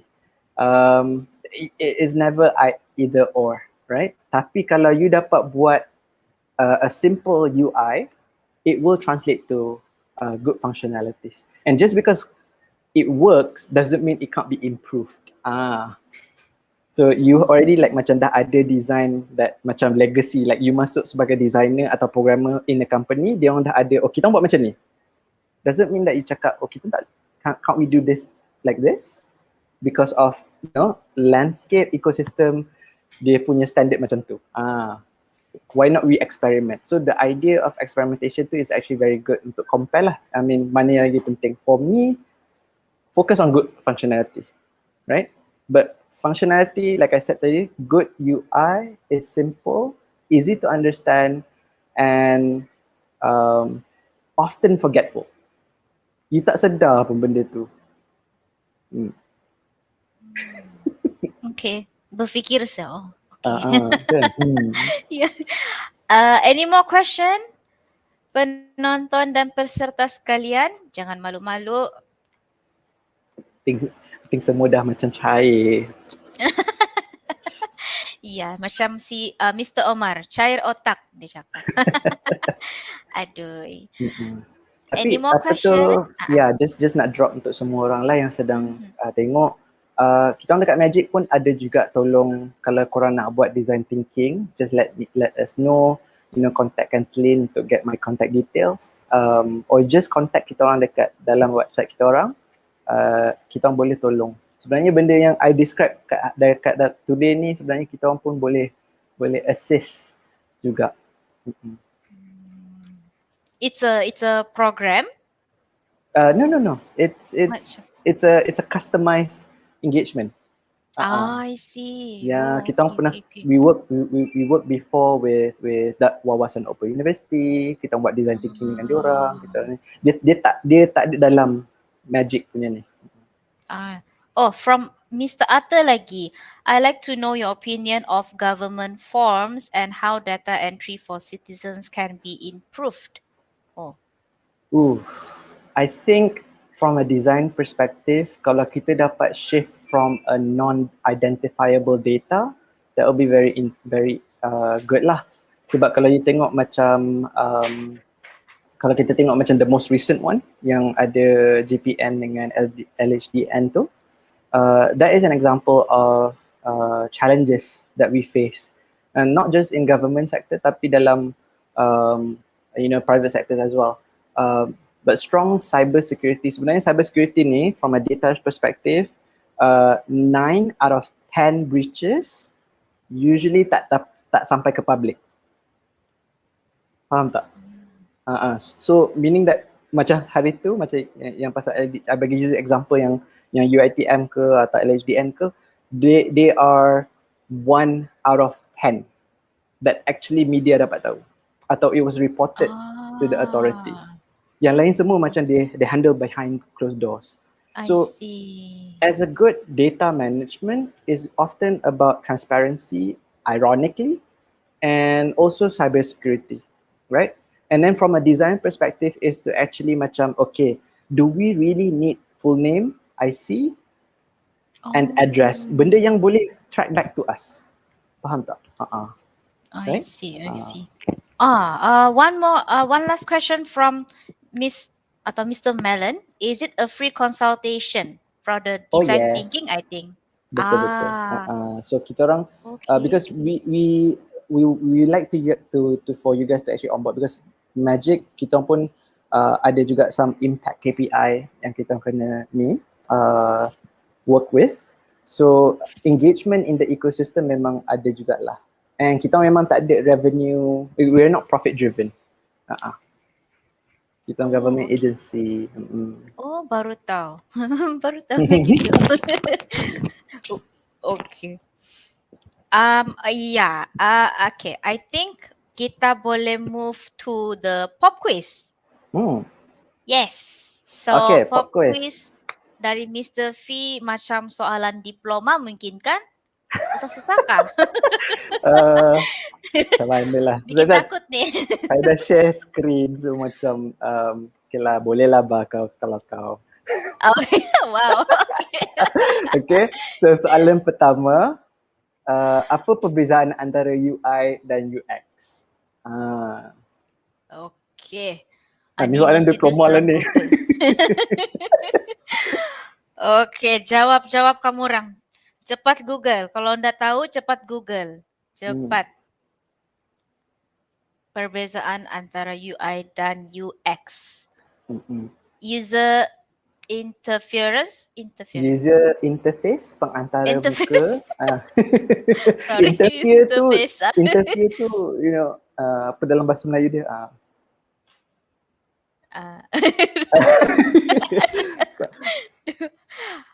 UI design, UX user experience. Oh, dia orang reply dengan programming. Untuk pengetahuan peserta dan penonton, jawapanlah pula. Pemenang akan dipilih oleh Mr. V. Kita dah jumpa satu.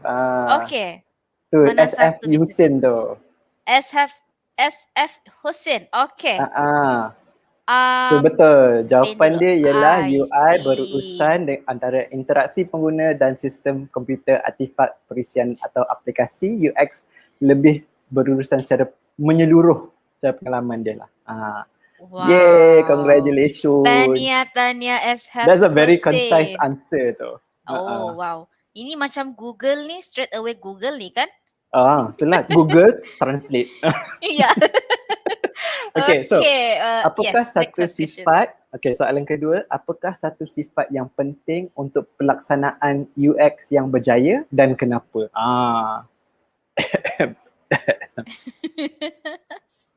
So, apakah satu sifat yang penting untuk pelaksanaan UX yang berjaya dan kenapa? Macam mana Jawab. Merasai sendiri pengalaman. Kita tengok jawapan yang lain dulu. Simple, senang guna. Next answer. Jawab kamu. Sila Yahoo dulu.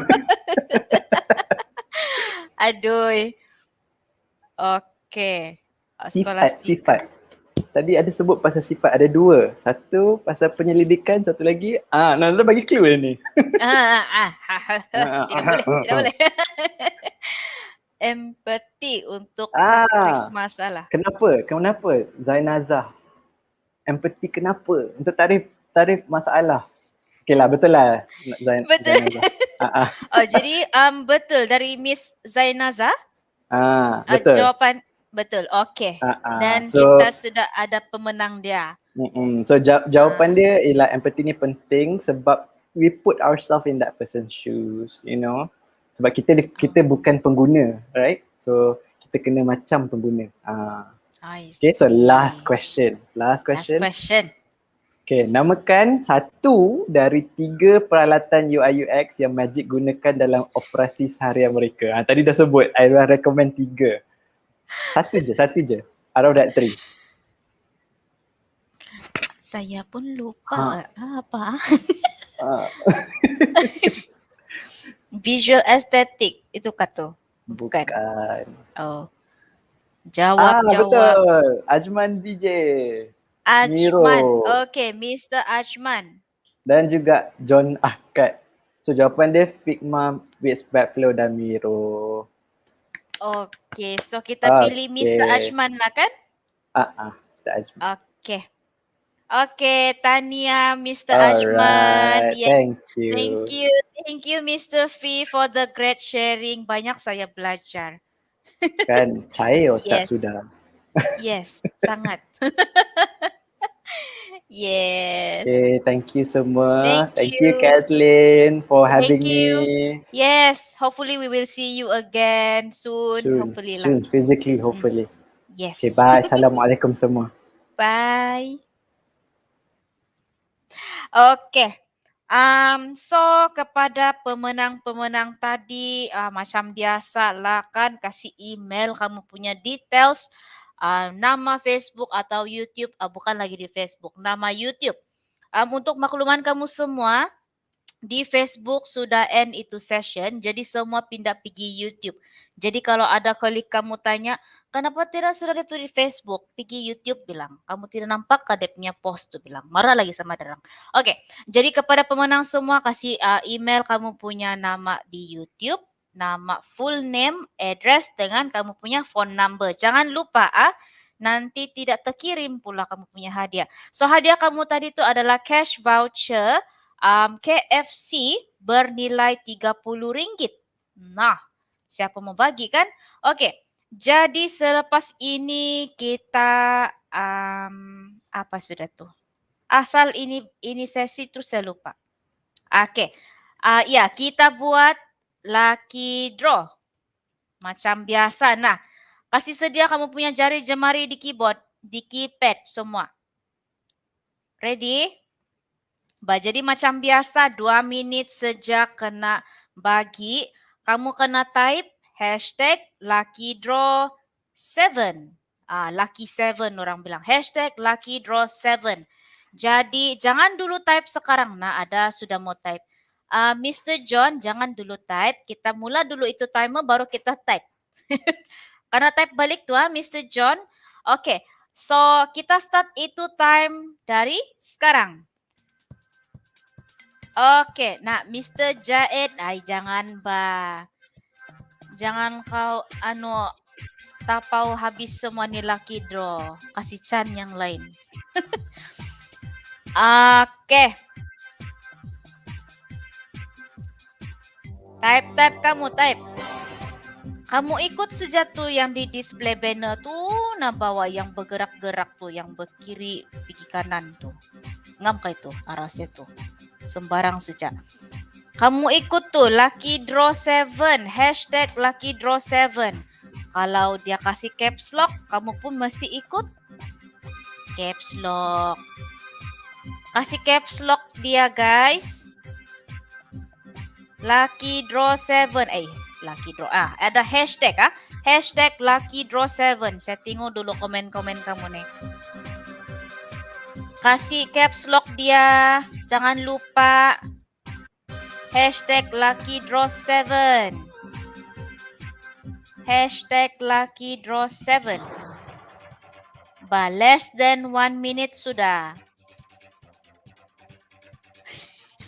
Ada yang balik-balik type nih, Majlis Daerah Putatan, ay, kena disqualified lain lama-lama nih. Satu kali saja type, karena detect itu sistem, karena detect juga itu, jangan kamu risau. Satu kali saja type. Satu kali saja. Nah, 20 seconds left. Arshilo awal babugi. Ini nih membagi anu nih. Mendoa-doakan orang lain ese. Lucky hashtag Lucky Draw 7. Nah, 6, 5, 4, 3, 2, 1, close.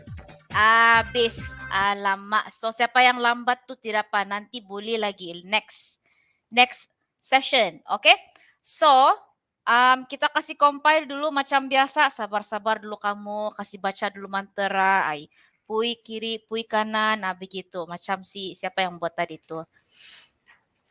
Oke. Saya compile dulu. Sabar dulu kamu. Kasih baca-baca doa dulu. Oke. Kita compile dulu. Random lucky pick. Alright. Pui kiri, pui kanan dia bilang si Mr. Ian. Biasa nih si Mr. Ian nih.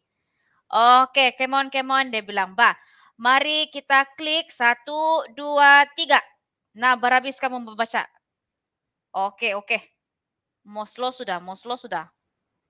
Oke. Siapa ini? Alamak. Oke. Saya pikir si masjid lah pula. Majlis Daerah Putatan yang kena. Sikit lagi. Tiap lepas ni mungkin. So, kita dapat pemenang dia Miss Eda. Miss Eda kan nih kah? Miss Eda. Masih sini? Miss atau Mr. Eda. Malapas itulah itu. Belum cukup mantra kalau begitu.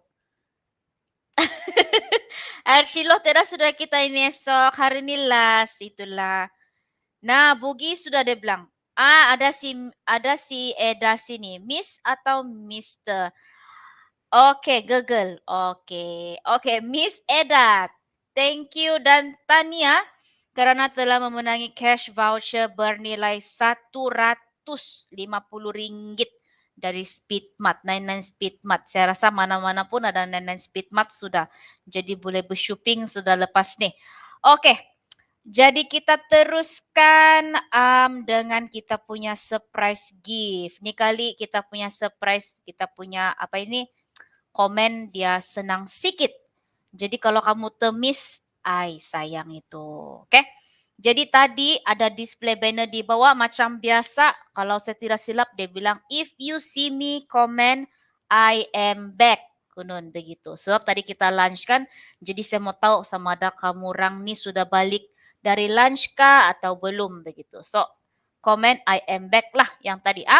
So kita tengok siapa dia punya first commenter. Oke, first commenter kita ialah Mr. Radel Ra. Tania Mr. Radel Ra. Kalau kamu ingat yang sudah join kemarin, Mr. Radel ni sudah menang pop quiz. Tapi sebab ini aktiviti lain kan, jadi tidak kira lah. Jadi macam saya cakap tadi, kalau kamu sudah menang itu lucky draw, tidak boleh menang lagi. Tapi kamu boleh menang yang tempat-tempat lain. Macam pop quiz, surprise gift, begitu. Oke? So,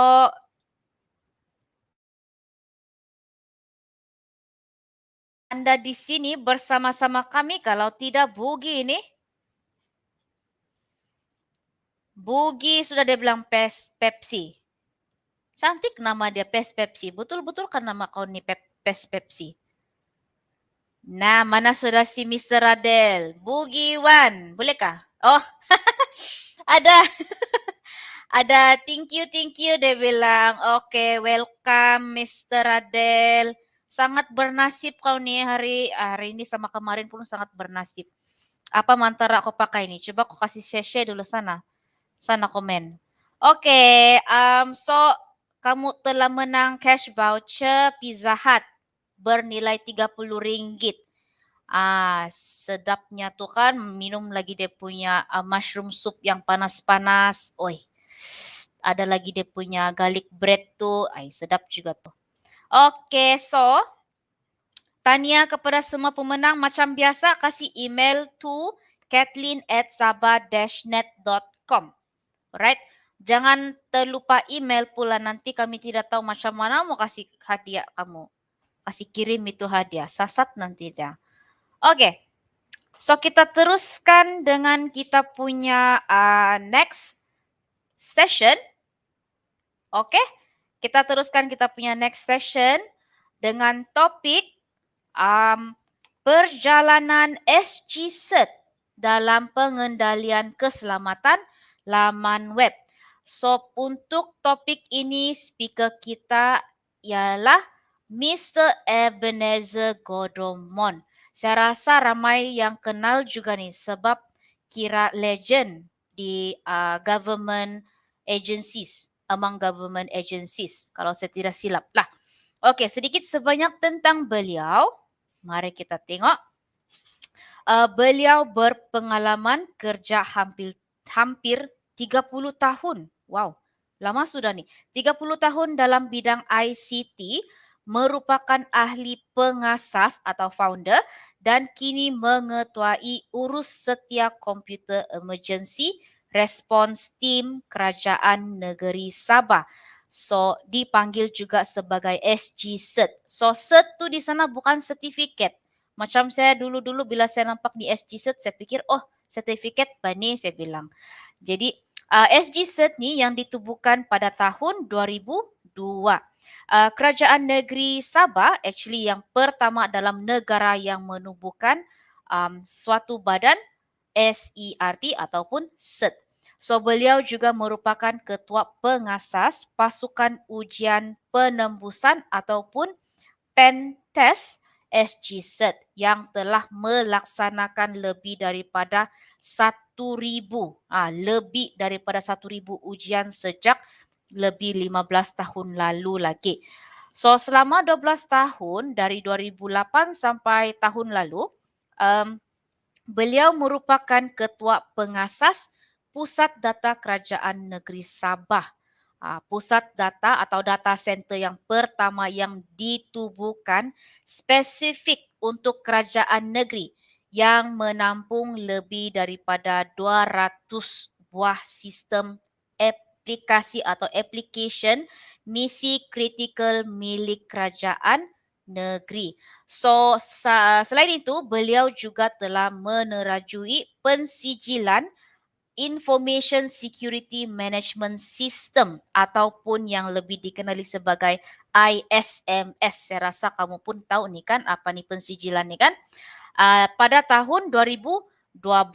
So antara pusat data sektor awam pertama dalam negara yang berjaya memperoleh pensijilan ini dengan skop pensijilan terluas. Nah, jadi Sabah juga adalah kerajaan negeri pertama dalam negara yang dipersijilkan. No, bukan alang-alang.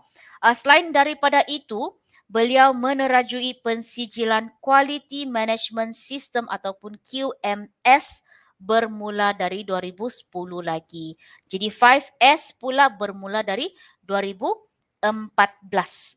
So, diiktirafkan cemerlang dalam Inspektorat Pematuhan Keselamatan Perlindungan oleh Pejabat Ketua Pegawai Keselamatan Kerajaan Negeri Malaysia Jabatan Perdana Menteri pada tahun 2016 dan 2019 dan melepasi audit International Standard of Supreme Audit Institution ataupun ISAI, ISSAI, oleh Jabatan Audit Negara pada tahun 2017. So memang yang saya cakap tadi memang legend. Okay, so without further ado, saya pass ini floor to Mr. Ebenezer. Thank you, Kathleen. Selamat petang semua. Selamat petang. So, terima kasihlah memanggil saya legend. Legend ni, senyum saya tadi sambil mendengar. Legend ni boleh jadi dua perkara, sama ada yang bagus atau yang kurang bagus. Mungkin sudah terlalu veteran. So anyway, saya teruskan dengan slide ya.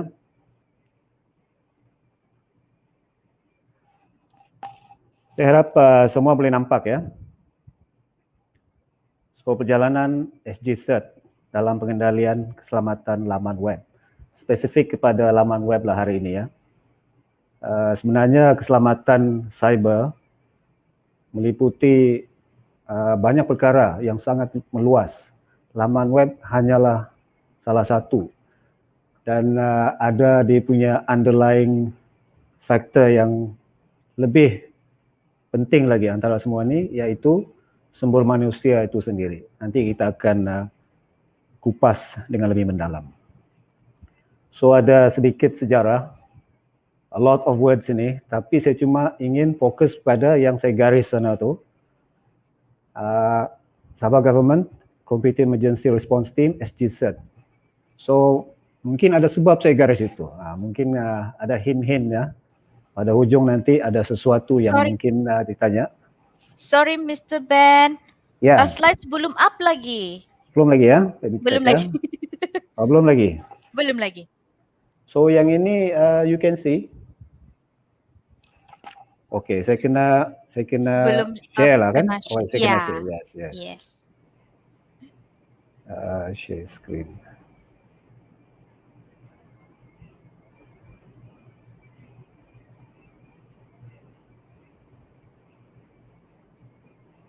Boleh nampak? Okey, sudah?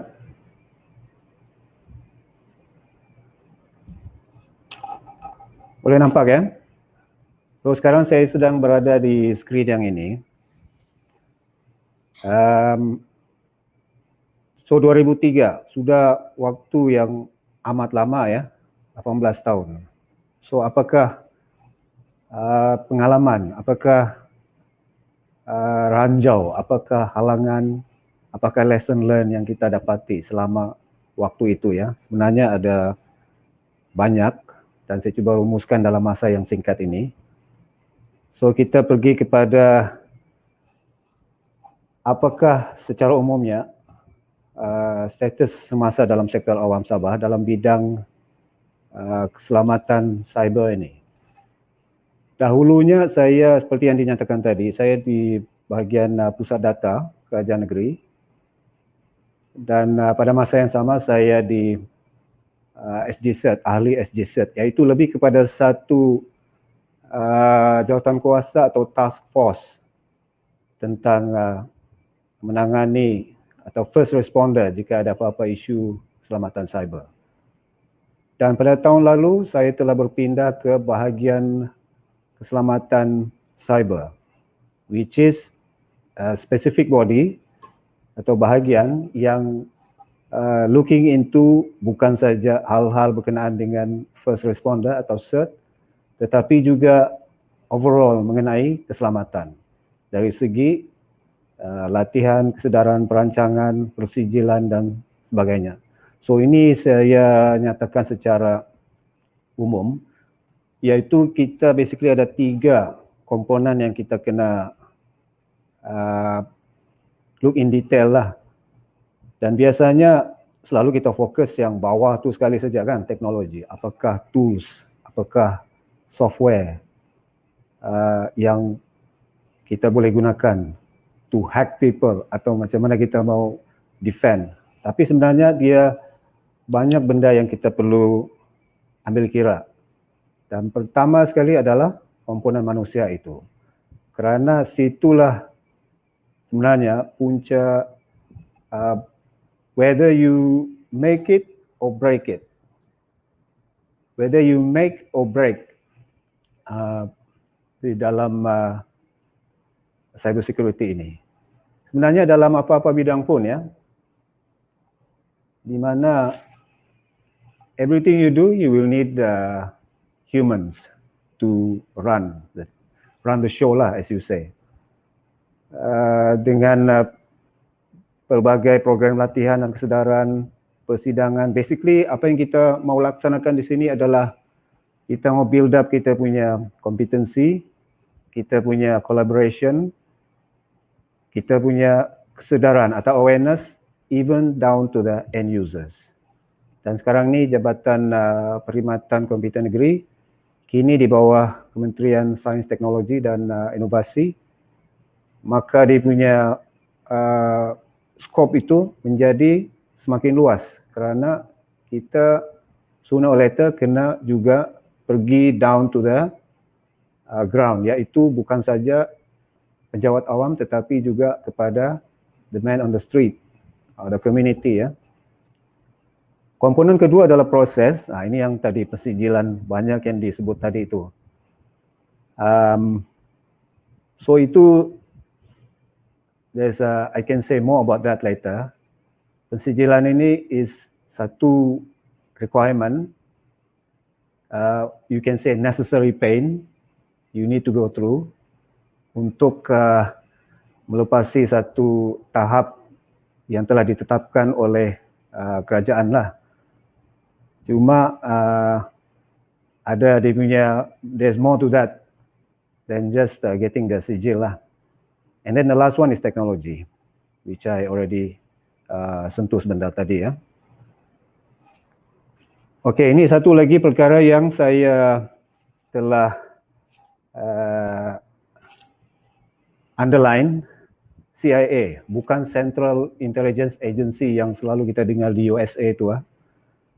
Dia adalah confidentiality, integrity, and availability, iaitu dikatakan tripod atau tripos, asas keselamatan maklumat. Sebab in the end, apa yang kita ingin jaga, apa yang kita ingin pastikan tidak jatuh ke tangan sesiapa yang tidak sepatutnya adalah yang inilah, adalah data itu dan maklumat itu ya. So confidentiality atau kerahasiaan adalah maklumat tidak boleh didedahkan tanpa kebenaran. Hanya yang ada kebenaran saja boleh melihatnya atau mendapatnya. Yang kedua adalah integrity, iaitu maklumat mesti tepat, lengkap, dikemas kini dan hanya boleh diubah dengan kebenaran. Dan yang ketiga adalah ketersediaan atau availability, iaitu dia mesti boleh diakses pada bila-bila masa. Tiada lagi yang 8 to 5 ataupun di waktu bekerja sahaja. Sekarang ini ekspektasi adalah 24 jam ya, 24/7/365. Tidak kira lah hari raya, Christmas, Chinese New Year, semua masih juga boleh sepatutnya boleh diakses. Apakah situasi keselamatan cyber di peringkat dunia, di antarabangsa, keseluruhan sekarang ini? Sejak hari semalam dan juga sebentar tadi, kita telah mendengar beberapa reference terhadap yang hot news sekarang ini tentang Jabatan Pendaftaran Negara punya data kan yang telah diceroboh dan 4 juta rakyat Malaysia punya data telah berada di luar sana, somebody telah dapatkan dia dan offer untuk dijual dengan harga RM35,500. Jadi sekarang ini, bila saya baca news tadi pagi, sekarang ini bertunjuk-tunjuk lah lembaga LHDN deny and then still under investigation and all that. So kita belum dapat tahu secara detail bagaimana sebenarnya benda ini boleh terjadi. Tetapi berdasarkan apa yang kita pernah baca dulu dan dari kes-kes yang lain, di seluruh dunia. Saya rasa mungkin the human factor jugalah. Human factor juga. So ada nanti saya akan bagi dia punya semua ni. Of course kita boleh Google juga semua maklumat ni kan. Anywhere pun kita boleh dapat the latest information lah. Satu lagi insiden berprofil tinggi yang saya ingin nyatakan di sini sebagai satu contoh insiden adalah di Jabatan Immigration, di mana satu sindiket telah ditumpaskan pada awal tahun ini, pada bulan April, di mana ada collusion antara staf jabatan itu sendiri dengan orang luar, dengan tujuan pasang satu peralatan supaya boleh diakses dari luar tanpa melalui saluran yang sepatutnya. Maksudnya, diorang boleh akses dengan cara yang salah, tetapi boleh ubah suai apa saja data di dalam itu. Maksudnya siapa pendatang ini dengan semua data-data yang berkenaan lah. So ini pun human factor juga. So satu Jabatan Pendaftaran Negara, satu lagi Jabatan Immigration. So these two are, as you know, sangat sensitif, mengandungi pelbagai data peribadi, data-data you and me berada dalam sana, dan at that level pun boleh juga diceroboh, boleh juga didapat can be breached. So what more? What more Sabah state? What more yang lebih lower profile, as you can say. Kalau kita pergi pada luar negara pula, lagi hebat lagi. USA, sepatutnya dia antara yang termaju dari segi keselamatan cyber kan. Tetapi pada tahun lalu, terjadi satu insiden yang besar, iaitu ada pencerobohan di Kerajaan Persekutuan USA melalui pelbagai saluran, melalui dia punya software, melalui dia punya sistem-sistem tu. Kalau kita pergi pada link ini, yang nanti bila saya share, you can go and read. Memang perkara ini memang boleh berlaku. Kalau boleh berlaku kepada diorang, sudah tentu boleh berlaku pada kita juga kan. And then the next one, I would like to bagi contoh yang ini, FireEye. FireEye adalah satu syarikat spesifik kepada cyber security. Dia mempunyai 3,000 lebih orang staff, US based. Dia memang spesialis dalam bidang keselamatan cyber. Tapi dia juga telah digodam, telah diceroboh. Dan daripada kenyataan media ataupun satu blog post yang diberikan oleh dia punya CEO, memang ini adalah satu attack daripada nation state, artinya dari peringkat negara, bukan lagi yang orang-orang biasa-biasa.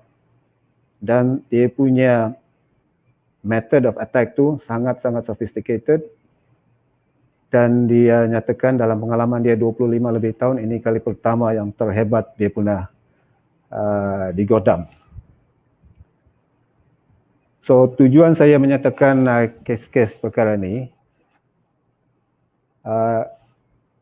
iaitu dia menunjukkan bahawa cyber security is a very challenging area. There is no such thing as saya guarantee hack proof, saya sangat secure dan tidak ada orang boleh hack saya, so try me, cuba. No such thing. So yang ini high profile pun boleh kena.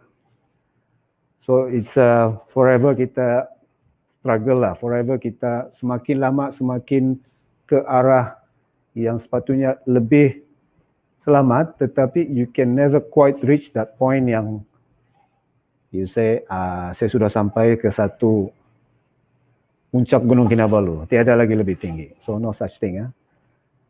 And the last example sini is the Microsoft Exchange server, which is a very well-known email server from Microsoft. Microsoft is a well-known software company. They established in 1975, sudah 40 lebih tahun. Dan dia amat berpengalaman dalam bidang IT, amat ramai developer, amat ramai hacker, pun masih boleh kena juga. Masih boleh breach. Earlier this year, ya. Jadi ada satu laporan ni daripada IBM pada tahun 2020 yang menyimpulkan apakah yang sedang berlaku di luar sana. So, ada beberapa perkara yang kita boleh lihat sinilah. Pertama, volume and severity of cyber attacks. Dia semakin banyak dan semakin teruk, semakin hebat dia punya ancaman tu, dia punya attack itu. Dan too many tools weaken cyber resilience. Apabila pula kita terlalu banyak tools yang kita cuba letakkan sebagai lapisan keselamatan, dia boleh menjadi efek yang negatif pula. Ini menarik ya. So ada dalam artikel tu ada disebut sebab dia lah. Sebab apabila terlalu banyak, sometimes dia punya tools ni dia tidak boleh integrated antara satu sama lain, dan dia punya apa yang dia monitor tu, apa dia punya report tu bercanggah pula, contradicting antara satu sama lain. So menjadi satu yang negatif pula ya. Seterusnya lack of budget and skills. Lack of budget ni macam cerita dari dulu lagi kan, sentiasa tidak cukup budget. Skill juga begitu. Hacker semakin skillful dan kita juga perlu upgrade juga. Seterusnya analytics, automation, AI, machine learning diperlukan. Kita semakin ke arah itu kerana kita tidak boleh handle lagi amount, volume yang semakin banyak setiap hari. Dan akhir sekali adalah collaboration, even sehingga ke peringkat akar umbi. Contohnya infiltrate di hacker community. Masuk ke sana, macam CID lah. Duduk sana diam-diam, tengok apa dia orang cerita. Dari sana kita boleh tahu ada banyak perkara. So ini saya telah galakkan saya punya team members untuk buat perkara yang sama. Tapi bila masuk sana, jangan pula kau start gaduh di sana. Jangan pula kau cakap mencabar-mencabar. Nanti ada masalah lain pula yang timbul ya. So saya ingin samakan keselamatan cyber ni dengan satu perlawanan akhir bola sepak yang kita baru-baru kebanyakan sudah tengok kan di TV tu. Euro 2020 final di Stadium Wembley. Di mana Stadium Wembley ini adalah boleh dikatakan ibu pejabat bola sepak kerana dia adalah stadium utama di England dan telah menyaksikan pelbagai acara sukan yang utama. Saya percaya sudah hampir 100 tahun atau mungkin lebih umur. Namun pada hari itu terjadi insiden keselamatan yang mana saya boleh kaitkan dengan keselamatan cyber atau keselamatan internet atau laman web. Kerana dari sana kita dapat lihat bahawa manusia Timbul lagi manusia kan. Manusia akan kekal the weakest link. Di mana petugas stadium menerima rasuah di stadium itu ya. Padahal lebih ramai daripada biasa steward ataupun pekerja, petugas di stadium, dan terdapat beberapa lapis checkpoint atau lapisan keselamatan. So yang masuk tu, yang tidak bertiket itu, dia bagi duit. Ada yang terima, ada yang cakap dia tidak perlu pun bagi wang. Dia kasih lepas saja kerana dia tunjukkan tiket palsu. Sudah print tiket palsu, tapi tidak diperiksa dengan teliti. Jadi yang tiada tiket ni sudah ready. Kalau tiket palsu tidak dibenarkan masuk, dia akan cuba bayar dengan wang. Manusia ni, weakest link. Yang kedua adalah kelemahan sistem atau jalan tikus.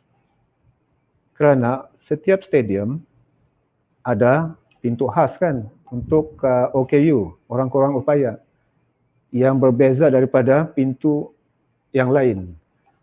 Apabila pintu ini dibuka, sanalah yang tiada tiket ni rushing masuk sana. So ini satu kelemahan sistem yang ada. Yang ketiga adalah penggodam atau hacker ni bekerjasama. Diorang buat satu chat group di Telegram bernama The Wembley Gym. Jadi ramai yang masuk sana. Dia bincang, kongsi maklumat. Macam mana sudah keadaan, di mana line clear, mana pintu yang terbuka, mana itu steward atau polis kurang. Jadi diorang boleh berbincang macam itu. Jadi diorang ni lebih sophisticated, lebih teratur. Dan yang akhir sekali, motivasi. Motivasi is a superpower. Motivasi untuk diorang masuk ke dalam stadium. Walau macam mana sukar, macam mana susah atau bahaya pun. Sebab diorang berfikir, ini adalah peluang sekali seumur hidup. Mungkin England lepas ni tidak akan masuk final lagi. Jadi habislah masuk. Macam mana susah pun. So itu motivation ya. Jadi dianggarkan 5,000. Sekurang-kurangnya 5,000 orang berjaya masuk tanpa tiket. Dan ini berlaku di Wembley. Ini berlaku di England, negara maju. So itulah kaitan dia yang saya dapat lihatlah. So ini boleh kita kaitkan dengan perkara-perkara lain yang berkenaan dengan keselamatan pun. Termasuklah laman web. Laman web, tuan-tuan dan puan-puan, saya boleh gambarkan seperti satu rumah atau satu kedai di mana kita mesti welcome sesiapa saja masuk ke dalam kedai itu kan, untuk diorang membeli belah ataupun dia window shopping, dia tengok-tengok dulu. Kita mungkin sukar mau tahu dia ini berniat baik atau berniat jahat, dia betul-betul mau beli atau dia plan untuk mencuri. Kita tidak tahu. So apa yang saya gambarkan di sini sebelah kiri, kebanyakan masa rupanya bukan begitu. Mungkin rupanya adalah sangat handsome, sangat cantik dengan baju yang dan pakaian yang cantik dan sebagainya. Kita tidak tahu pun. Jadi bila dia masuk dalam sana, dia tengok kiri, tengok kanan, tengok CCTV mana, tengok mana blind spot. Mungkin dia boleh masukkan apa-apa benda dalam poket dia lah. So sama juga dalam laman web kita. Pelawat ke laman web kita sangat ramai. Lagi popular, lagi ramai. Macam mana kita mau filter orang yang berniat jahat atau berniat baik? Itu kesukaran dia. Sebab manusia ni sangat pintar. Dia boleh menyamar atau berpura-pura. Kita tidak tahu ya. Itu satu. Yang kedua adalah SGWC ni bolehlah digambarkan seperti polis yang membuat rondaan malam-malam, taman perumahan di kampung-kampung. Jadi bila kita nampak satu rumah, pintunya terbuka, pagarnya tidak tutup, kita bagi tahulah tuan rumah, tolong tutup pintu kamu, grill kamu tidak berkunci, nanti pencuri masuk. Lepas tu mungkin tuan rumah dia ikut nasihat kita. Mungkin dia ikut nasihat kita hanya untuk hari itu. Mungkin besok harinya dia tidak peduli sudah. Jadi macam mana kita mau pergi satu-satu rumah sepanjang masa beri peringatan, beri peringatan, beri peringatan. Ada yang dengar kita punya nasihat, ada yang tidak mendengar. Ada yang tutup sementara, bila kita jalan ke depan sikit sudah, buka lagi balik. Tapi kalau pencuri datang, buat jenayah dan sebagainya, baru kelang kabut. Kebanyakan yang kami bolehlah digambarkan macam itu pengalamannya. So itu cabaran ya. Semua termasuk laman web daerah paling kecil pun di Sabah, daerah kecil, boleh diperhatikan dari seluruh dunia seperti CCTV. Bayangkanlah, seluruh dunia ini ada CCTV, cuma kita tidak nampak kamera dia. Tapi memang ada dan berbeza daripada CCTV biasa, bukan saja kita boleh diperhatikan, malah boleh dimanipulated, boleh dimanipulasi. Dia boleh cuba buat sesuatu lah bagi yang berniat jahat. Semua boleh menjadi sasaran, termasuk Sabah juga. Walaupun ada jutaan laman web di seluruh dunia, Sabah ada juga yang minat untuk pergi kacau. Kacau sini, kacau sana, ada yang setiap tahun mesti ada tu. Dan perbezaan dengan penjenayah tradisi. Okey. Penjenayah tradisi ini adalah yang macam sebelah kanan ni ya, kartun ni. Yang mana kita tengok dari jauh kita sudah terus tahu. Dengan apa ni, tutup matanya, dengan ekspresi mukanya yang seperti penjahat, dengan karung guningnya, dengan baju pun macam itu, kita terus tahu. Tapi sekarang ni pencuri zaman sekarang melalui internet ni, pencuri adalah tangan panjang kan, tapi tangannya sekarang menjadi semakin panjang. Dia boleh keliling dunia. Dia boleh beribu-ribu kilometer panjang tangannya. Dan di mana dia sebenarnya berada, sukar untuk kita ketahui. Mungkin dia berada di sebelah rumah saja atau sebelah bilik saja. Tetapi dia boleh ubah dia punya rupa atau ubah dia punya konfigurasi itu sehingga membuatkan kita fikir, oh dia ni berada di Eropah ini atau di China. So boleh diubah. Dan operasi jenayah juga boleh diotomasi, malah boleh di-outsource. Kita boleh bayar, kita boleh minta kontrak kepada penjenayah. Semalam saudara Zulkifli ada mention tentang dark web. Nah, di sanalah ada banyak tu. Ada banyak yang offer dia punya services dengan kos-kos yang tertentu. Lagi hebat aksi jenayahnya, lagi mahal lah. Macam itu. So, itulah realiti keadaan kita sekarang ni ya. Okey, apakah laman web ataupun aplikasi? Terutamanya saya fokus pada yang dikenali sebagai laman web utama. Top 2 sudah semestinya Facebook dan juga Google kan. Adakah mereka garanti selamat, 100% selamat? Tidak pernah digodam, diceroboh? Tidak benar ya. Tahun 2019, Facebook. Tahun 2018, Google. So tidak ada yang selamat. Memang semua pernah kena. It's just a matter of time.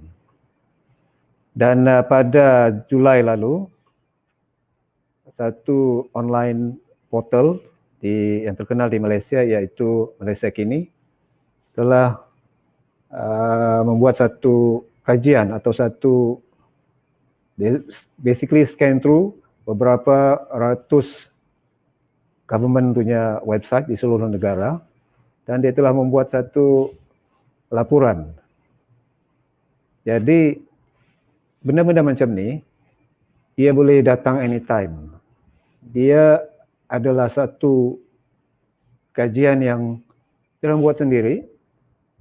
Kita tidak pun minta, tetapi dia boleh memberi impak yang negatif. Kadang-kadang perkara itu kita tidak terlepas pandang, ataupun kita overlook, ataupun kita tidak, sebab kita punya checklist terlampau panjang, ataupun kita tahulah manusia kan.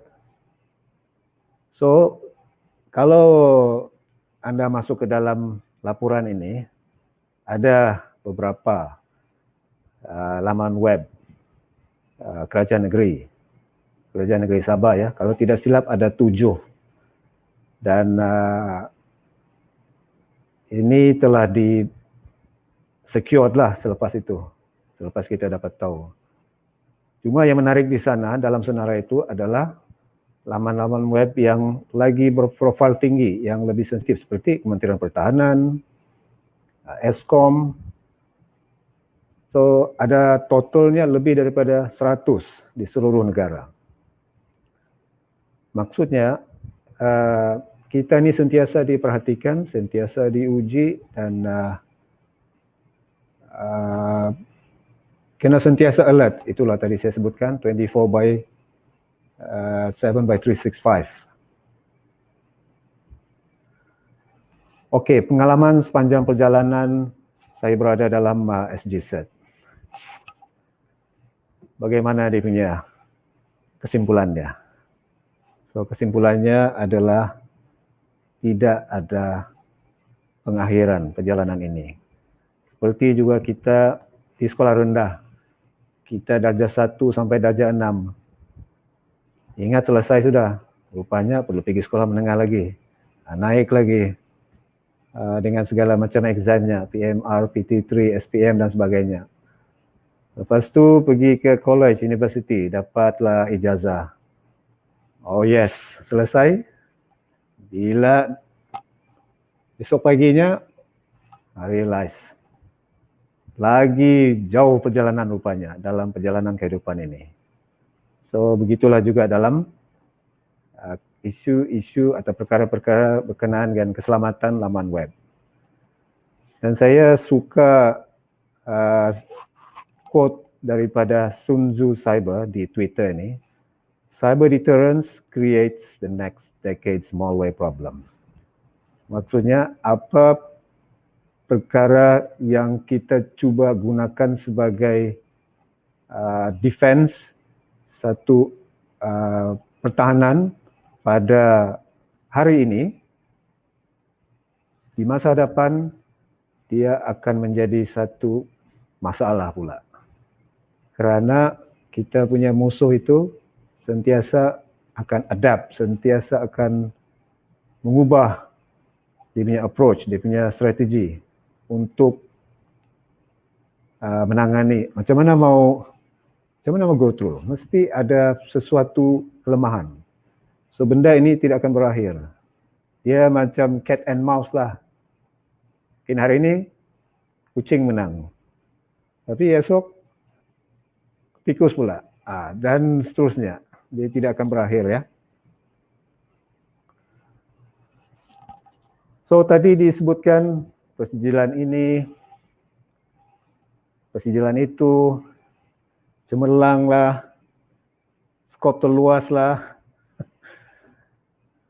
dengan segala strukturnya, cert yang pertama dalam negara.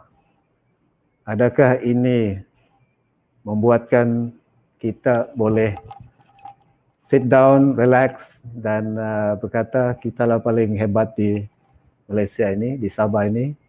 Kita kelas dunia sudah, tiada yang kita perlu risaukan. Sebenarnya tidak ya, tuan-tuan puan-puan. Tidak ada yang garanti selamat, seperti yang kita telah nampak tadi kan, dengan pelbagai. So perkara ini adalah on paper. The sigil is just paper, melekat di dinding dengan satu frame yang cantik, lepas tu upacara penyerahan, gilang gemilang. Tetapi dia punya actual implementation yang setiap hari kita bekerja keras, setiap hari kita alert, check the alerts to upgrade ourselves, sentiasa evolve mengikut apa perkembangan terkini, itu yang benar-benar on the ground punya hard work lah. Itu yang sebenarnya menentukan ya. Ini telah beberapa kali saya nyatakan komponen manusia masih dan akan kekal the weakest link. Inilah the make or break, the critical success factor dalam apa-apa usaha untuk meningkatkan tahap keselamatan laman web atau tahap keselamatan cyber kita. Saya bagi beberapa contoh yang kami telah lihat yang berlaku dalam di sekitar kita, bukan saja dalam laman-laman web kerajaan negeri tetapi juga di luar sana.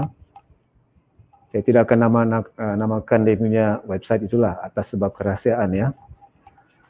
Yang pertama dan lalu sekali adalah tidak mengemaskini perisian. Perisian artinya dia punya operating system, dia punya Windows, dia punya Android, even kita punya phone ya. Kerana jika kita tidak update, sekarang ni kalau laman web banyak yang guna content management system kan, jumlah dan sebagainya. Jika itu tidak dikemaskini, situlah exploit ataupun penggodam boleh menggunakan kelemahan yang sedia ada. Kenapa dia kerap di-update? Kerana dijumpai kelemahan yang tertentu. Sebab itu dia update kan, jadi kita perlu ikut tu. Saya faham ni, kerana kadang-kala kesalahan kesusahan yang dihadapi oleh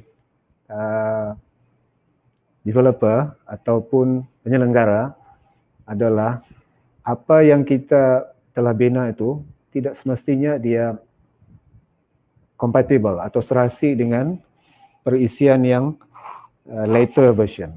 So tidak boleh simply automatic update. Dia ada kena adjust sini, adjust sana, dia kena manually ubah sesuai dia punya coding dan sebagainya. So it's a pain lah, sesuatu yang memerlukan usaha. Jadi kalau terlalu kerap, itu satu faktor manusia lagi. Mungkin kita pun boleh jadi fed up ya. Itu satu yang pertama. Yang kedua, penggunaan perisian dari sumber mencurigakan. Contohnya dalam CMS itu ya, jumlah contohnya. Dalam itu ada banyak add-on, plug-in dan sebagainya kan. Jadi kami perhatikan ada yang dari, sebab dia boleh dari pelbagai sumber. Jadi kena hati-hati, dia mesti dari sumber yang reputasi yang baik. Bukannya daripada tahu dari unknown punya developer. Sebab ada banyak di luar sana yang cuba mengambil kesempatan ya. Sumber mencurigakan juga boleh bermakna pirate. So janganlah cuba-cuba yang tidak berlesen ya. Kebanyakan saya lihat perisian yang tidak berlesen ni ada sesuatu planted di dalamnya yang mana bila dia sudah masuk ke dalam kita punya sistem komputer, phone dan sebagainya, dia boleh buat pelbagai havoc lah, dia boleh buat pelbagai perkara. Dia boleh take over kita punya sistem, dia boleh gunakan kita sebagai satu lokasi yang dia boleh launch attack ke tempat lain. Artinya kita yang dapat disyaki buat jenayah itu padahal dikontrol oleh orang lain. Contohnya.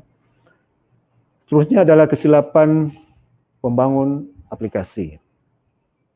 So kita punya developer ni human juga, human lagi kan. Ciri atau contoh, ciri atau fungsi yang tidak disengajakan. Contohnya satu soal selidik atau kaji selidik, yang mana kaji selidik ini mungkin perlu kita isi data-data peribadi, keluarga, pendapatan, keadaan kesihatan dan sebagainya. Jadi perkara ini perlu diambil perhatian yang serius kerana jika perkara ini tidak ditangani, dia boleh menjadi satu isu privacy, iaitu leaking out of personal information dengan tidak disengajakan kerana tidak diletakkan authentication ataupun satu peringkat yang tidak boleh simply masuk dengan mudah lah. Dia perlu ada satu password ke atau ada satu cara PIN number ke. Jadi mungkin ini tidak disengajakan ya. Tapi itulah, mungkin perlu lebih banyak testing. Ataupun tidak cukup masa, itu lagi satu, under time pressure. Itu lagi satu ya.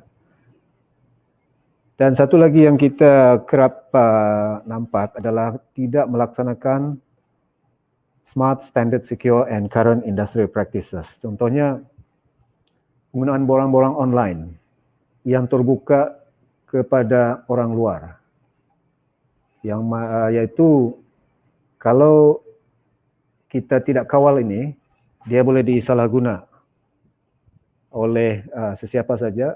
Dia boleh multiple masukkan data, dia boleh overwhelm, dia boleh terlalu banyak unwanted atau unverified request ke dalam kita punya sistem. Jadi sekurang-kurangnya ada satu level lagi, contohnya captcha yang selalu ada perlu klik tu kan, I am human, ataupun perlu pilih gambar-gambar untuk membuktikan bahawa ini bukan satu automated punya bot dan sebagainya. So benda-benda ni perlu diambil perhatian oleh yang berkenaan lah untuk meningkatkan lagi tahap keselamatan laman web kita ya. So semua ini sebenarnya ada dalam program-program latihan, kesedaran, dasar keselamatan. Cuma itulah, mungkin perlu diperingatkanlah dari semasa ke semasa. Dan bagaimanakah kita punya outlook in future? Adakah semakin lama semakin sukar? Memang semakin sukar, semakin kompleks. Isu keselamatan cyber ataupun laman web juga adalah seperti pintu dan tingkap yang amat banyak. Saya boleh gambarkan satu sistem itu ataupun keseluruhan laman web itulah kerana dia mengandungi laman web punya perisian, dia punya database, dia punya API, dia punya PHP dan sebagainya. Di back end itu semuanya ada boleh mempunyai pintu dan tingkap, iaitu possibility yang tidak dibenarkan boleh take the opportunity untuk masuk melalui tempat itu. Jadi satu contoh sini adalah Microsoft ya, dia laporkan setiap bulan dia ada 47,000 orang developer ya, 47,000 programmer atau pembangun sistem. Dia jumpa 30,000 bug dalam dia punya keseluruhan produk dia lah, software. Setiap bulan.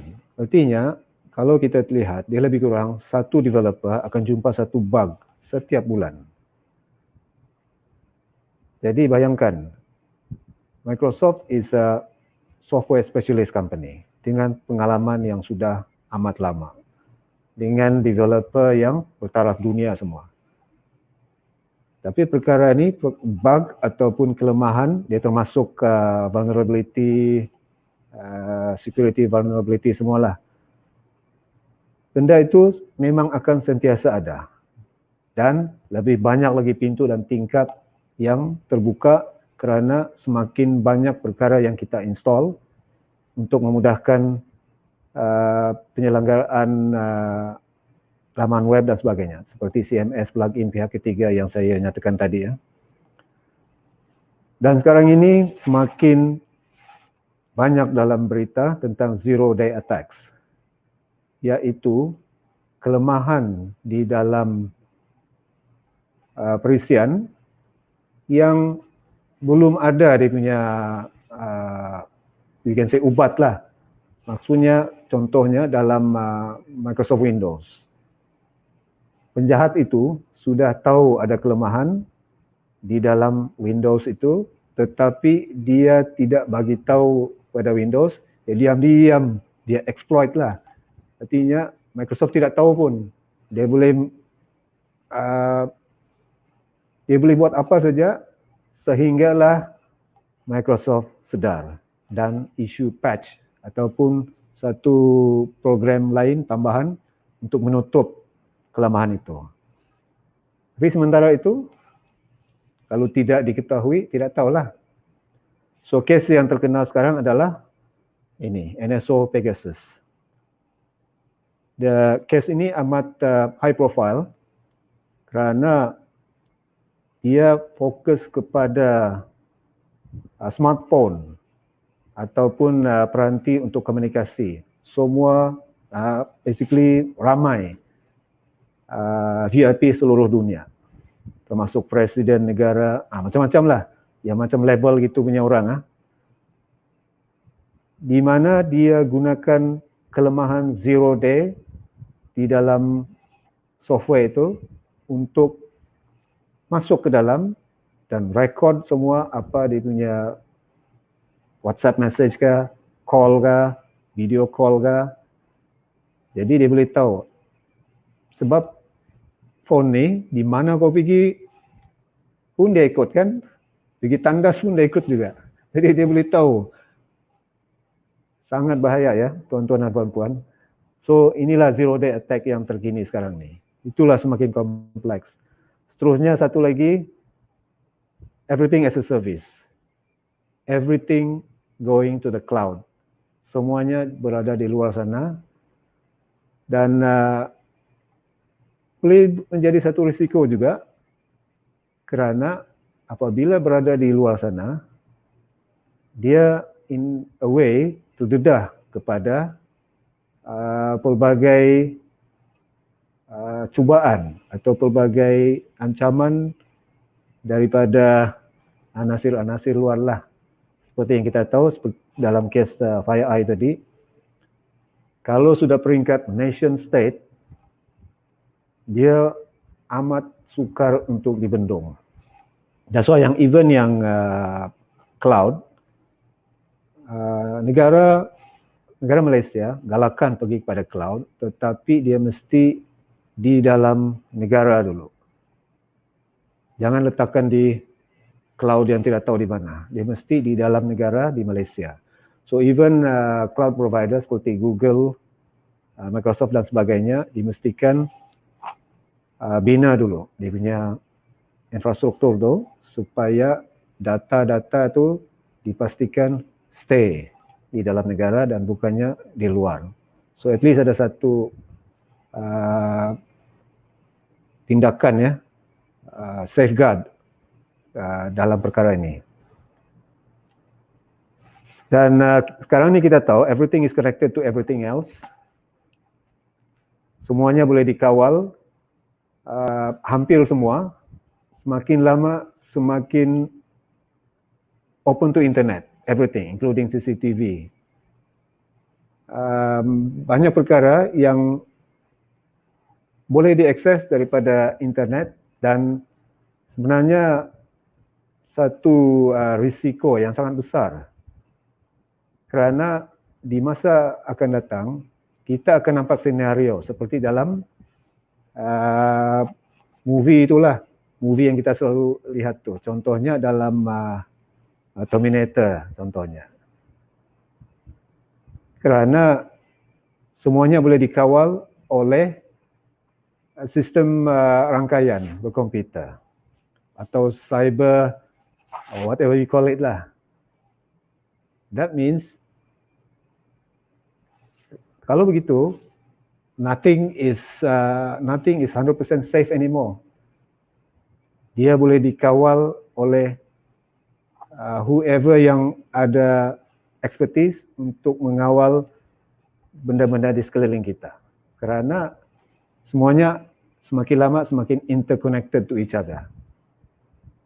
Mungkin kita punya bukan saja CCTV, tetapi termasuk juga kenderaan, termasuk juga kawalan keselamatan dalam pejabat. Macam tu getting and more complicated. Dan sudah tentu pengurusan atasan dan pelanggan semakin demanding. Kerana sekarang ini everything is dalam kerajaan negeri pendigitalan. Services online. Pelanggan juga expect everything, all the services to be online. Seterusnya membangun sistem perlu lebih pantas menghasilkan aplikasi. Kena cepat, everything kena cepat. Hari itu YBSKN maklumkan berapa ratus tu. Ratus bilangan aplikasi dalam tempoh masa yang singkat. So pembangun sistem under pressure to create as fast as possible. So dalam keadaan ini mungkin boleh memberi kesan terhadap keselamatan ataupun benda-benda lain termasuk usability. Itu yang boleh contribute kepada isu-isu tadi juga tu.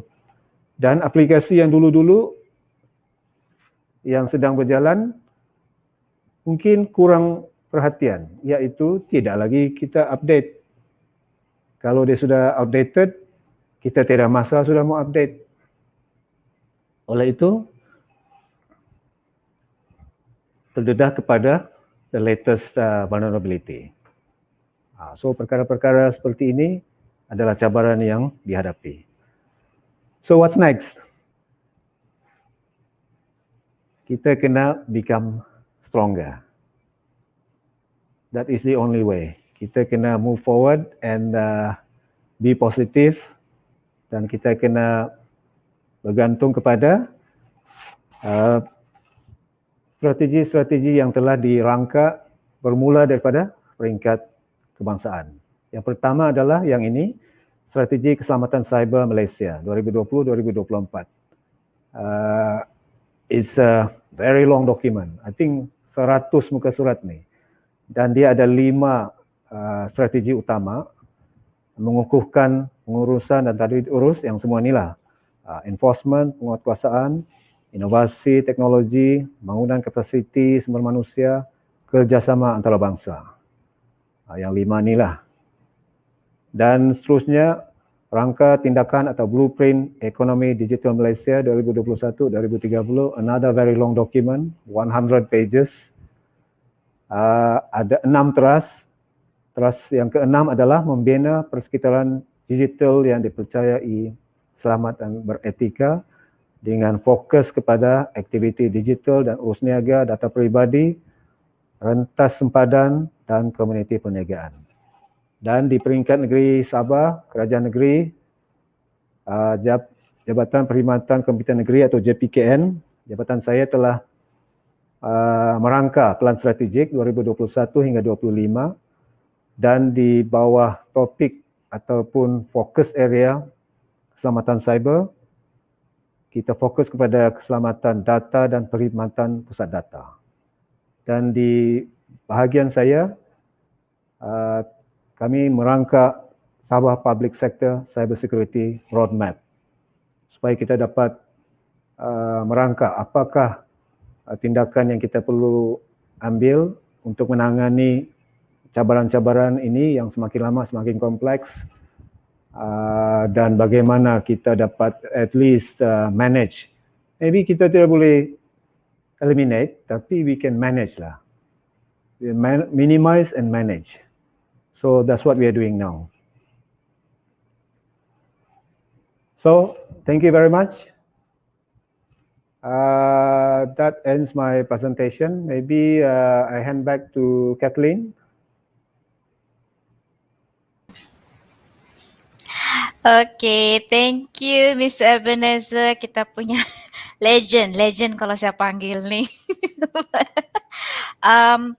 Okay, sekarang kita buat Q&A session bersama dengan kita punya speaker.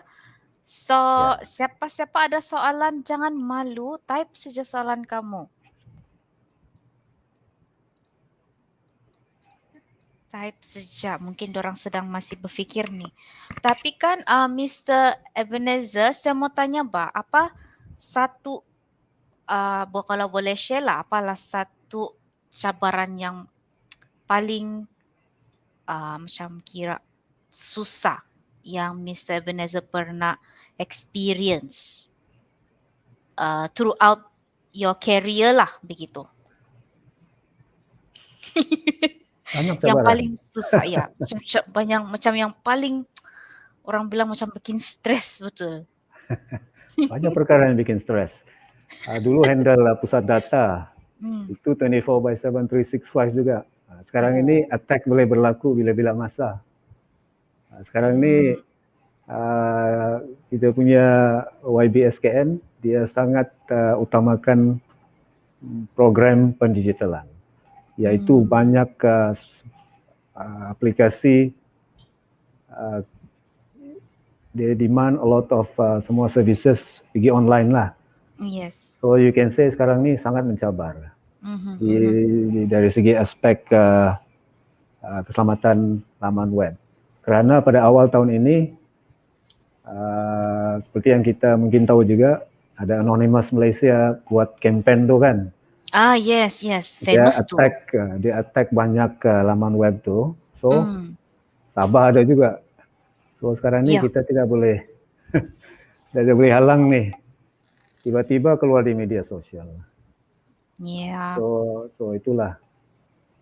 Tapi, we have to be positive lah. Learning experience kan. Memang begitulah. Every day ada cabaran dia. Every day is a different story. Ada saja. Yes, betul. Okay, we have one question dari Mr. Azman Othman. Di Sabah ada kes pencerobohan laman web. Dia tanya. Cik Azman, Cik Azman dari Jabatan Perhutanan ni kan. Memang ada. Dan saya boleh cakap at least 3%. Setiap saya lihat setiap tahun tu mesti ada. Mesti ada. The exact number I can say sejak tahun-tahun yang lalu, kalau tiada satu atau dua tu impossible itu. Mesti ada. Hopefully tidak lebih 20 lah dalam setiap tahun tu. So itulah tadi sebab tu sudah saya nyatakan tadi juga kan. Ada sebab-sebab yang tertentu lah. The second question dari Mr. D. Lozan. Hi sir, do you have any guidelines or checklist on preparing a website in terms of security before being pen test by SGCert? Ya, kalau kita start to bincang perkara itu sini, will take a very long time lah. Saya fikir we can have more discussion on this jika perlulah. Memang ada guideline tu, cuma kita kena go through with you lah. Dia punya specific requirement tu. Sebab it can be quite technical lah. So you can, you're welcome to discuss with us anytime lah tentang apakah guideline itu. Okay. Oh, another question from Mr. Ghaffar. Bolehkah website agensi kerajaan digabungkan dengan fungsi e-commerce seperti plugin WooCommerce di WordPress? Okay, this one is a specific question berkenaan dengan apa ni, WooCommerce di WordPress. So I am not familiar dengan WooCommerce ni. Tapi apa yang saya boleh bagi tahu sekarang ni,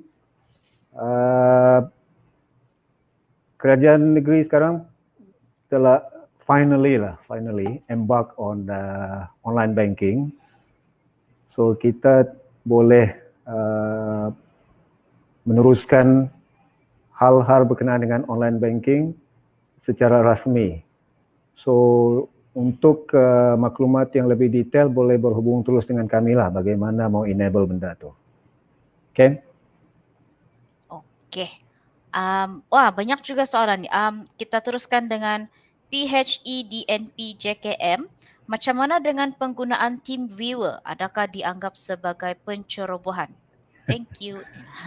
Ya, TeamViewer ni dulu terkenal dan mungkin juga sekarang ni masih juga digunakan lah. Even di peringkat JPKM dulu pun pernah guna juga ni. Cuma sekarang ni kita tidak galakkan menggunakan TeamViewer kerana kita telah ada satu sistem sendirilah yang kita boleh gunakan untuk masuk ke dalam. Jika kita berada di luar rangkaian tu, kita boleh gunakan sistem kita sendiri supaya kita boleh buat kerja dari luar. Sebab TeamViewer ni dia akan pergi ke cloud dulu, ke luar negara, yang mana sebenarnya adalah against arahan keselamatan ataupun guideline itu. Dan having said that, memang kita boleh start to debate and argue. Banyak benda pun masih juga kan. Contohnya, kalau kita gunakan WhatsApp, dia pun pergi cloud juga. Kalau kita guna Zoom meeting tu, dia pergi Singapura juga. So, perkara-perkara ni still in the early stages, and then kita will take time lah to adjust untuk fully handle dalam negara. Tapi strictly speaking, kalau kita tengok dalam arahan keselamatan tu, 2017, the latest version yang buku hitam tu, memang basically not allowed. Apatah lagi jika berkenaan dengan maklumat terperingkat yang bertaraf sulit ke atas. So bukan juga satu pencerobohan, tetapi kurang digalakkanlah, dinasihatkan untuk berpindah ke sistem kita sendiri. Another question dari Mr. Alexander. Macam mana mau yakinkan apa management yang buat sistem atau web ini tidak semudah drag and drop sahaja? Tugas develop sistem ni kadang diambil mudah, dia bilang. Tadi the previous speaker ada mention juga kan tentang macam mana mau handle upper management ni. Basically macam mana kita mau jual idea kita, how we want to sell our idea untuk convince diorang untuk terima kita punya input atau pendapat tu. Itulah bergantung kepada upper management ni, the staff. Ada yang boleh bawa bincang, ada yang tidak boleh bawa bincang. Dia ingat dia betul lah, gitulah itu. So memang satu perkara yang agak sukar. Cuma itulah tadi, perlu construct our argument in such a way kita boleh jual kita punya idea in order to convince them. Tapi ini tidak guarantee kan. Kalau jenis yang how to say keras kepala. Kalau gitu itulah dia suka lah. Nanti dia bilang the boss is always right. Itu satu gambaran di mana-mana tempat bekerja lah. Betul. Another question dari Melon Therapy. Hello sir, if any company not related to government, can we request pen test from SGZ? SGZ nama pun sudah Sabah Government Cert. So sekarang ni kami fokus mostly on government, bukan saja Sabah GovMy, tetapi juga yang lain-lain berkenaan dengan kerajaan seperti GLC dan sebagainya. So memang kami sudah, sudah cukup sibuk juga sekarang ini. Of course, we try to help as much as we can, dan kita akan tengok on a case by case basis. If you really require our assistance, you can write into us dan kita akan pertimbangkanlah. I see. Tidak ada masalah begitu. Okay. Last question dari Mr. Walter John. Mr. Ben, if we want to use Python with Sabahnet server, are we allowed? If yes, how do we proceed? Nah, dia bilang. Soalan ini sesuai dijawab oleh Sabahnet punya staff ni. So, to me, any technology, any solution is welcome. Kita tidak mau halang inovasi itu. Cuma yang penting diorang ready lah to host dengan dia punya back end-nya, dengan dia punya staff to maintain dan sebagainya kan.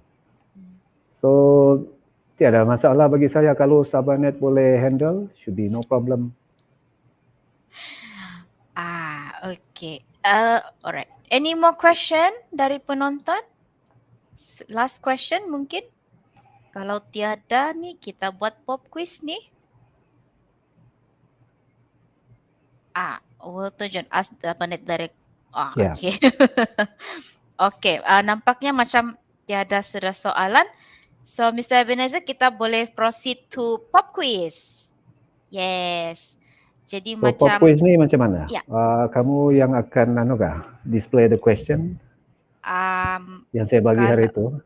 Ya, boleh juga, tapi boleh juga kalau Mr. Ebenezer ada saya buat dalam slide ujung sekali itu. Boleh. Okay. Lagi bagus. Okay, yang ini ya. Soalan pertama, belum lagi. I have to share screen kan? Yes. So, ada hint sudah tadi. Ada. Apa yang soalan itu?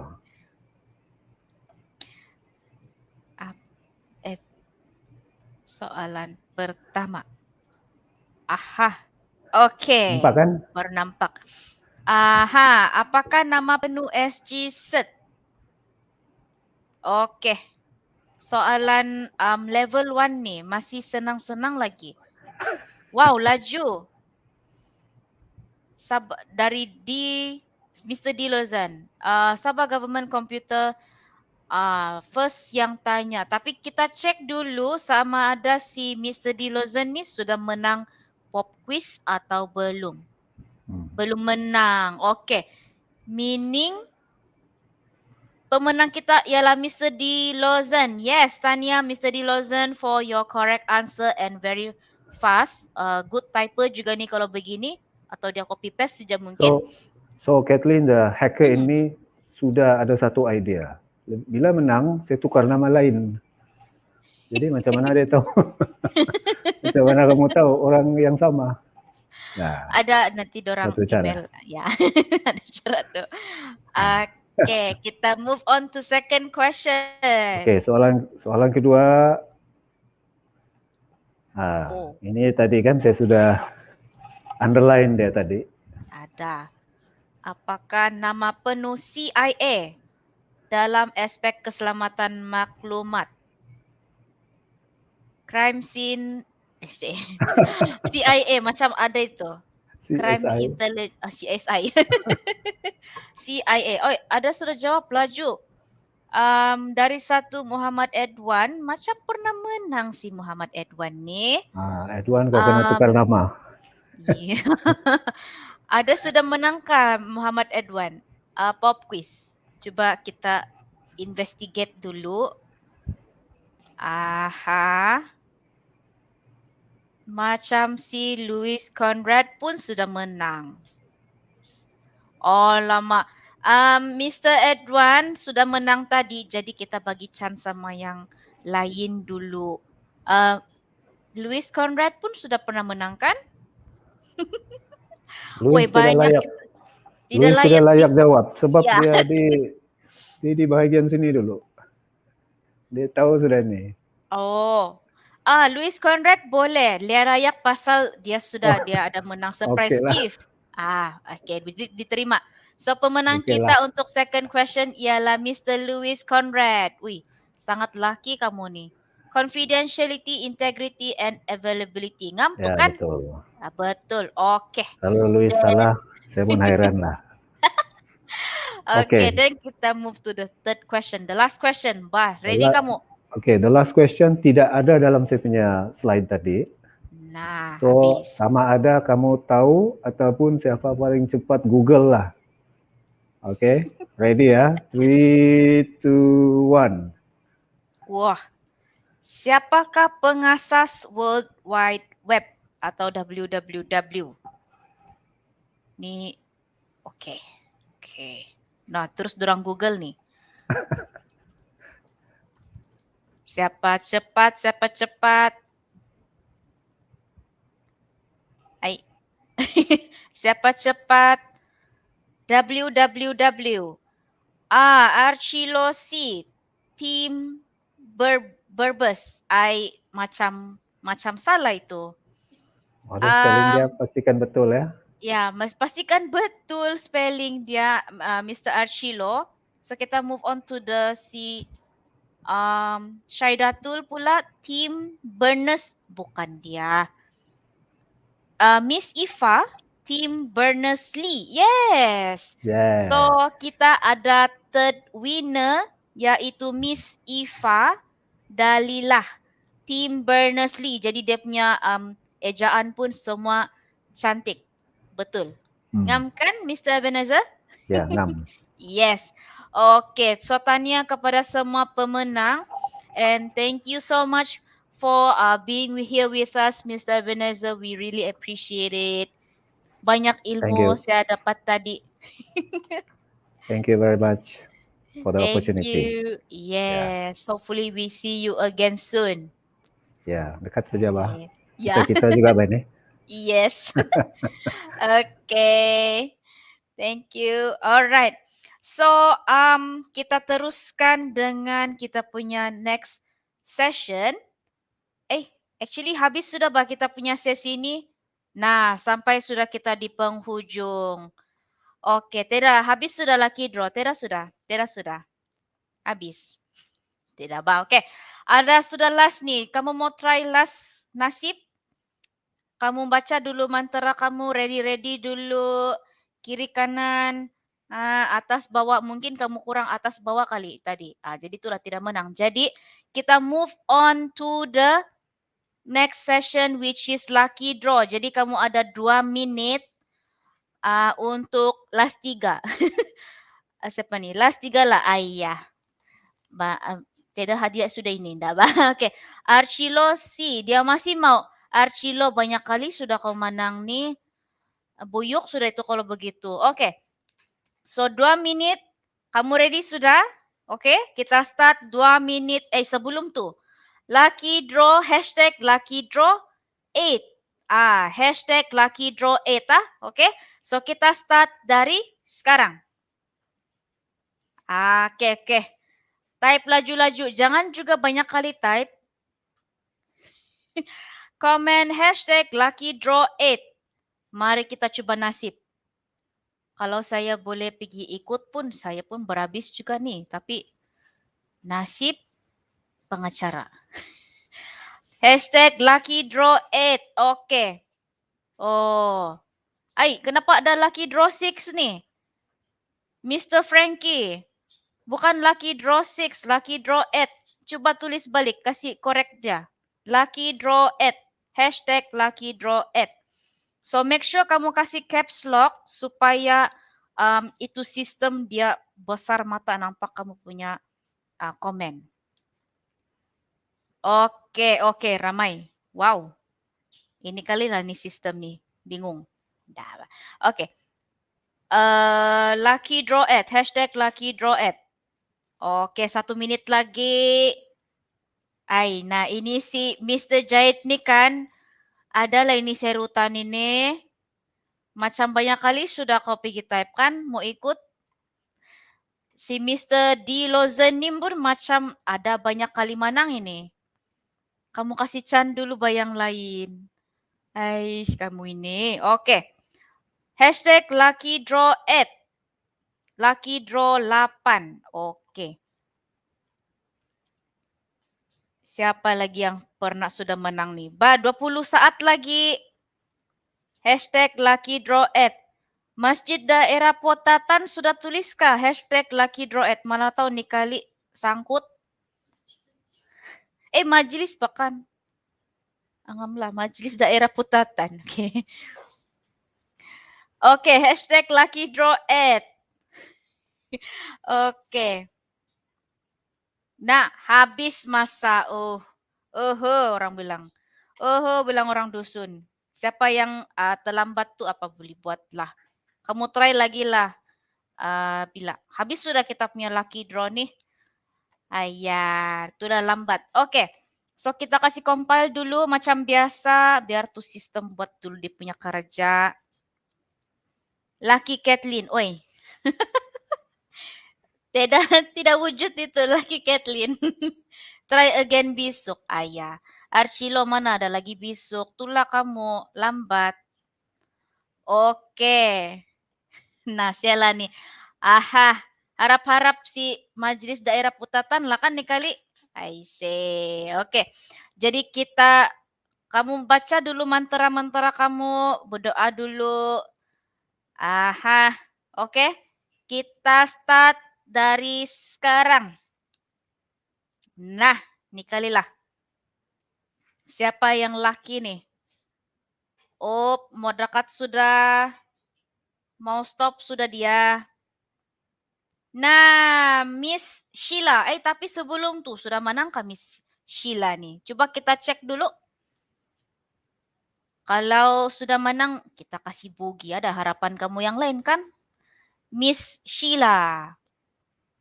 Tiada, belum menang. Nah, meaning boleh lah itu. Miss Sheila. Miss Sheila. Hadir. Baik student ini. Oke, good.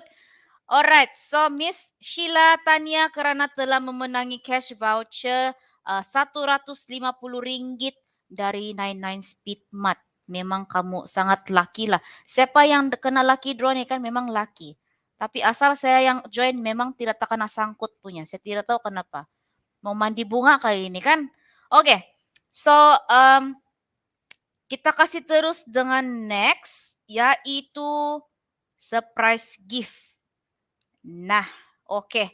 Jadi adakah kamu nampak tuh display banner di bawah tadi semasa sharing si Mr. Ebenezer, kita punya legend. Ada kamu nampak? Jangan dulu kamu kecewa, mana tahu nama kamu di surprise gift. Nah, jangan kamu keluar dulu So, kita tengok siapa yang terkena. Tadi kita punya komen yang paling last tuh. Yang paling last. Komen display di banner tuh is, if you see me, dia bilang, I had a great time. Meaning comment, I had a great time. Begitu. Alright. Tidak nampak dia bilang si Edwan. Inilah ini. Mana kau tengok tuh? Kau tengok Facebook tuh kan? Kau tengok di Facebook, pergi browse-browse profile orang, essay. Menuduh. Oke. So kita tengok siapa yang first commenter. Jeng. So Miss Zainaza AB. Masih adakah ini? Masih adakah itu? Miss Zainaza AB. Are you here? Bugi 1. Belum lah start. Miss Zainaza. Nah, macam ada sound sejani mau bugi nih. Miss Zainaza. Yes. belum pulang. Oke. Itu dia Miss Zainaza telah memenangi cash voucher Pizza Hut berharga RM30. RM30. Saya lupa sudah berapa nilai dia. So congratulations kamu semua. Saya suka betul kamu nih. Kamu sangat sporting. Dan kepada pemenang-pemenang tadi, jangan lupa kasih Jangan lupa kasih email kamu. Email saya itu kamu punya FB name atau YouTube name, full name, address dengan kamu punya phone number. Tapi phone number kasih yang betul-betul lah, jangan yang tipu-tipu punya nanti. The number that you called is not in service. Dia bilang, saya lah guna tu, kamu punya voucher tu. Alright, so kita sudah sampai di penghujung webinar. Jadi sebelum kamu bersurai, sebelum kita semua bersurai, kami ucapkan sekali lagi jutaan terima kasih kepada para jemputan kita, speakers kita semua dari hari pertama sampai hari ini kerana sanggup meluangkan masa bersama kita semua. Dan saya juga ingin memohon maaf lah kalau terdapat kekasaran kata sepanjang webinar kita nih. Oke, Tania, sekali lagi kepada semua pemenang tadi, kamu semua sangat cool, sangat sporting. Kamu memang, kalau boleh saya angkat, saya kasih begini thumbs up di ibu jari, saya kasih juga lah, tapi tidak boleh kasih tunjukkan. Oke, selain itu, kita mau say thank you so much juga sama Kementerian Sains, Teknologi and Innovation Sabah, KSTI. Sebab dorang organize ini webinar sambil kita dapat ilmu, sambil juga kita santai-santai happy kan, dapat hadiah. Yang dapat hadiah tu janganlah solo-solo saja, panggil-panggil lah, roger-roger, calling-calling kita. Kan? Jadi, kepada semua pemenang-pemenang aktiviti untuk these 2 days webinar, nanti saya kontak kamu. Jangan risau, saya sudah kasih compile kamu punya information. Memang tiada yang saya kasih miss lah. Tapi kalau boleh itu alamat kasih full. Sebab saya tengok tadi macam ada yang bagi tempat saja. Taman Pinampang dia bilang. Saya bilang macam mana mau post di Taman Pinampang ni ya, saya bilang. Jadi kasih full itu alamat supaya kami pun tidak bingung-bingung. Alright. Jangan lupa juga. Jangan lupa. Saya lupa kasih tahu kamu. Sebenarnya yang menghadiri webinar ni kita akan dapat e-sijil. Nah, e-sijil kehadiran. Tapi first kamu kena isi dulu itu borang maklum balas atau feedback form. Ada sudah di screen tu yang QR code tu kan. Nanti ada juga kena komen di comment section. Itu dia punya short link. Kamu boleh copy paste, kamu boleh klik, search dan kamu isi lah. Alright, so after kamu isi tu baru dapat itu e-sijil. Kenapa begitu? Sebab tidak mau juga yang tidak join terus dia pergi sembarang pergi isi. Nanti kasihan juga yang lain. Tidak aci orang bilang, orang dusun bilang. Oke? Apa lagi saya mau kasih tahu tuh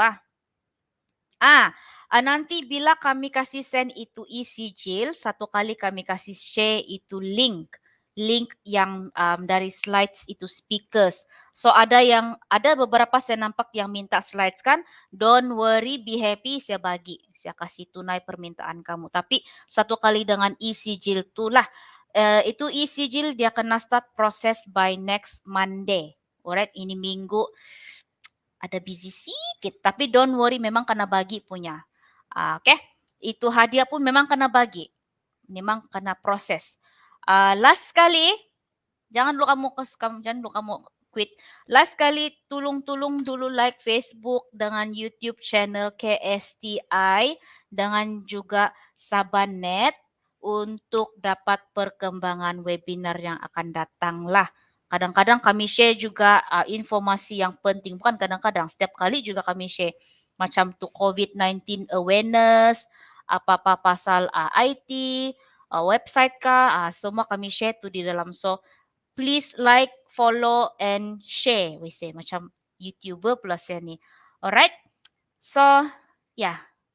Itu saja betul kan saya kena bagi tahu. Okay, alright.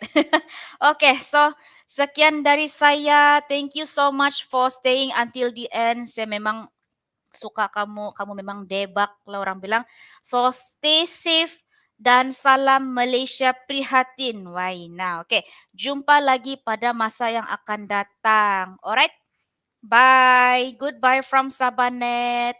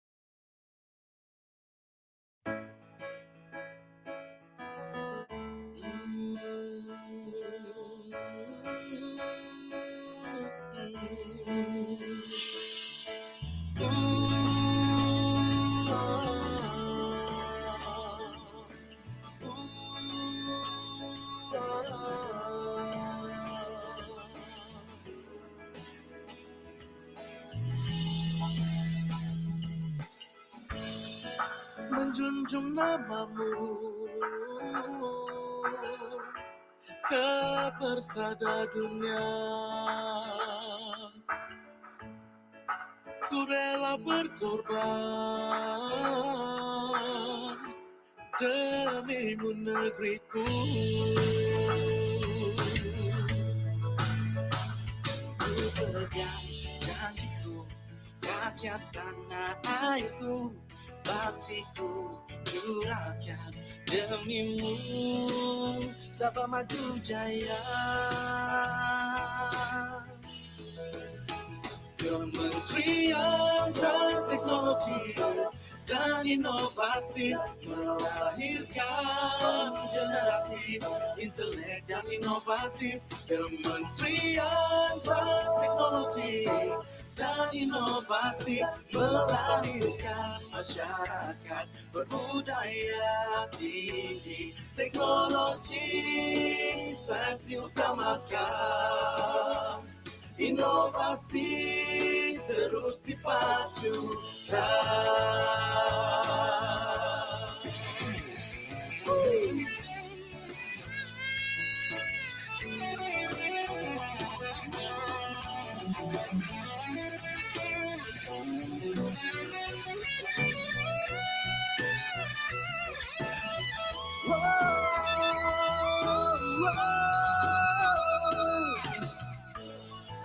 Menjunjung namamu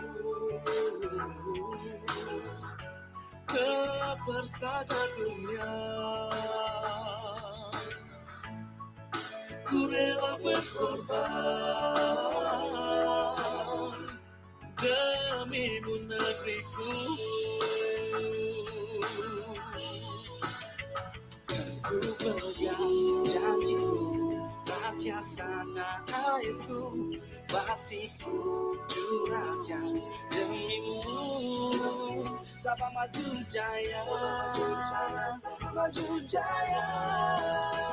Kementerian Sains Teknologi dan Inovasi melahirkan generasi intelek dan inovatif. Kementerian Sains Teknologi dan Inovasi melahirkan masyarakat berbudaya tinggi. Teknologi sains diutamakan, inovasi terus dipajukan.